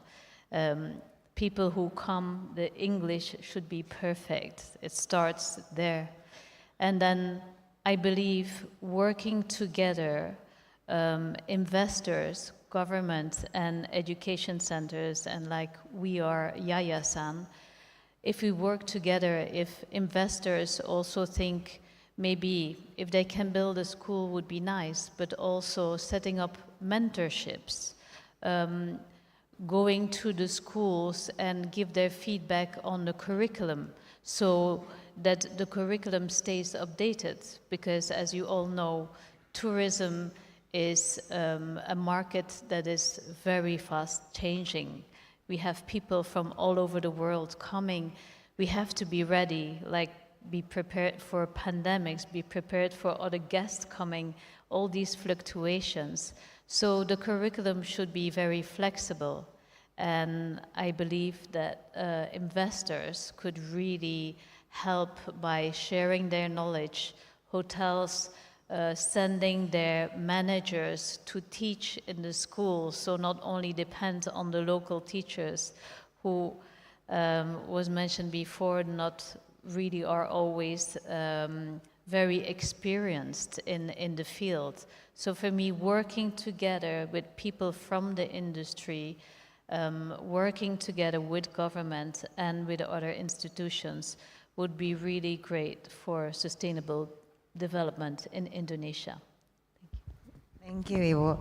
Pak Wardani, maybe we touch base a little bit about curriculum. Maybe you can share more, like what are the curriculum revolution for the past 5 years regarding this, from your point of view, from your background as a SMK director. Okay, thank you.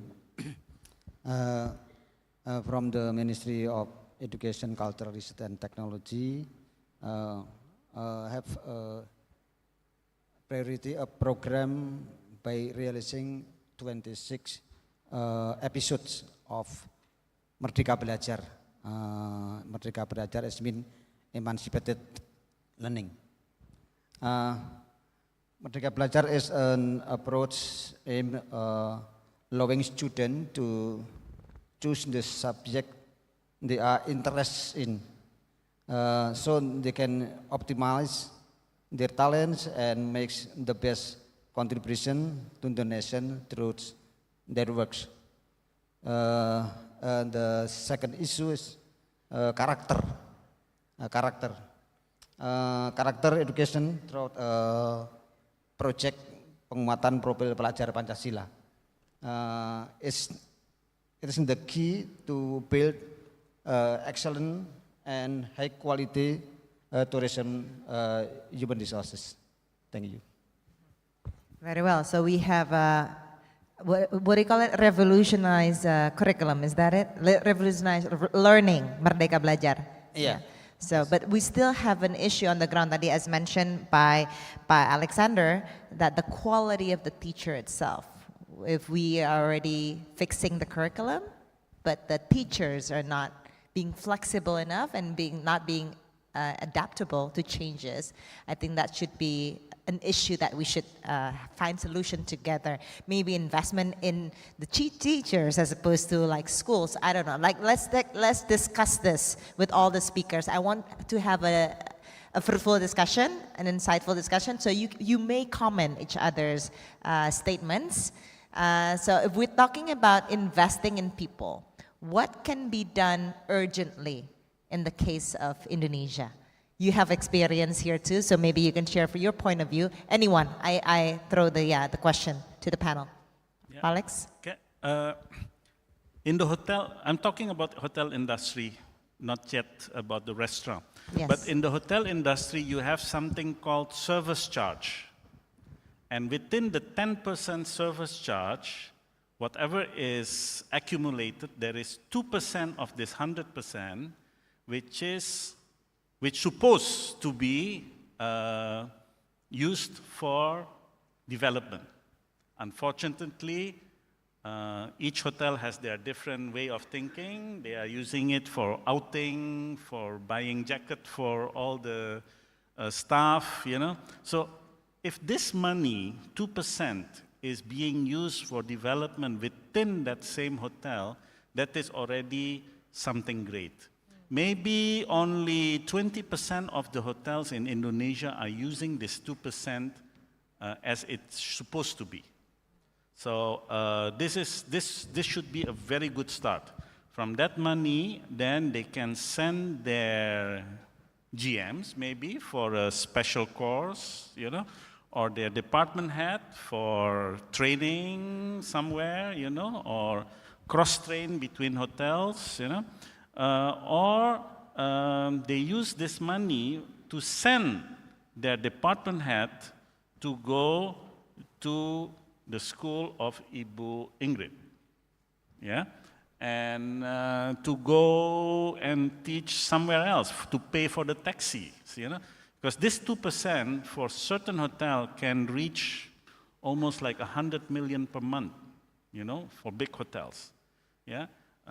Average is only like 2 million, 3 million per month, which is then actually sufficient to... So, or CSR program for SMK? CSR program, I would say it's a different thing, you know, that should come from the big companies. Okay. And then this can be then pumped into Hildikti-Pari, you know, and programs of the governments, you know, which are maybe stuck or something like that. So, yeah, I mean, that. And there should be easier programs for the general managers, actually. I was talking about top-down, you know. Now, many hotel manager or general manager don't have the time, and they have money, but they are not using it for training, you know, because it becomes very expensive to go for training. But now in Indonesia, you have a system called RPL, Recognition Prior Learning. So if this system is being used properly, you will get more general manager, hotel manager, department head, which can go for higher education with a lesser time, and they can go according to their timing, you know, because it's done usually during Saturdays and Sundays, and much cheaper. Very and well. I think Ibu Dina can talk a little bit more about RPL, ya Bu, ya? Yes. Okay. Sarah, you have this type of program, I believe, from the Australian Yeah, so I Institute. really like the idea of train the trainer. Some of the work we've been doing in Indonesia since 2015 is delivering an Australia Awards short course in sustainable tourism management. We've had over 200 people complete the course, and they've delivered 200 projects in sustainable tourism across Indonesia.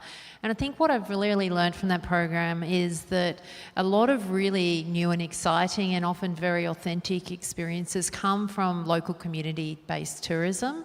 So if I was investing in a tourism area in Indonesia, I'd be thinking about who are the community leaders in that area, how can I invest in them, how can I upskill them and build their capacity, and often they can then lead to developing community-based tourism initiatives. Some examples of just the recent program that we've just finished in March, we had a tour guide from Mount Rinjani in Lombok. There's about 500 guides and about 1,000 porters in Mount Rinjani, and so he's developed up an interpretation guide and manual to help the guides provide better interpretation.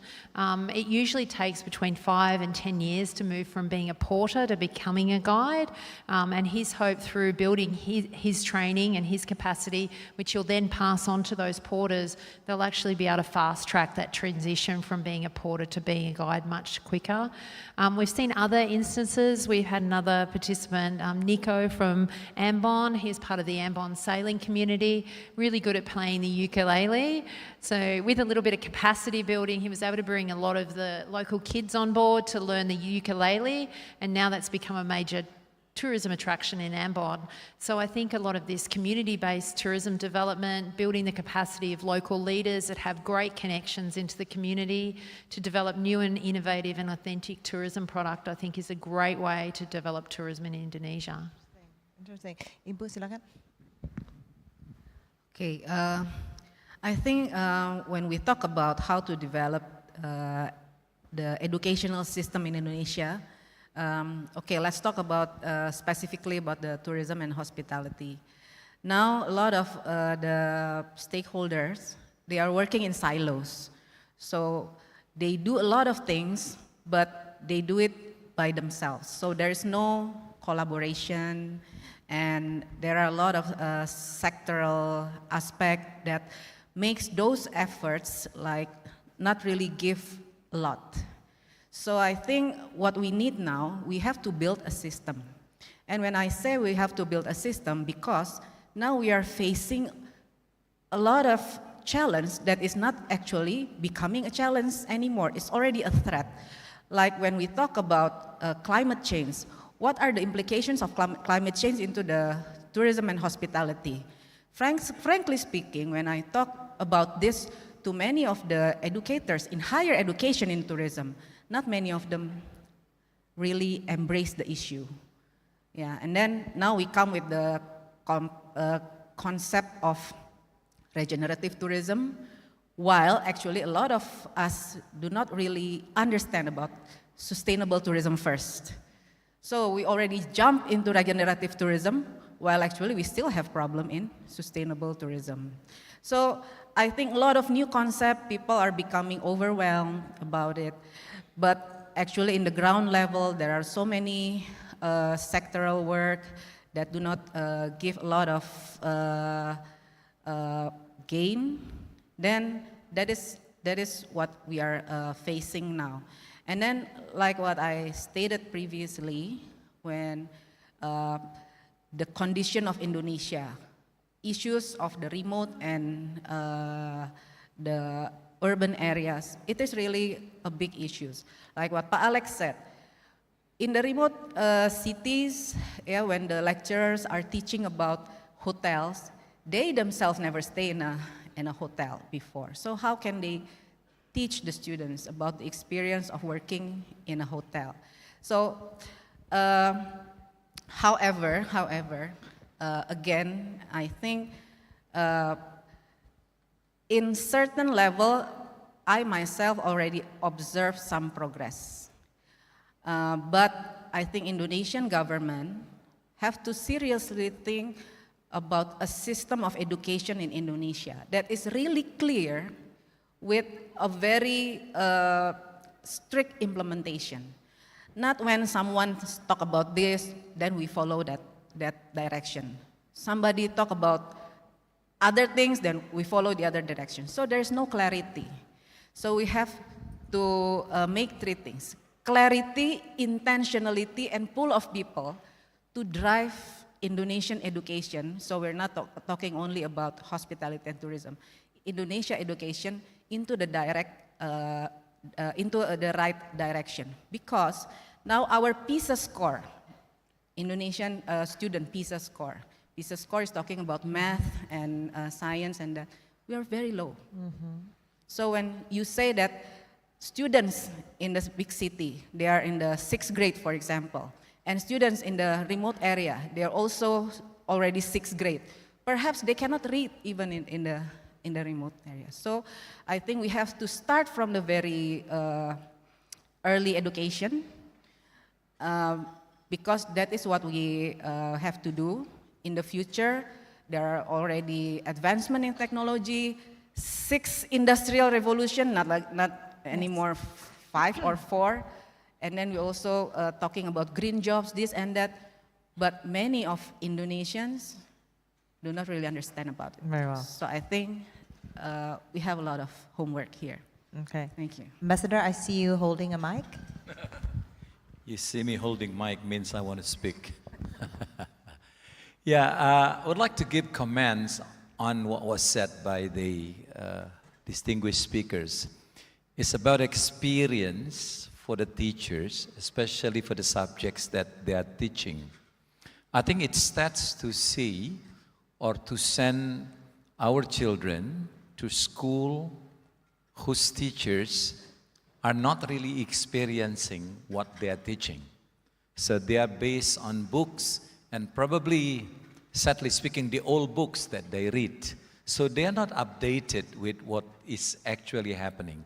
For instance, like this, I always say that speaking about education and tourism, we are speaking about non-stop process of learning because it evolves from time to time.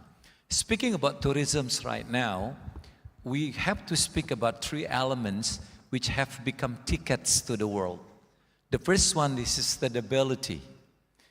Who in the world, especially who in Indonesia, especially, sorry Pak Alex, in the village, are really aware about the concept of sustainability?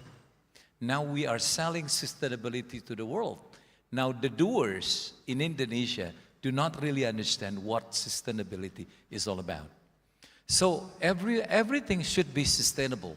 For instance, because I had the privilege of living in New Zealand for 5 years, where everything is sustainable. If you're not sustainable, you are not there. If you're not sustainable, no one buys your products. If your products are not sustainable, you cannot get money from the bank. Because sustainability has become a ticket to everything. Second is digitalization. It becomes the second ticket to the world. Now, we are talking about the people in a small village as well. How far is it with digitalization projects that we are talking about in the big cities? I don't think we are sitting on the same platform. And the third one is collaboration. Now, we are living in an era of collaboration, and we get rid of what is called competition. No more competition right now, but we are speaking about collaboration as, in the first place.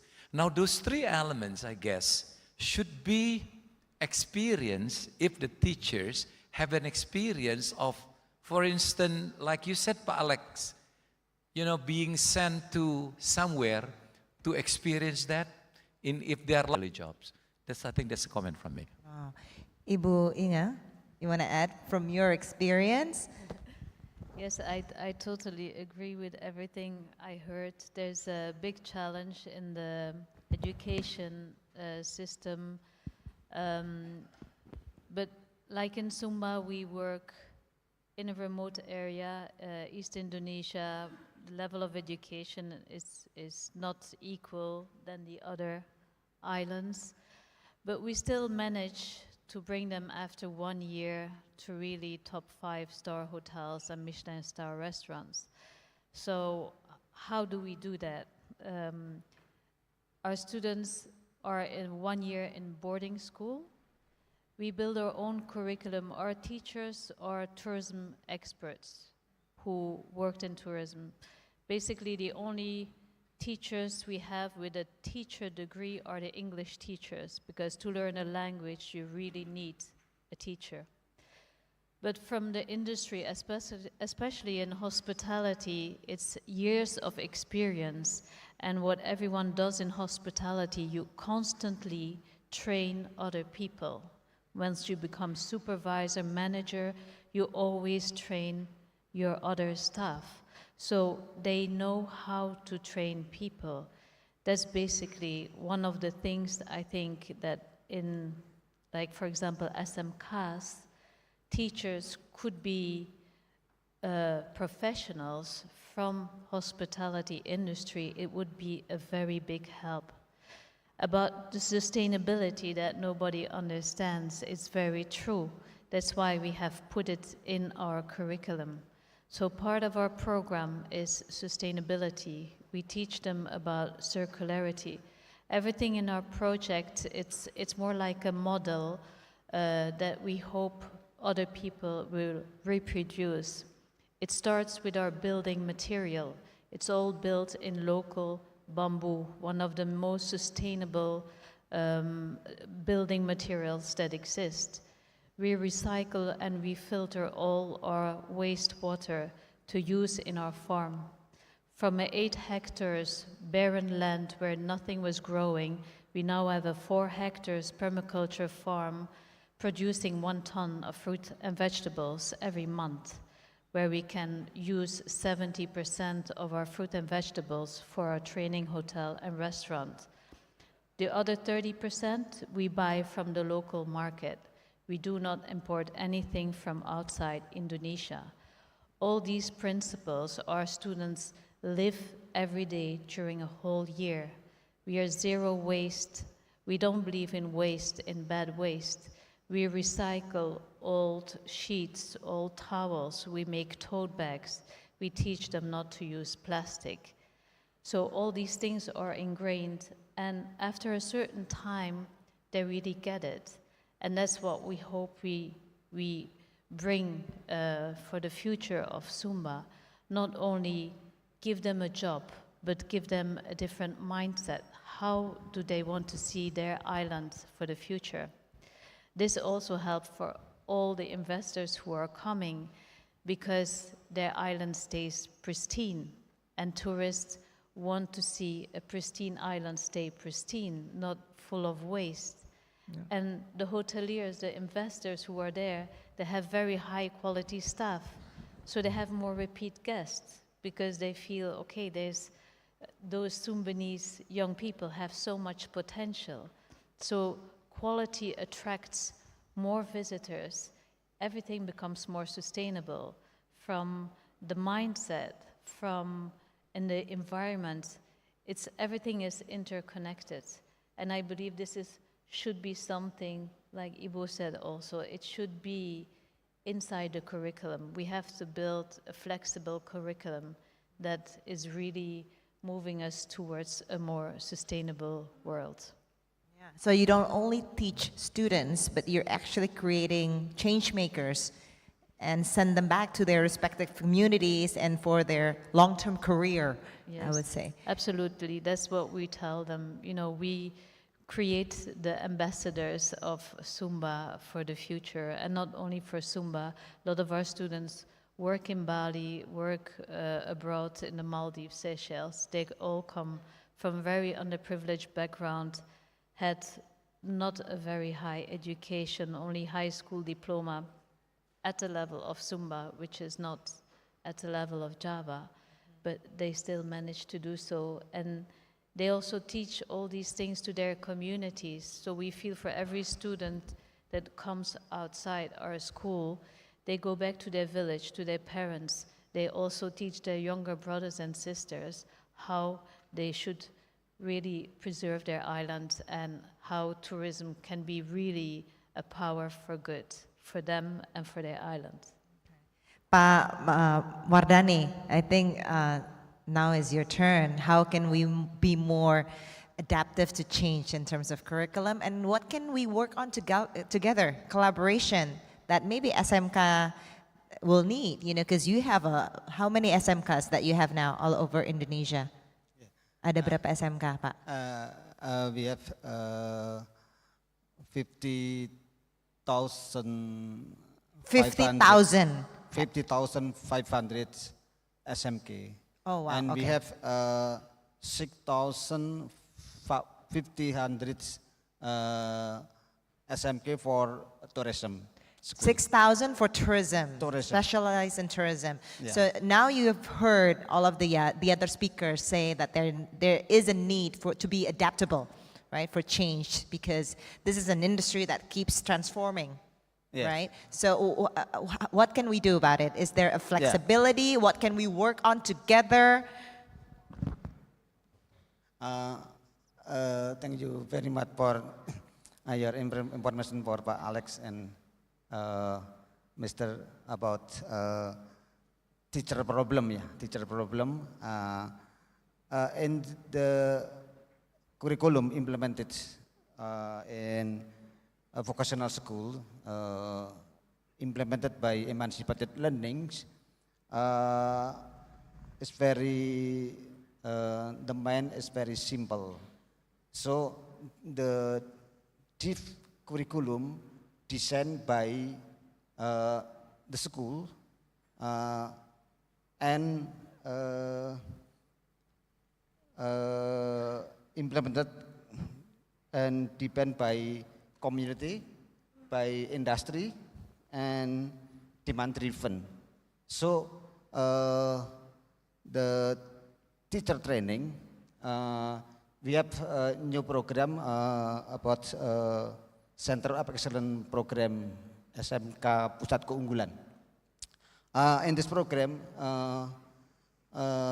we have matching fund implemented from Link and Match. In this matching fund, from the industry and Ministry of Education, 50% from industry and 50% from Ministry of Education. So from industry can use for apprenticeship for teacher, apprenticeship for student, and for synchronization, curriculum synchronization. Yeah, I think this program is not conventional, but we mix run high speeds to design upon the teacher development, because we are not come from ministry, study in industry, and then after that give to the teacher, but teacher go to industry and study industry and follow the industry and then design the curriculum for the school. So that is very, very fast. How to implement it upon the industry needs. Thank you.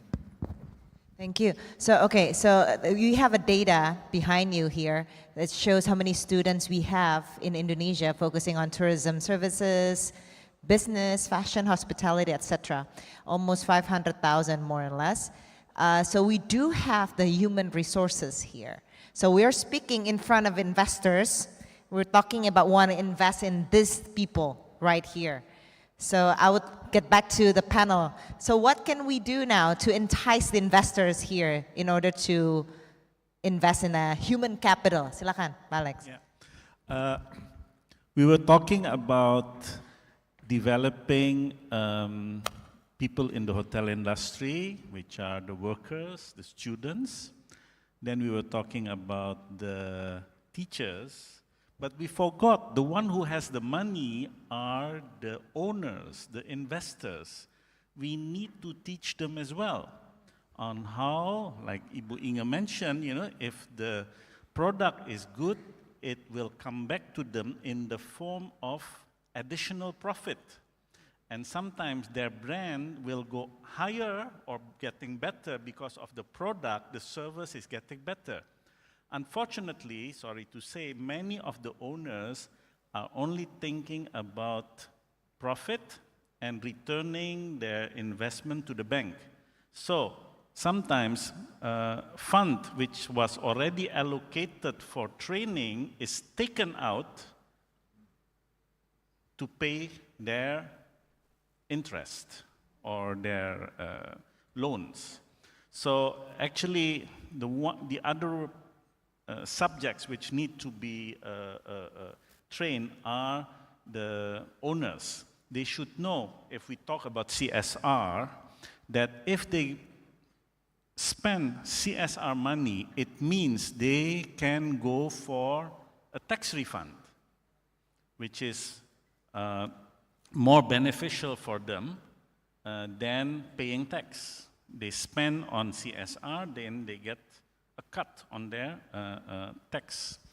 Now this CSR fund can then be distributed among all of us here to train the teachers, the whoever, you know, that is one.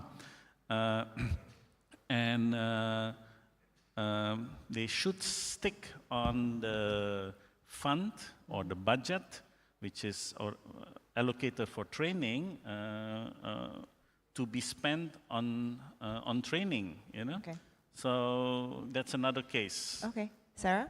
Yeah, I was just going to say another opportunity to sort of fully realise the benefit of the investment in tourism is thinking about the supply chain for tourism. So we're talking a lot about people working in the hotels or people working as tour guides and so forth, but there's a whole supply chain that sits around servicing a hotel or servicing tours and activities. I think it's really great to look at locally grown produce and see whether we could actually change the supply chain to have more local produce, and that's about educating the broader industry that sits around the development about the opportunities associated with that. Had a really good example in Labuan Bajo. One of our participants, a very smart participant, with new tourism and new hotels, and knew that they were, the hotels in Labuan Bajo were using a lot of potatoes, and so he actually told the farmers, change your crop, grow potatoes, and they started sourcing local potatoes from Flores. And so that's a great example of where there could be this sort of symbiotic relationship between, say, the agricultural industry and the tourism industry. So that's about building capacity across the broader sort of economic sector in the development areas. Ibu Inga atau Ibu Sia? So tourism and hospitality is a people industry. So this is what Indonesia is very strong. People and hospitality. So in front of the investor here, I would like to say that I believe that in the future, Indonesia will become a country where people who wants to still being served by human with the true hospitality of a human, then they can come to Indonesia, because in other country, human resources are becoming very expensive and you have to use technology. So sometimes when you visit a country that is quite expensive, from check-in until check-out, you cannot meet anyone. You're only using technology. But in Indonesia, because we have so many human resources with hospitality that is already built in their hearts, then this industry is very promising in our country.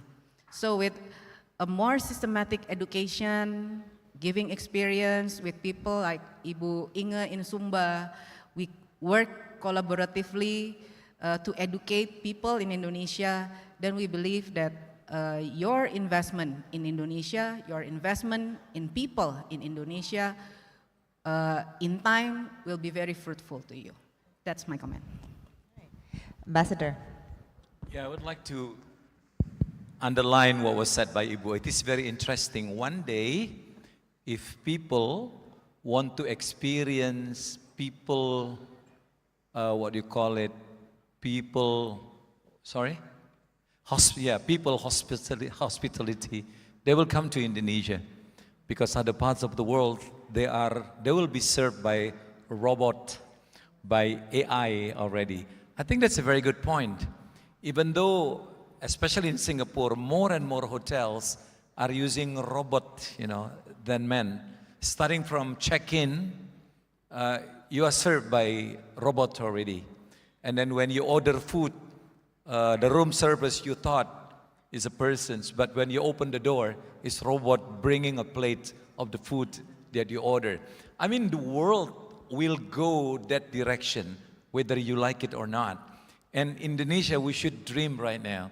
It's the only place in the world, few places in the world that will be, whose tourism industry is still run by people. And this is the area where education is badly needed. We have to educate people, because tourism, no matter what, is people-based industry. It cannot be done by machine. It cannot be done by robot, even though they can do it. But something that we have to underline and something that we have to approve, that tourism is a people business and people need education. Ibu Inga, how can we replicate what we're doing in Sumba in other parts of the country? Let's say we have one in Morotai or in, I don't know, in West Island, let's say, on the other parts of the country where we have that type of hospitality foundation. Thank you. Well, we're very happy to share our experience because we had many challenges. It's now in its 8th year of operation, but we're very successful. I can say we cannot meet the demand for internships or jobs anymore for our students. We're very happy to share with anyone who wants to invest in a certain island, certain remote area, all our know-how, all our curriculum that we designed ourselves, all the challenges and the wins that we had. We're very, very happy to share with anyone who is interested.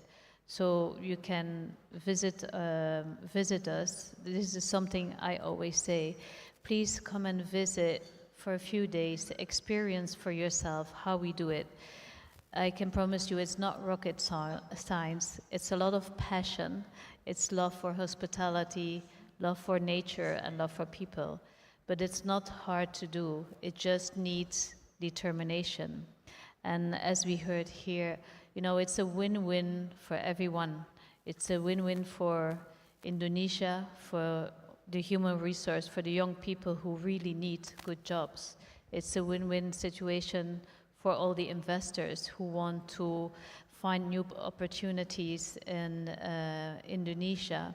You will have good quality, you will have successful businesses if you have successful human resources. So welcome to visit anytime. We're very open to share all our experience with all of you. Thank you. Thank you. Pak Wardani, last but not least, how can we collaborate together in order to foster the students, the many students you have, supaya bisa berkompetisi secara global? And the Ministry of Education have two acceleration platform. The first platform Merdeka Mengajar. Platform Merdeka Mengajar has three functions to help the teacher to teach and to learn and to create. So in this platform, teacher come from Jakarta can make module, can make a learning video, and then the teacher in Papua can download this material to teach in school in the Papua. This is the platform technology for the teacher. Teacher can teach in this platform, teacher can learn in this platform, and teacher can create in this platform. This is the platform technology. And the second platform is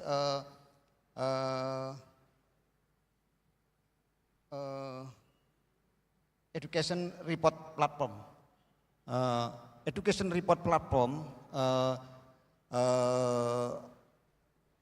as a data who come from assessment national assessment, and then for vocational about the industry needed and lingkungan belajar ya.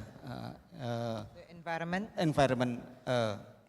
So the school can design the school by the platform technology of education report platform.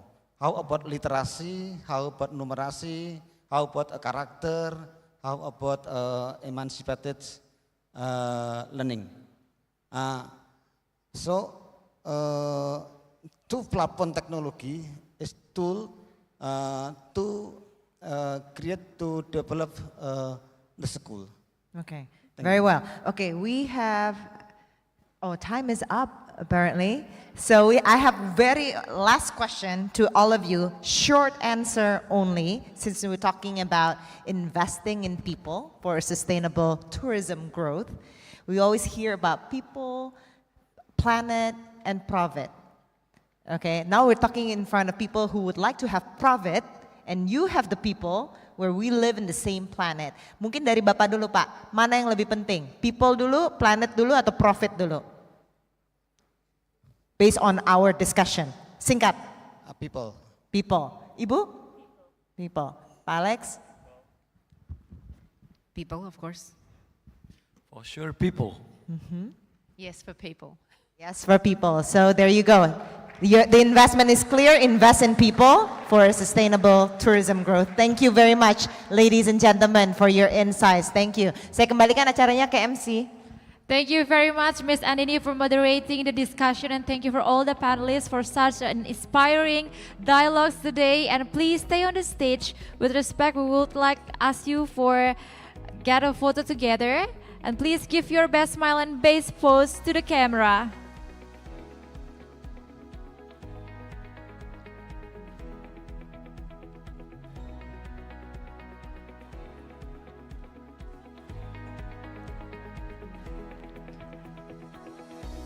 Please take a group photos together. All the panelists and moderator, give your best smile and best pose to the camera.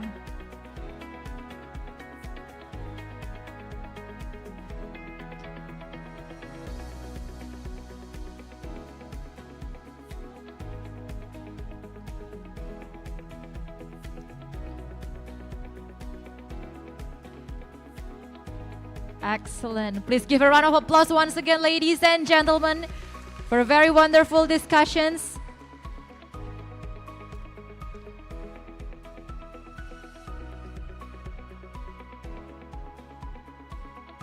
Another pictures.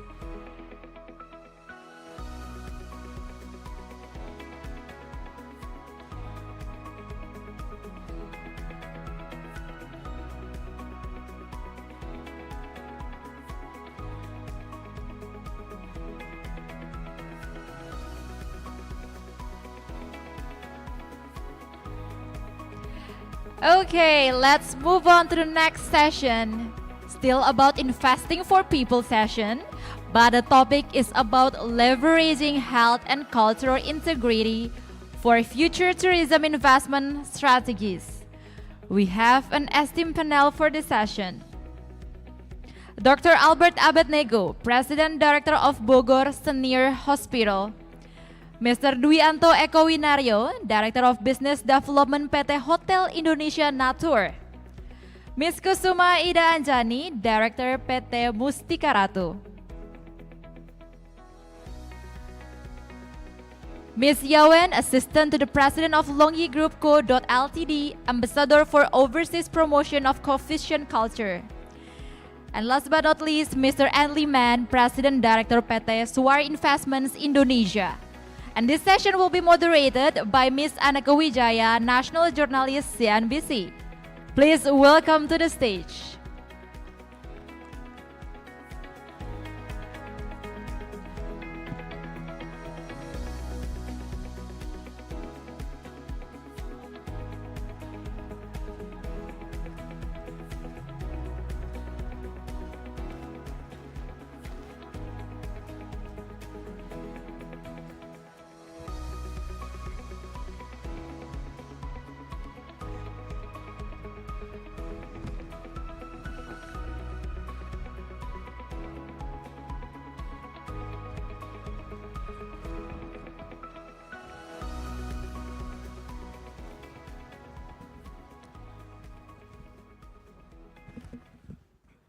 Good afternoon, everyone. Welcome to the Leaders Dialogue Leveraging Health and Cultural Integrity for Future Tourism Investment Strategies. In this session, we will explore what are the opportunities to strengthen healthcare infrastructure and perhaps introduce traditional medicine to attract international attention.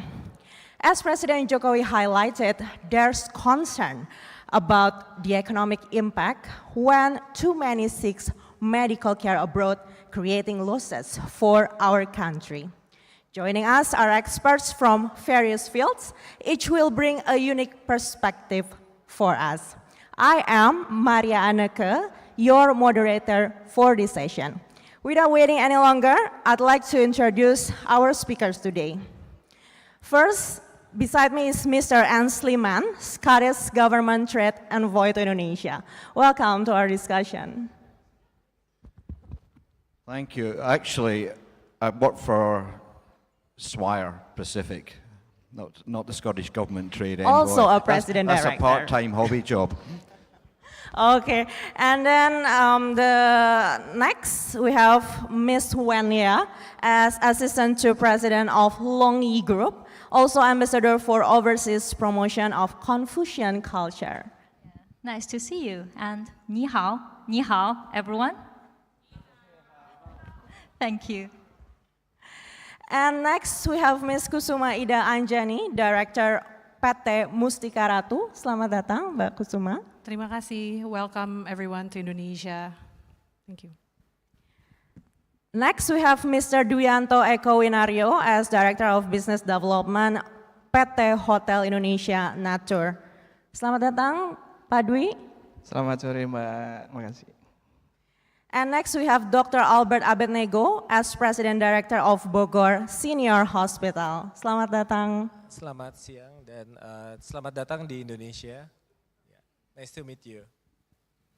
Okay, so I will start from a general question.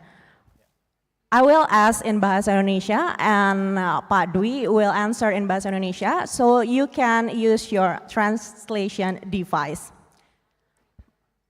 Pak Dwi, melihat kondisi pariwisata kita saat ini pasca pandemi, apakah sudah bangkit kembali menurut pengamatan Anda? Silakan. Ya, makasih Mbak. Izin menyampaikan dari data-data kami yang kami punya, jadi saat ini kami mengoperasikan 42 hotel. Itu tersebar dari Pulau Sumatera, Jawa, Bali, sampai ke Labuan Bajo gitu ya. Jadi dari data-data yang ada bahwa pengunjung hotel ini sudah mulai kembali naik, ya. Khususnya di bulan Juni dan Juli ini, nanti besok bulan depan itu karena bulan liburan, itu sudah mendekati kembali ke sebelum COVID. Awalnya kami berharap bahwa di awal tahun kemarin dan akhir tahun bahwa bisa kembali seperti sebelum COVID 2019, ternyata masih belum. Nah, ini pergerakan yang sangat baik di bulan Juni ini. Beberapa hotel kita okupansinya sudah hampir lebih dari 80%, which is good, dan kita berharap ini bisa kembali segera ya. Kita berekspektasi di akhir tahun ini bisa seperti di tahun 2019 sebelum COVID. Cuma masih ada PR yang harus kita kejar karena kami sampai sekarang masih belum bisa meningkatkan ARR-nya. Jadi average room rate-nya yang di 2019 itu cukup bagus. Ini setelah COVID karena mungkin banyak yang ngasih diskon. Nah, pada saat sudah mau pulih ini, kita mau kembalikan naik seperti harga di 2019 itu masih belum bisa. Jadi mungkin seperti contoh, average room rate untuk hotel bintang 5 itu sekitar 2 sampai 3 juta. Tapi sekarang untuk mencapai ke 2 juta aja agak susah. Pada saat kita push ke 2 juta ARR-nya itu langsung ngehit okupansinya, langsung turun gitu. Nah, ini yang kita coba ini kami menjadi tantangan ya kepada kami ya, bagaimana kita coba berinovasi. Nah, salah satunya adalah yang kita lakukan di Sanur dengan mengcombine antara tourism, which is itu hotel kami yang kami punya dulu menjadi heritage, Grand Ina Bali Beach ya, dengan medical dan wellness center gitu.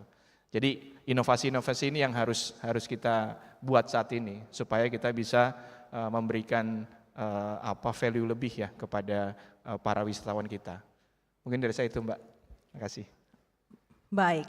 Next I will ask to Mr. Ansley. As mentioned from Mr. Dwi about the collaboration between hotel and also hospital, how do you see Indonesia's potential to be the center of health tourism in Asia? Well, I would hope that over time it becomes the leading center for health tourism in Asia. It has the potential, but there are a number of components which are very critical. One is you need to have patience. Indonesian healthcare sector is arguably behind a number of other countries in Southeast Asia in terms of capability. So as an investor in in hospitals, including the new one in Sanur, we're working with Pak Tui. Focusing on building that capability is very, very important, and the regulations need to be there to support that. And that would include trying to attract the incredible Indonesian diaspora talent from overseas to come back here.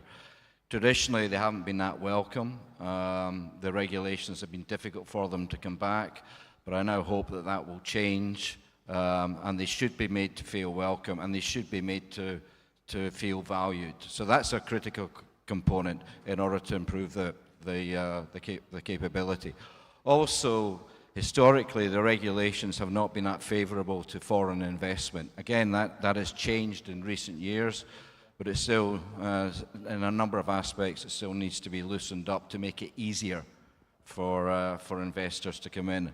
The Special Economic Zone in Sanur is an example of good practice about how to do that to encourage foreign investors like ourselves. So, but it needs long-term commitment as well. Investing in healthcare is not a short-term job, it's a long-term job, and the investors and our partners that we work with, they understand that. So we need the long-term vision, the partnership commitment to that long-term vision. We also need to be able to attract the highest caliber people to come and work in the sector. And in some respects, the regulations need to be more favourable. Ultimately, if all these three components come into place, we can deliver a very high quality healthcare product, and that's about building trust. When people talk about healthcare tourism, they might be thinking about attracting tourists to come to Indonesia. But if we want to play in the Premier League, we have to stop Indonesians going to Penang or going to Singapore. They need to spend their money here. So that will be one of our first objectives.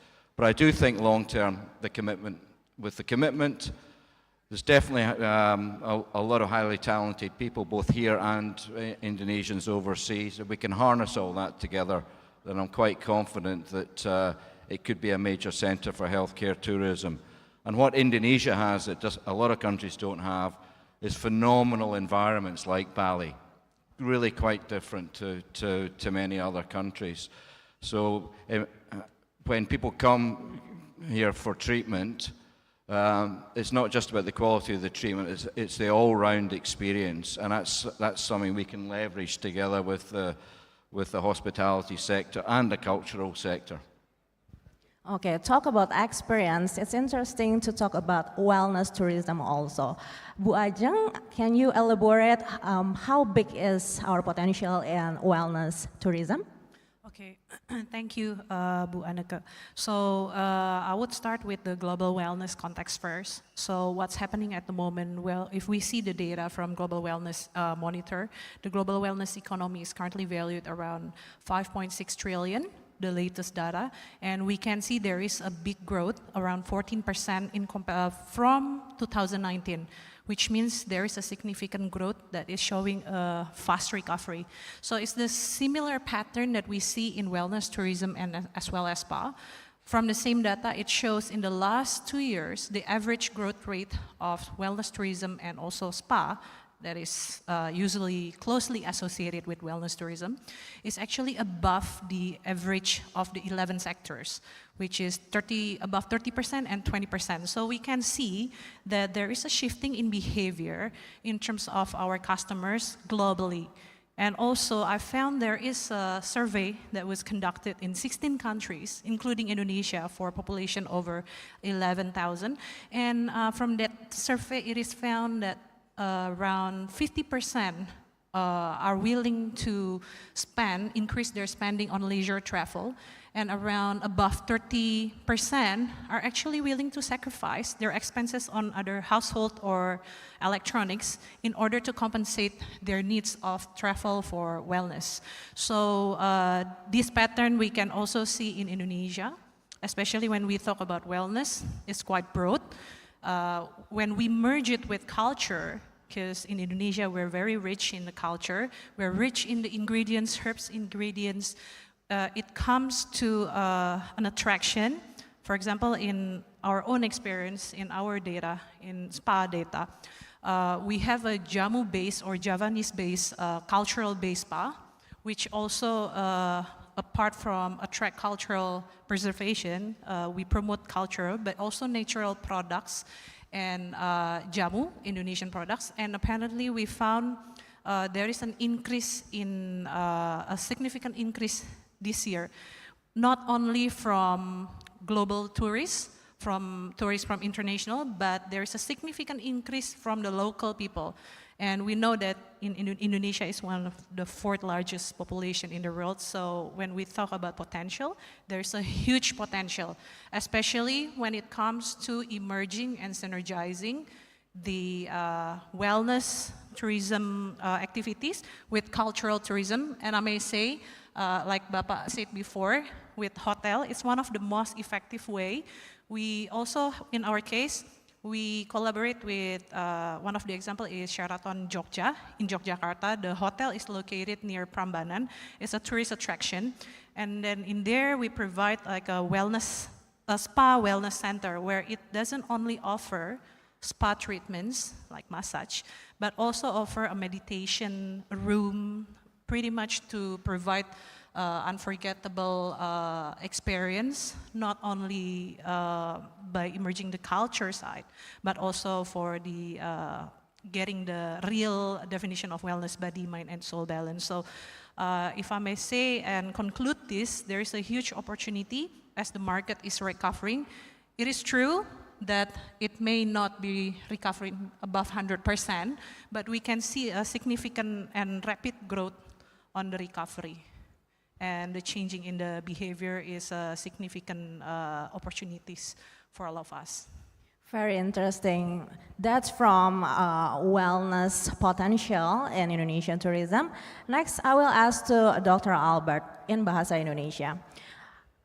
Dr. Albert, tadi kita sudah mendengar soal wellness tourism. Lalu bagaimana dengan senior living tourism? Apakah ini juga sudah menjadi pengalaman yang Anda sudah dapati sebelumnya, karena mengingat banyak juga turis yang datang untuk mendapatkan experience tersebut?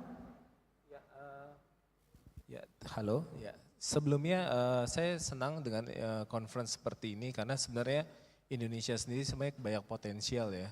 Seperti kita tahu bahwa medical dari Bali gitu juga.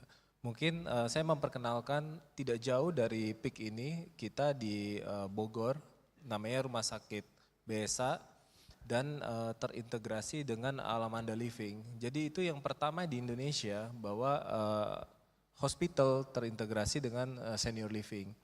Nah kurang lebih sekitar 3 minggu yang lalu dari Kemenparekraf juga sempat datang ke tempat kami. Juga baru tahu bahwa sebenarnya banyak potensial ada di kota-kota di Indonesia itu sebenarnya which is good kota Bogor dan ada fasilitas sebagus ini. Bahkan after dari pertemuan tersebut juga ada dari teman-teman dari mancanegara, dari Jepang, dari Belanda dia datang menanyakan sebenarnya di Jepang sendiri pun juga sering ke Indonesia, jadi mungkin pada musim dingin ataupun event-event lainnya. Bagaimana caranya mereka menggunakan dana pensiun mereka atau which is asuransi untuk bisa menggunakan senior living di Indonesia gitu. Jadi kalau kita melihat data bahwa saat ini kan 65% usia produktif ya, and then nanti akhirnya akan jadi geriatrik gitu. Nah jadi kita akan menghadapi bahwa populasi besar ini akan jadi geriatrik dan sebenarnya situasi seperti ini udah terjadi mungkin di Jepang yang mungkin kita lihat saat ini yang udah common dengan konsep senior living. Nah selama ini kan kita mendengar medical tourism dan juga senior living ini kan just konsep gitu, tapi kita bahkan sudah implementasikan. Nah memang kendalanya adalah yang pertama butuh koordinasi dari pemerintah memperkenalkan begitu. Sekitar 1 minggu yang lalu saya melihat di beberapa mall bahwa ada dari mancanegara, dari Malaysia, dari Filipina, dia buka booth di mall gitu, memperkenalkan hospital di Indonesia gitu. Saya rasa itu menjadi konsep yang bagus juga nanti dari wellness maupun medical dengan kedutaan besar di mancanegara memperkenalkan senior living atau wellness yang ada di Indonesia, yang itu justru akan menarik untuk ke Indonesia itu sendiri juga. Termasuk juga regulasi bagaimana caranya pada saat mereka ambil package dari sana dibantu oleh KBRI itu langsung direct tanpa adanya hambatan-hambatan yang berarti gitu. Jadi sebenarnya banyak banget itu senior living diminati mancanegara, tapi kita mungkin tantangannya adalah mengenai regulasi dan kemudahan untuk mendapatkan fasilitas itu. Tapi kalau misalnya dari segi kompetensi medical, kebetulan di BSA ini juga banyak diaspora juga. Salah satunya adalah Dr. David dan Dr. Pauline yang sebenarnya board dari American juga. Jadi secara mutu itu baik, tinggal dibantu dari regulasi pemerintah untuk akses ke mungkin layanan wellness maupun medical itu sendiri, termasuk senior living. Itu sih dari kami. Baik, terima kasih. Next, I will ask to Ms. Wan. We know China as a big capital country, and how do you see the health tourism potential in Indonesia? Well, as I see it, actually, China has strong connection with Indonesia. Yes, we have the Belt, Silk and Belt Road initiative, remember? And I think that boosts both of the country's economy together. And we can see lots of Chinese people, they fly to Bali to travel. So actually, we just explored little tiny bit of Indonesia, right? There's so many wonders there waiting for us to explore. I think it has huge potentials. And also, as we joined this conference, I've heard lots of people talk about education. So this country now invests in education. I think by that part, and it's similar, I think, in China, we care more about education, so we will create more high-quality jobs. So in that case, I think it will reflect in tourism. And also, we will have more retreats, we will have more educational tourism, especially as other speakers mentioned about wellness and silver economy. People have the most financial potential in their 50s, 60s, and 70s in China. And I think it's also similar in this country, because now lots of countries, they enter the aging country, right? So we have lots of economies in that area. So we're gonna invest more on how to improve people's happiness. We're gonna create lots of creative activities. It's not about before tourism, people think, oh, we travel here, and then we take photos, we leave. It's not like that anymore. We have lots of cultural, blended activities, events, and also people tend to gain more than before. So I think we have a lot more to cooperate, and we're gonna have, especially for people who, before people were in China and they migrated in this country, and we're also building a bridge on that part of the tourism. So for our company, we focused on cemetery and also tourism. Half of them are cemetery and the other half of them are tourism. And have you ever visited like Switzerland? If you visited there, you must be impressed by their mountains. And our company is focused on Huangshan, which is called Yellow Mountain. And that is one of the greatest wonder in China. So our companies established our business there. So we are trying our best to create kind of like peaceful, enjoyable business for the elderly. It's also Yellow Mountain it got the name from Yellow Emperor. So Yellow Emperor actually is kind of our Han people, Chinese people's ancestor, and he found his immortal pills there. Yes, so that will create great attraction to Chinese people all around the world. Yes, I think we are trying to promote Yellow Mountain to the whole world because, you know, in China, it's not only only like Great Wall, not only like Terracotta Warrior, we have Yellow Mountain. It's just like Indonesia, not only Bali. When I came here, my friends all around me, they told me, you need to visit Bali, but they know nothing more about other aspects of Indonesia. So I think we have a lot more to explore and collaborate. It will be multi-win process. Yeah, thank you. Okay, it's very interesting that you mentioned about activity that creating happiness, but it's very abstract concept maybe for some people. How do you make it a tourism business based on that? You think about the elderly. Now everybody thinks, yes, it's a great market and we need to grab these people's pocket. But have you ever thought about it? These elderly people, these seniors, yes, they are getting older, but they're still energetic, healthy, and they love to explore the world. They also want to learn more. That's the reason why we need to create more activities to make them feel, yes, I'm independent. I can also contribute to the world. Let me give Japan as an example. So in Japan, it should be offense if you give your seat to the elderly because you see them as not capable of doing things as younger people. So I think we need to consider that, and we can create more activities that make them feel, yes, I can contribute more. Even I retired, but I am also open-minded.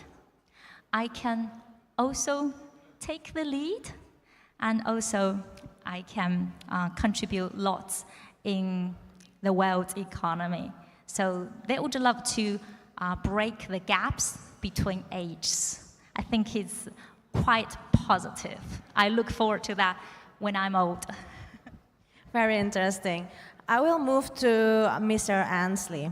Mr. Ansley, based on what you said before about regulations, it sounds like big homework for us and also lots of investment. But we will have a new government soon. And what do you think should be the main focus for regulation? Far be it from me to tell the new government what to do, but just in terms of, if I take the healthcare sector, you've got to benchmark against other countries. You've got to be competitive with other countries. Historically, Indonesia was not competitive. It was pretty much a closed shop for foreign investment. The regulations did not, overseas doctors or diaspora, the regulations were very much against enticing them to come and work here. That has started to change. I think there's commitment at the senior level in the government, like everything else here. The devil is in the details. So I hope the incoming government can continue along that path to make the regulations more streamlined. So it's just easier for people to invest, and it's easier for companies like ourselves to attract the right talent to come here and work in Indonesia, whether it be overseas doctors or diaspora, because that's all part of the knowledge transfer as well. If you want to improve the capability of people here, you need to be able to transfer knowledge, and I need to be able to bring in specialists that can transfer that knowledge. So I just hope that any government, whether it be the current one or the future one, continues along the path of deregulation to help companies like ourselves and our co-investors accelerate the transformation of uplifting the skill sets in the Indonesian healthcare system. So that's really what I hope. Please benchmark against elsewhere. If you're not competitive against elsewhere, you're probably not going to have the best healthcare provisions. So you need to benchmark. We need to continue along the path of deregulation and just make things easier for investors to attract, to bring in capital and to attract the right talent. Simple as that. All right, we will move to the wellness tourism again. Bu Ajeng, what do you think will be the big booster for the wellness tourism industry? When we say big booster, I think I have mentioned previously, but I would love to discuss it more in depth. So I mentioned about cultural tourism, right? Globally, actually, there's a nice growth of cultural tourism as well, where people start to travel, being attracted to taste the food, to visit the local places. So I think one of the big booster is to create a unique selling point of Indonesian wellness attraction, whether it is like a hotel that can offer a cultural experience, whether it is a spa in this case. In my case, it would be a spa that can offer a cultural experience, a complete holistic experience for wellness, because when we talk about wellness, it's not only about your look, getting the results from your look, like a beauty look or pretty look, but it's also considering the preventive and promotive side of the, let's say, herbal medicine or of the treatment.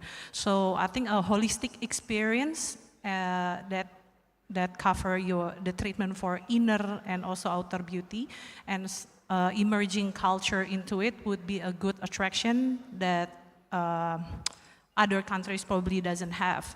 So I believe every country have a different kind of culture, and if it's combined with Indonesia's beautiful places, of course it will be a great attraction. However, probably the challenge is more to make sure the infrastructure are well established in order for us to deliver the best service wellness experience in certain locations.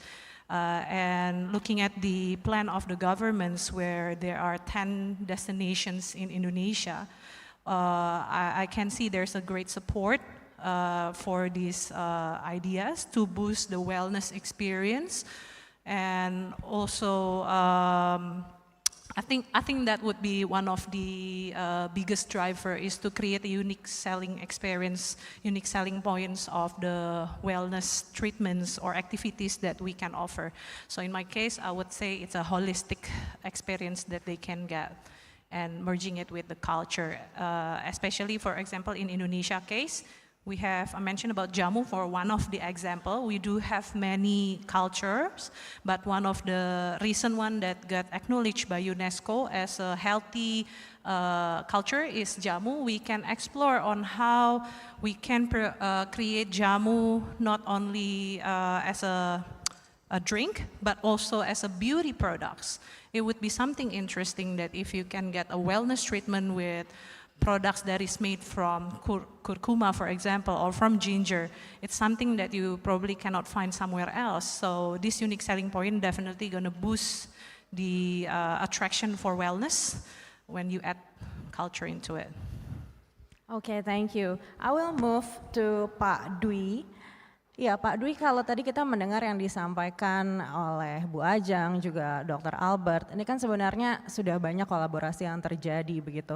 Tapi untuk bisa maju lebih jauh lagi, apa yang paling kita butuhkan saat ini? Ya, terima kasih, Mbak. Jadi pemerintah saat ini sedang mencoba terobosan ya, dengan membuat KEK kesehatan pertama. Jadi Special Economic Zone for Healthcare and Wellness Tourism yang saat ini sedang kami bangun dan sudah dalam progres, kalau bisa dibilang sudah beroperasi lah, karena hotelnya kami sudah selesai.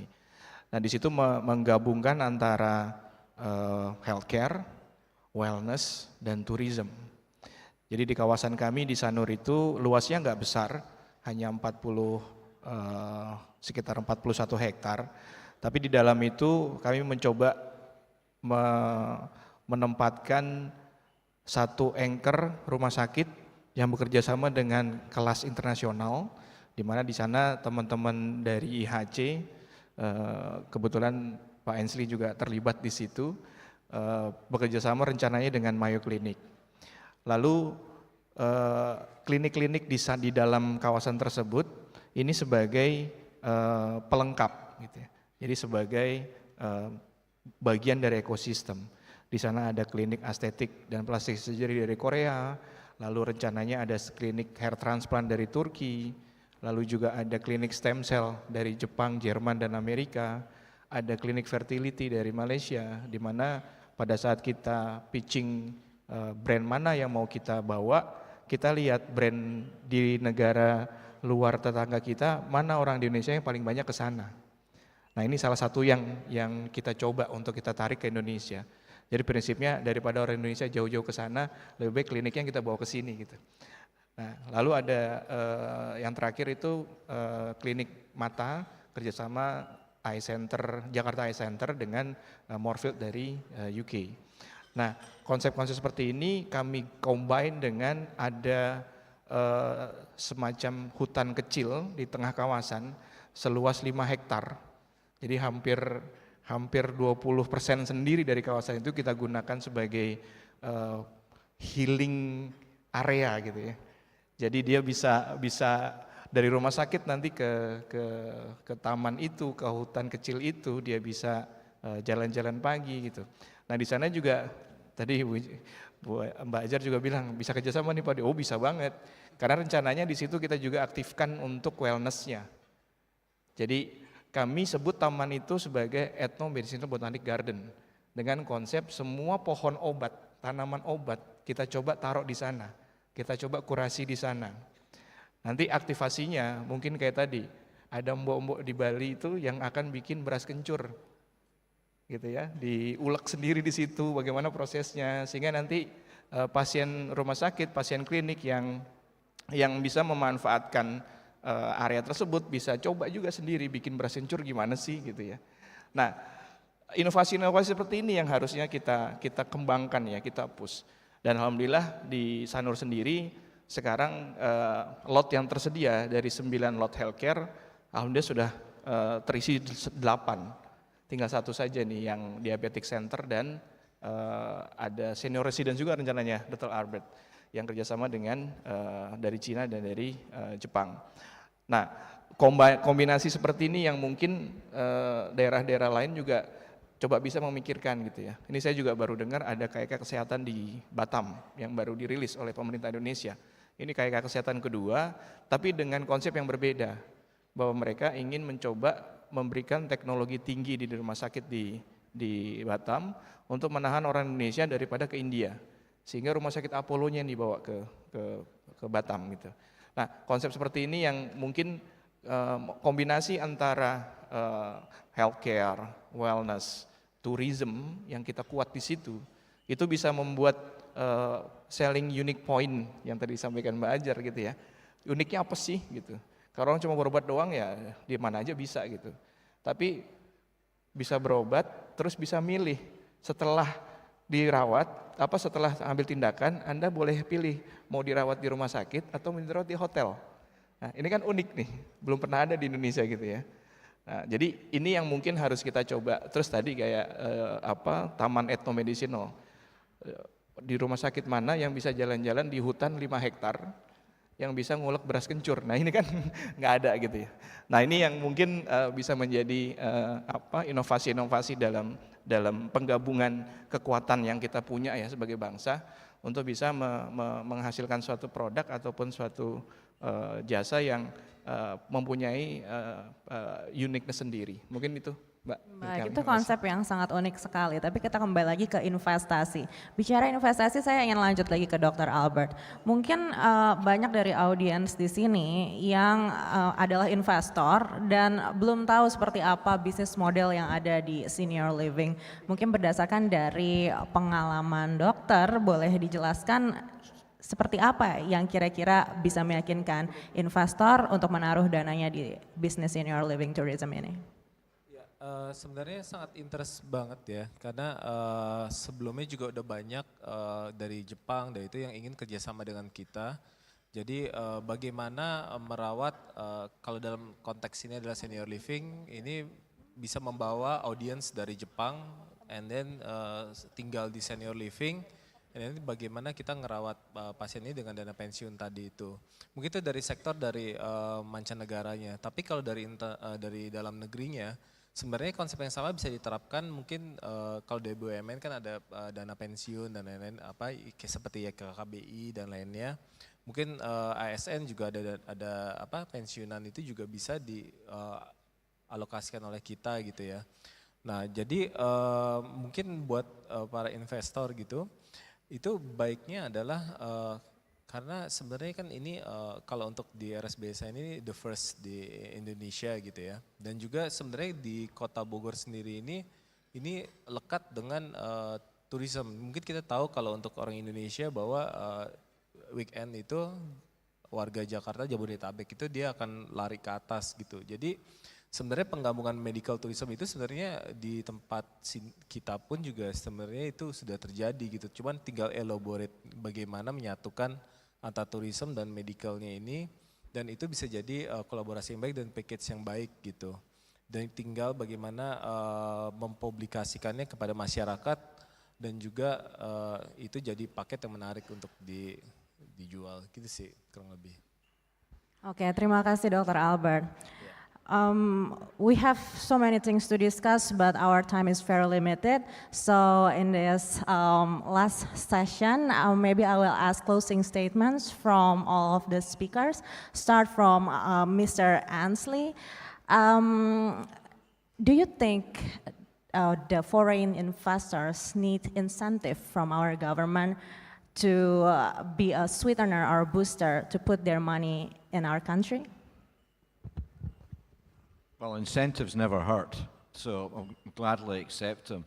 In the healthcare sector in a lot of countries, there are incentives to invest. So again, it all goes back to the benchmarking. And the point I made at the beginning is a lot of these investments are very long term. It's going to take a long time for them to materialize, particularly the larger ones in very large hospitals, for example. So yes, some form of investment would be beneficial. If I was given the choice between an investment incentive and making sure the regulations are absolutely perfect for investment, I would take the latter if I had to make the choice. Okay, thank you, Mr. Ansley Mann, Scottish Government Trade Envoy to Indonesia. And next is Ms. Wen. What is your closing statement for health tourism? Sorry, say that again? What is your closing statement? Yes, for tourism, I think it's an overall effort. It's not only from the government, from the business, whether it's public-owned or private-owned, and it's from education department and every household and ourselves, because we speak for ourselves. Now people tend to get more people-to-people connection. That's the humanity. We seek that part. If you want to be treated well, treat others well. That originates from our culture. Confucius, he said that before. So I'd love the world goes like this. Thank you. Okay, thank you, Ms. Wen Ya, as Assistant to President of Longi Group. Next is Ms. Kusuma Ida Anjani. Bu Ajang, will you give your closing statement? I would say health and wellness are interconnected. So we may say health is our main goal. So wellness is the journey to achieve this optimal health. So these two combination can be a great attraction for wellness. And apart from that, it has a sustainability impact, whether it comes to the future of our kids, the quality of our kids in the future, their quality of health, and also for providing quality aging process and lifestyle. So let's invest and focus in developing the wellness tourism, collaborating with cultural as well as hospitality and health sectors. Thank you. Okay, thank you once again Ms. Kusuma Ida Anjani, Director PT Mustika Ratu.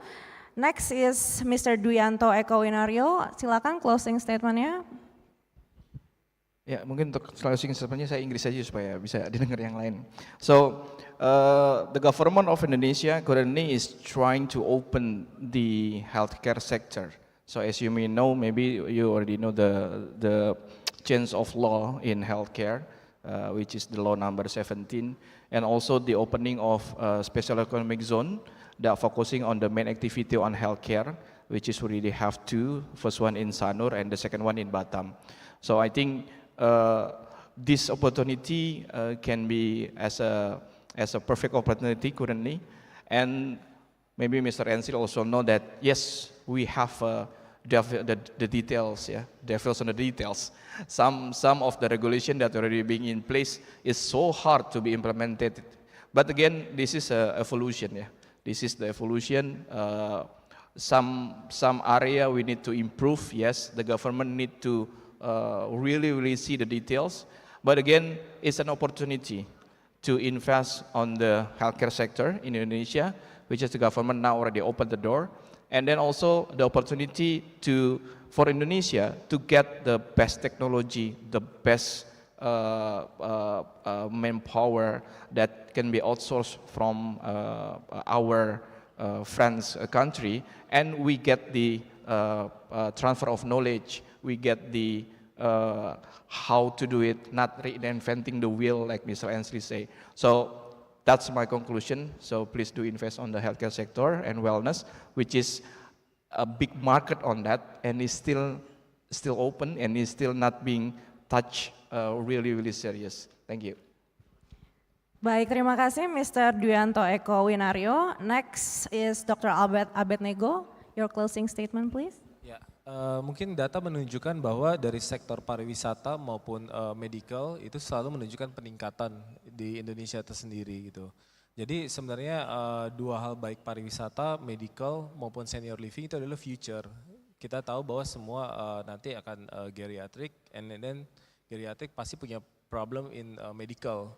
And then government pun juga mensupport, terutama dengan saat ini Indonesia dikenal dengan BPJS Kesehatan yang bahkan dipelajari oleh mancanegara, dan itu akan sangat membantu mensupport sisi healthcare dan juga and then nanti medical tourism itu tersendiri, dan itu nanti mungkin akan Indonesia akan dikenal menjadi sistem healthcare dan medical yang terdepan dan akan mancanegara belajar dari Indonesia. Itu sih harapannya. Baik, sekali lagi terima kasih Dr. Albert Abednego, President Director of Bogor Senior Hospital.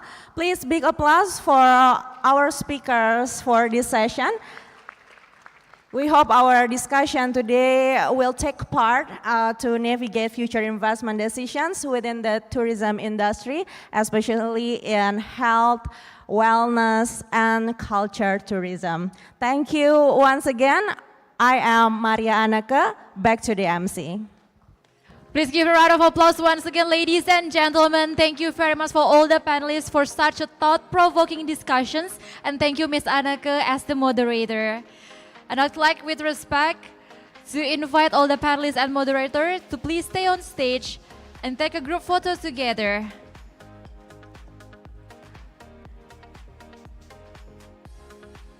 Give your best poses to the camera.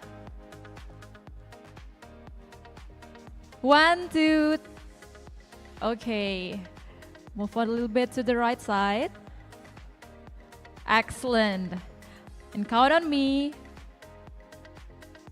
All right, ready? 1, 2, 3. Excellent.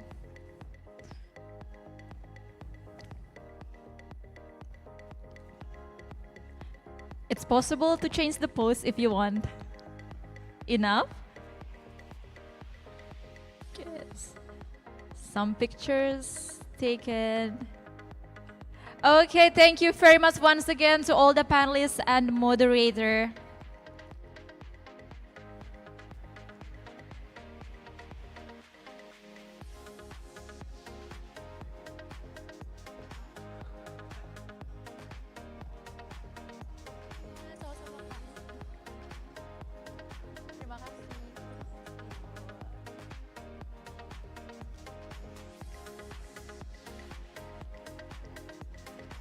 Our distinguished guests, as we come to the close to the talk show and special session, I would like to extend our heartfelt thanks to each and every one of you for joining us today. Thank you for your participation and your commitments. And for those who will continue to the roundtable session, we take a short break now, and please check with our staff at the registration desk for further information. Our esteemed guests, you are invited as well to our welcoming dinner that will be held at Damai Indah Golf, Pantai Indah Kapuk. It's only 5 minutes drive from these locations, and the committees will provide a shuttle bus that will stand by at 5 p.m. today. Malam ini, Bapak dan Ibu diundang ke welcoming dinner yang akan diadakan di Damai Indah Golf Pantai Indah Kapuk. Jaraknya hanya 5 menit dari hotel ini, dan nanti juga akan disediakan oleh panitia shuttle bus yang akan standby di lobi utama ya Bapak Ibu, lobi utama jam 5 sore. And I'd like to express our highest gratitude to our sponsors and media partners. International Tourism Investment Forum 2024, organized by Wonderful Indonesia, in collaboration with UN Tourism, UNDP, Kadin, partners with Enjoy Jakarta, Bank Indonesia, Seko IFC, supported by PIK 2, 1000 Pesona Indonesia, Swiss Hotel Jakarta Peak Avenue, Iger, Artotel, Bank Mandiri, Badan Otorita Danau Toba, Labuan Bajo Forest, Badan Otorita Borobudur, Sulawesi Tengah, Damai Indah Golf Peak, Magnum Estate, Booking.com, Sinarmas Land, Solar Fast Panorama, White Horse Mandiri Sekuritas, PT ISTA, Alpha JWC Ventures, Kopi Kenangan, Banyuwangi International Yacht, Investor Trust, See Today's News, Metro TV, Media Indonesia, Medcom.id as our media partners. And for those who will proceed to table round sessions, here are the details about room informations. Please pay attention. Basel room, roundtable discussions, limited participants, Indonesia and Russia investments dialogue. It's private by invitations. For Lucerne room, roundtable thematic projects, PT 1000 Pesona Indonesia, open for public. This roundtable open for public in the Lucerne room. And last but not least, Lugano room, roundtable thematic projects, Indonesian Chamber of Commerce and Industry. It's open for public, ladies and gentlemen. Please proceed to the respective rooms for your chosen session. And for those who'd like to download today's presentation materials, please scan the QR code displayed on the screen. Finally, I am Baby Kristami, your moderator, your MCs for today, signing off. Thank you for your participation. See you again tomorrow and have a good day.